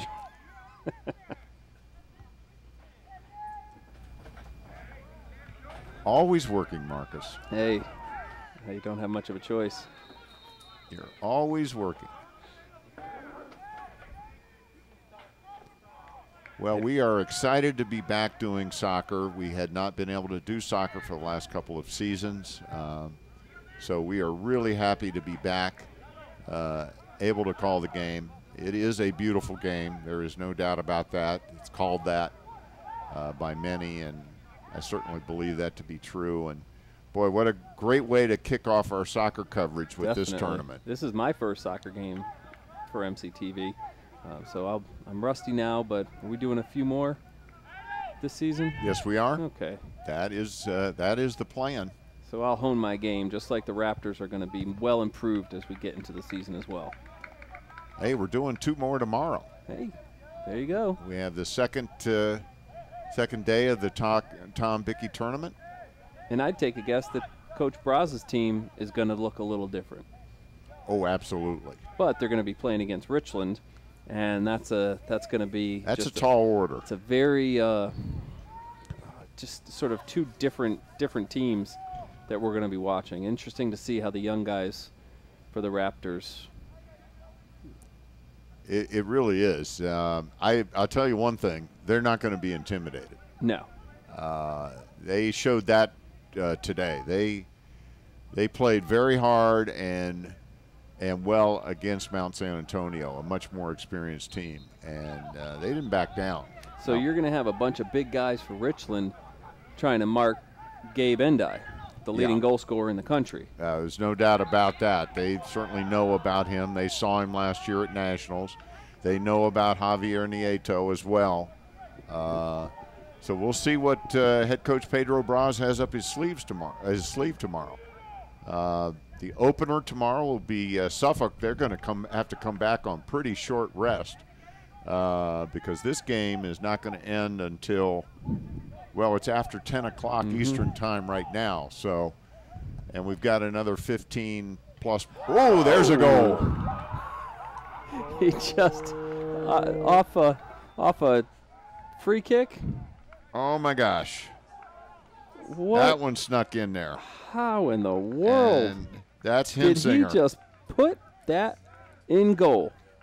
And Hinsinger. What a player! Boy, he has been he's been one of the best players on the field tonight for either team. I'd have to let's take a look at that. Here it is. Well, he just put it over his head. If that's not a SportsCenter highlight, I don't know what is. Wow. I mean, that is that we need to send that one to SportsCenter. That is fantastic. Great shot. Great camera work and a great goal by Ed Hinsinger to put Richland up now 4-2. And boy, Suffolk has got to get something going really quickly, or this one's going to go into the books as a Richland win. Yeah, that changes a lot. Boy, all of a sudden, Richland can play a different kind of soccer, but I have a feeling they're going to stay. Yeah, they're staying aggressive. There's Mirazzolo. Oh boy, they had a beautiful opportunity there, but he couldn't control. There's Ocampo, but he stopped that time by Guzman. So Richland doesn't look like they're going to let the foot off the gas. Wow, that was some real physical action there. There's a little more. There's a little more than soccer going on in that scrum. Man. As Lopez and not sure who the player was for Richland, but they were really tangling up there. And this game has had a bit of a chippy edge to it, so I think the officials are really going to have to pay close attention here. Keep things under control the last 15 minutes. We would hate to see any unfortunate incidents here, but the game has had a bit of an edge to it. I think we've just got a yellow card. Yes, we did. And I think the referee is maybe tired of being talked to. Get a card.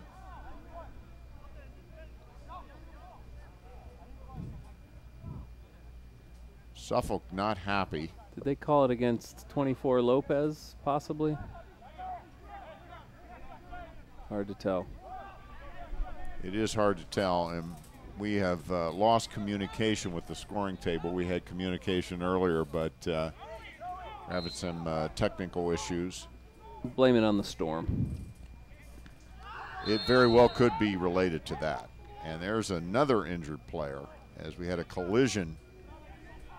Feet flying everywhere there. And like I said, we're going to have to watch how this game plays out because we'd hate to see something happen. Well, I hope these two teams don't share the same floor at the hotel.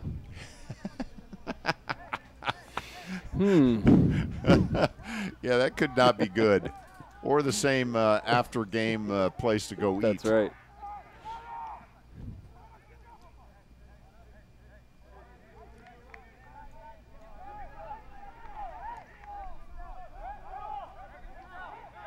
Adam Eck with the kick. And it's knocked out of there by Richland.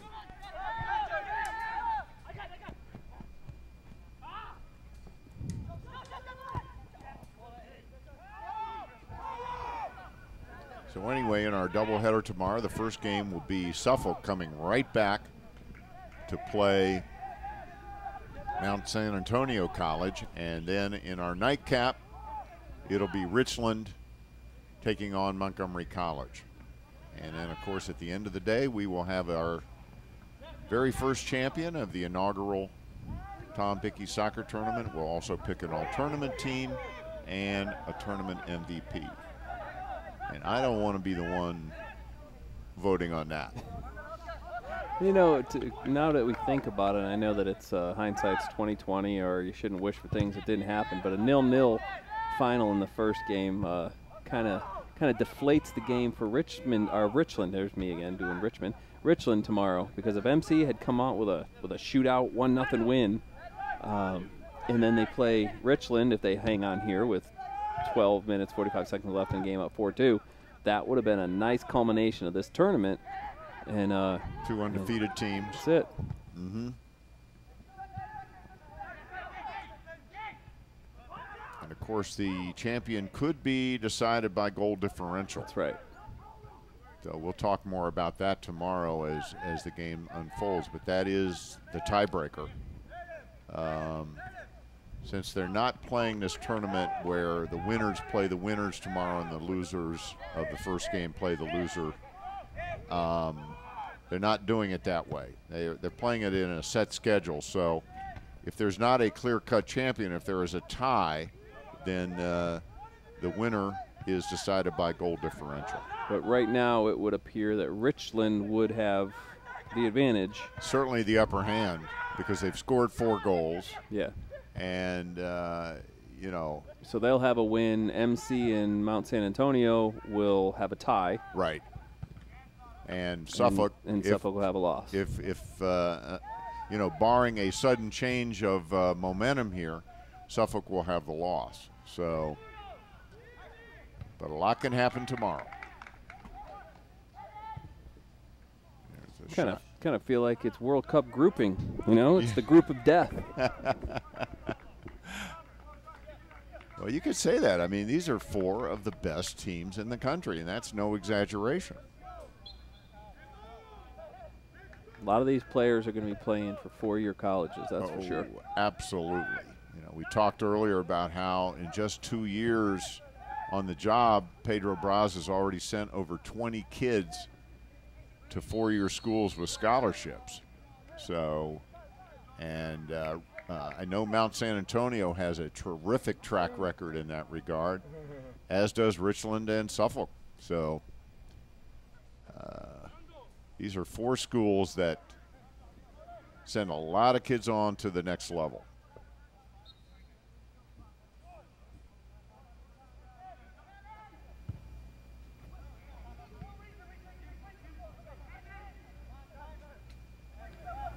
We are approaching the 10-minute mark. And you can be sure Coach Braz's phone come the end of the season is gonna be ringing. No question about it. From some big-time programs.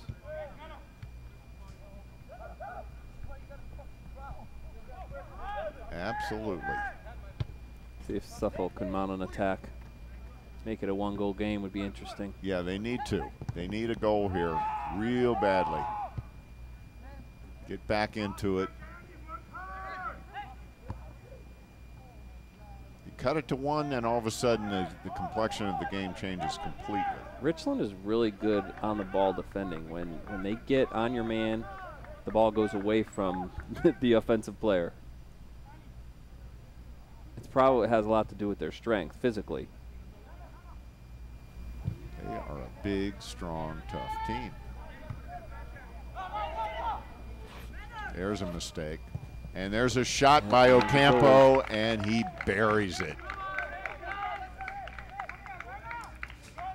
So that may just be the icing on the cake. And I think you're right, Michael. And that was a mistake on the back line, and Ocampo made him pay immediately. And that's something you don't see too often at this level, is a breakaway like that. And Ocampo puts it on his left foot. Take a look, and there's Ocampo just far post. We picked it up right after the turnover. That was a turnover, and Ocampo just put it in the back of the net. Guzman had no chance. He had no defense. So much for sitting on that lead, though, because this team is still attacking. No, I started to say earlier when they scored their 4th goal that maybe they would take the foot off the gas a little bit, but no. I don't think that's in their DNA. You know, but this isn't a do-or-die game. You know, this is early in the season. They want to see what they have. They're going to, they're going to use their full arsenal. Oh, yeah.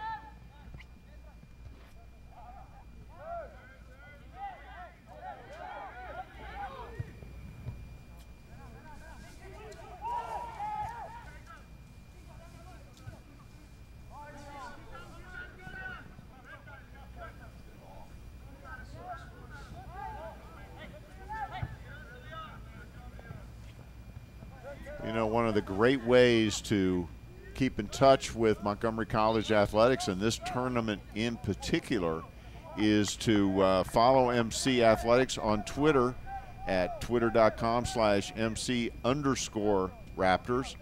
And also you can follow us on Instagram at instagram.com/MC_Raptors. So both ways, Twitter, Instagram, great ways to keep in touch with what's happening with Montgomery College athletics.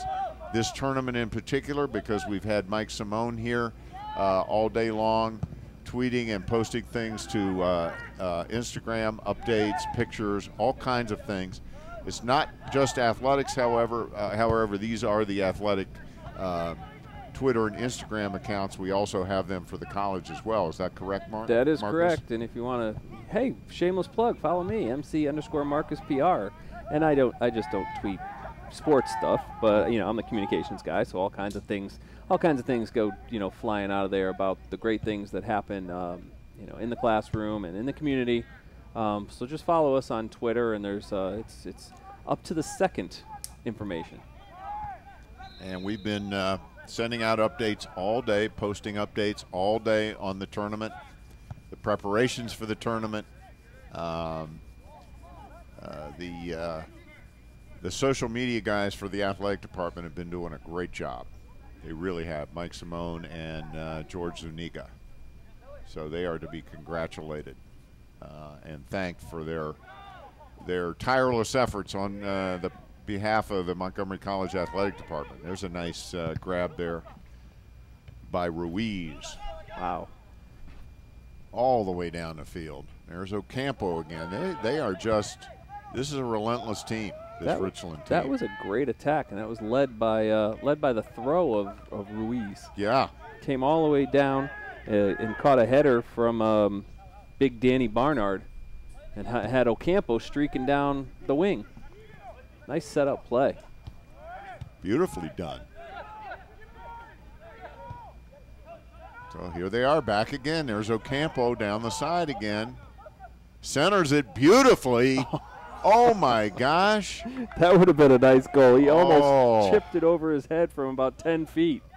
Well, that's Kevin Mirazzolo, who I commented earlier has really played well. Wow. And you know, Michael, watching another this team, big guy. Watching this team right now, when pull out to a 5-2 lead, man, MC's going to have to bring their game tomorrow.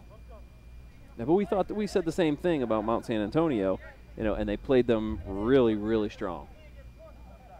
They are definitely going to have their work cut out for them. They saw Richland last year. They played Richland last year in the national championship tournament third-place game. MC came out on the short end of the stick that day. I think a lot of that was attributed to the fact of the disappointing loss the day before in the semis, a heartbreaker. Well, MC went into that tournament, went into the national tournament flying. Right. I mean, they were the best team in the country at the Division III level at that point. They won the first game handily, and then they had record-breaking season. Yeah, they had a dogfight game with Suffolk in the semifinals. Back and forth, and then finally, with about 10 minutes to go in the game, one of the Suffolk players, Alfred Lindbergh, by the way, was his name, put him ahead, and MC just couldn't tie it up. I was actually watching that one online. It was a heartbreaking loss, and I think the carryover the next day, that third-place game is a tough game. It is. Because both teams are disappointed. It's hard to get up for the third-place game. It is hard to get up for the third-place game, and it was a tough loss. It was also a late-night loss to Suffolk. That was, we were talking about how the tournament is run and the fact that it's always at Herkimer. It was very odd to me that Montgomery College had the late game every night. So they were playing in the bitter cold up till 10 o'clock at night every night, and it just didn't sit real well, particularly since they were the number 2 seed coming into the tournament. There's another narrow miss. So Richland just keeps up the pressure. They've had goals from 5 different players: Reyes, Arellano, Ruiz, Hinsinger, and Ocampo. It's going to be a very different test tomorrow for MC against this team than it was for Mount San Antonio. And Suffolk player number 11, Keith Morrow, having a little trouble with his left leg. His left leg. Not moving real well at the moment. I think Richland is probably a bit more of an attacking team, getting the ball to its forwards a lot faster than Mount San Antonio was technical, very calculated with their passing.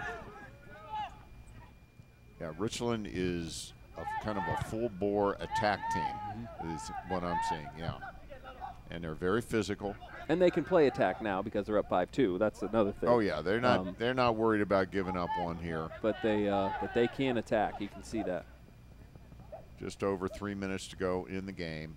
Here's another opportunity, just wide. As Ocampo set up. Big Danny Barnard again. Yep. These guys don't miss by a lot when they do miss. No, they don't. I mean, this match, if not for the saves by Herson Guzman, this could be easily a 6 or 7-2 match. Boy, did things change on that penalty kick call, huh? It just kind of turned the whole thing around, and I'm sure that Frank Vertullo, the head coach of Suffolk, would probably have quite a bit to say about that. I talked to Frank a couple of times before the tournament. He's a very nice guy, very loquacious guy. Gave me a lot of information to work with, and I have a feeling he would have quite a bit to say about that disputed call on the penalty kick. An Italian from Long Island? Oh, I think he'll tell you how he feels. Yeah. Well, you know all about that, don't you, Mr. Rosano? Indeed. There they are again. Oh, my gosh, Guzman with a great save. How many opportunities are these guys going to get here up 5-2? Man. That was off the foot of Ruiz, and Guzman, boy. He's earned dessert tonight.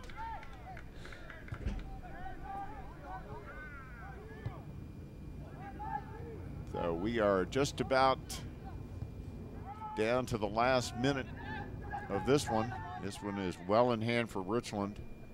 They are obviously going to pull this one out convincingly, 5-2. Although again, it was tied at 2 at half, and that penalty kick really made the difference. And we need to start thinking about who our player of the game would be. And that's going to be a tough call since they've had 5 goals from 5 different players. And I think I would go with Hensinger myself. Yeah, that's what I'm Ed thinking. Hensinger. Hensinger was in the middle of everything, and then of course he had that free kick from the sideline that just. Plus he had an assist as well on the first goal by Reyes. And you know, a big shout out to Mac Reyes. He had a great game, but Hensinger I think is going to be the player. Yeah. Edward Hensinger would definitely be our player of the game. And that is the end of the game. The final score of the second game of day 1 of the Tom Bichy soccer tournament: Richland College 5 and Suffolk County Community College 2. And Marcus and I will be right back with some post-game comments after this. You're watching the Tom Bichy tournament on MCTV.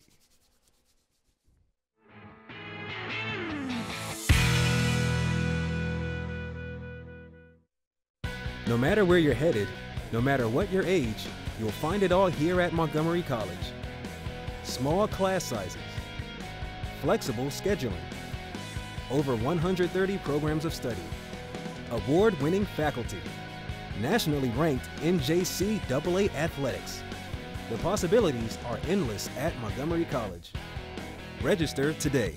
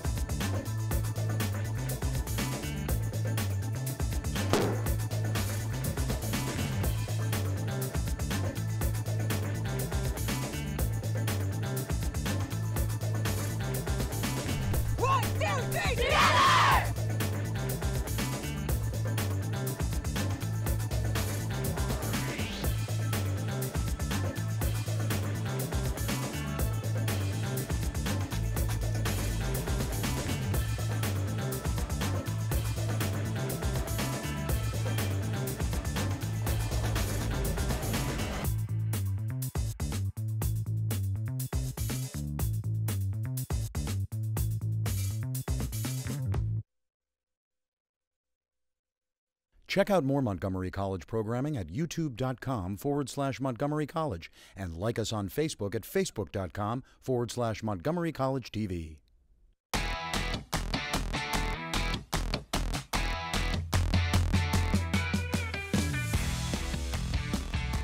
And welcome back to the Soccerplex in Boyds, Maryland. Michael Brown alongside my partner, Marcus Rosano, where once again the final score of the second game of our doubleheader today in the Tom Bichy soccer tournament.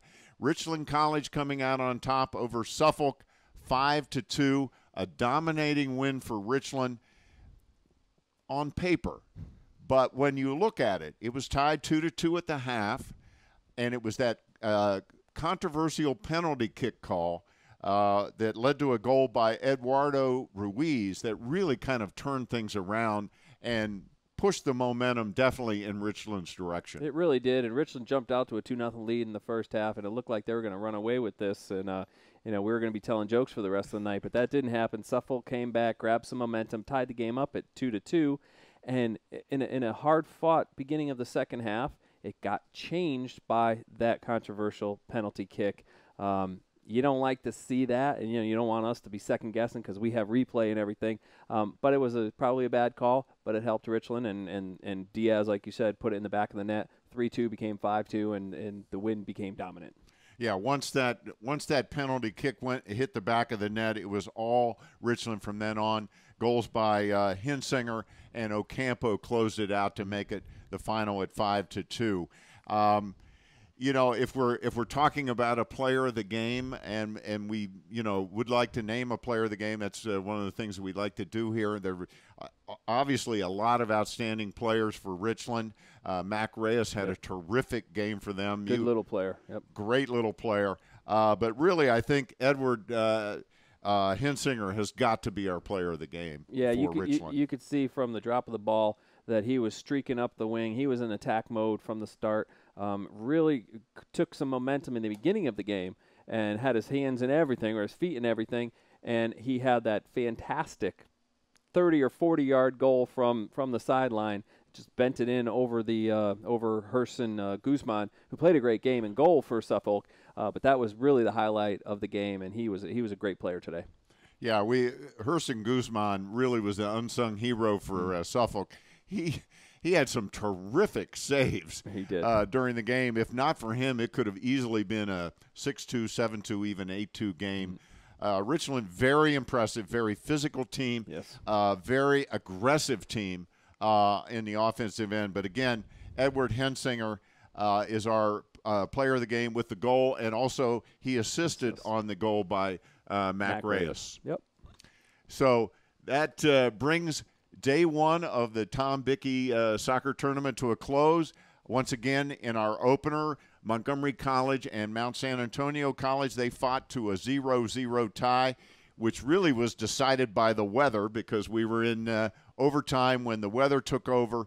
We had a 2-hour delay, and so that game was called as a tie because we had to get the second game in, and, of course, the second game goes to Richland 5-2, but we are really just getting started. Tomorrow is day 2 of the tournament. And we'll be back pretty soon. We'll be back pretty soon.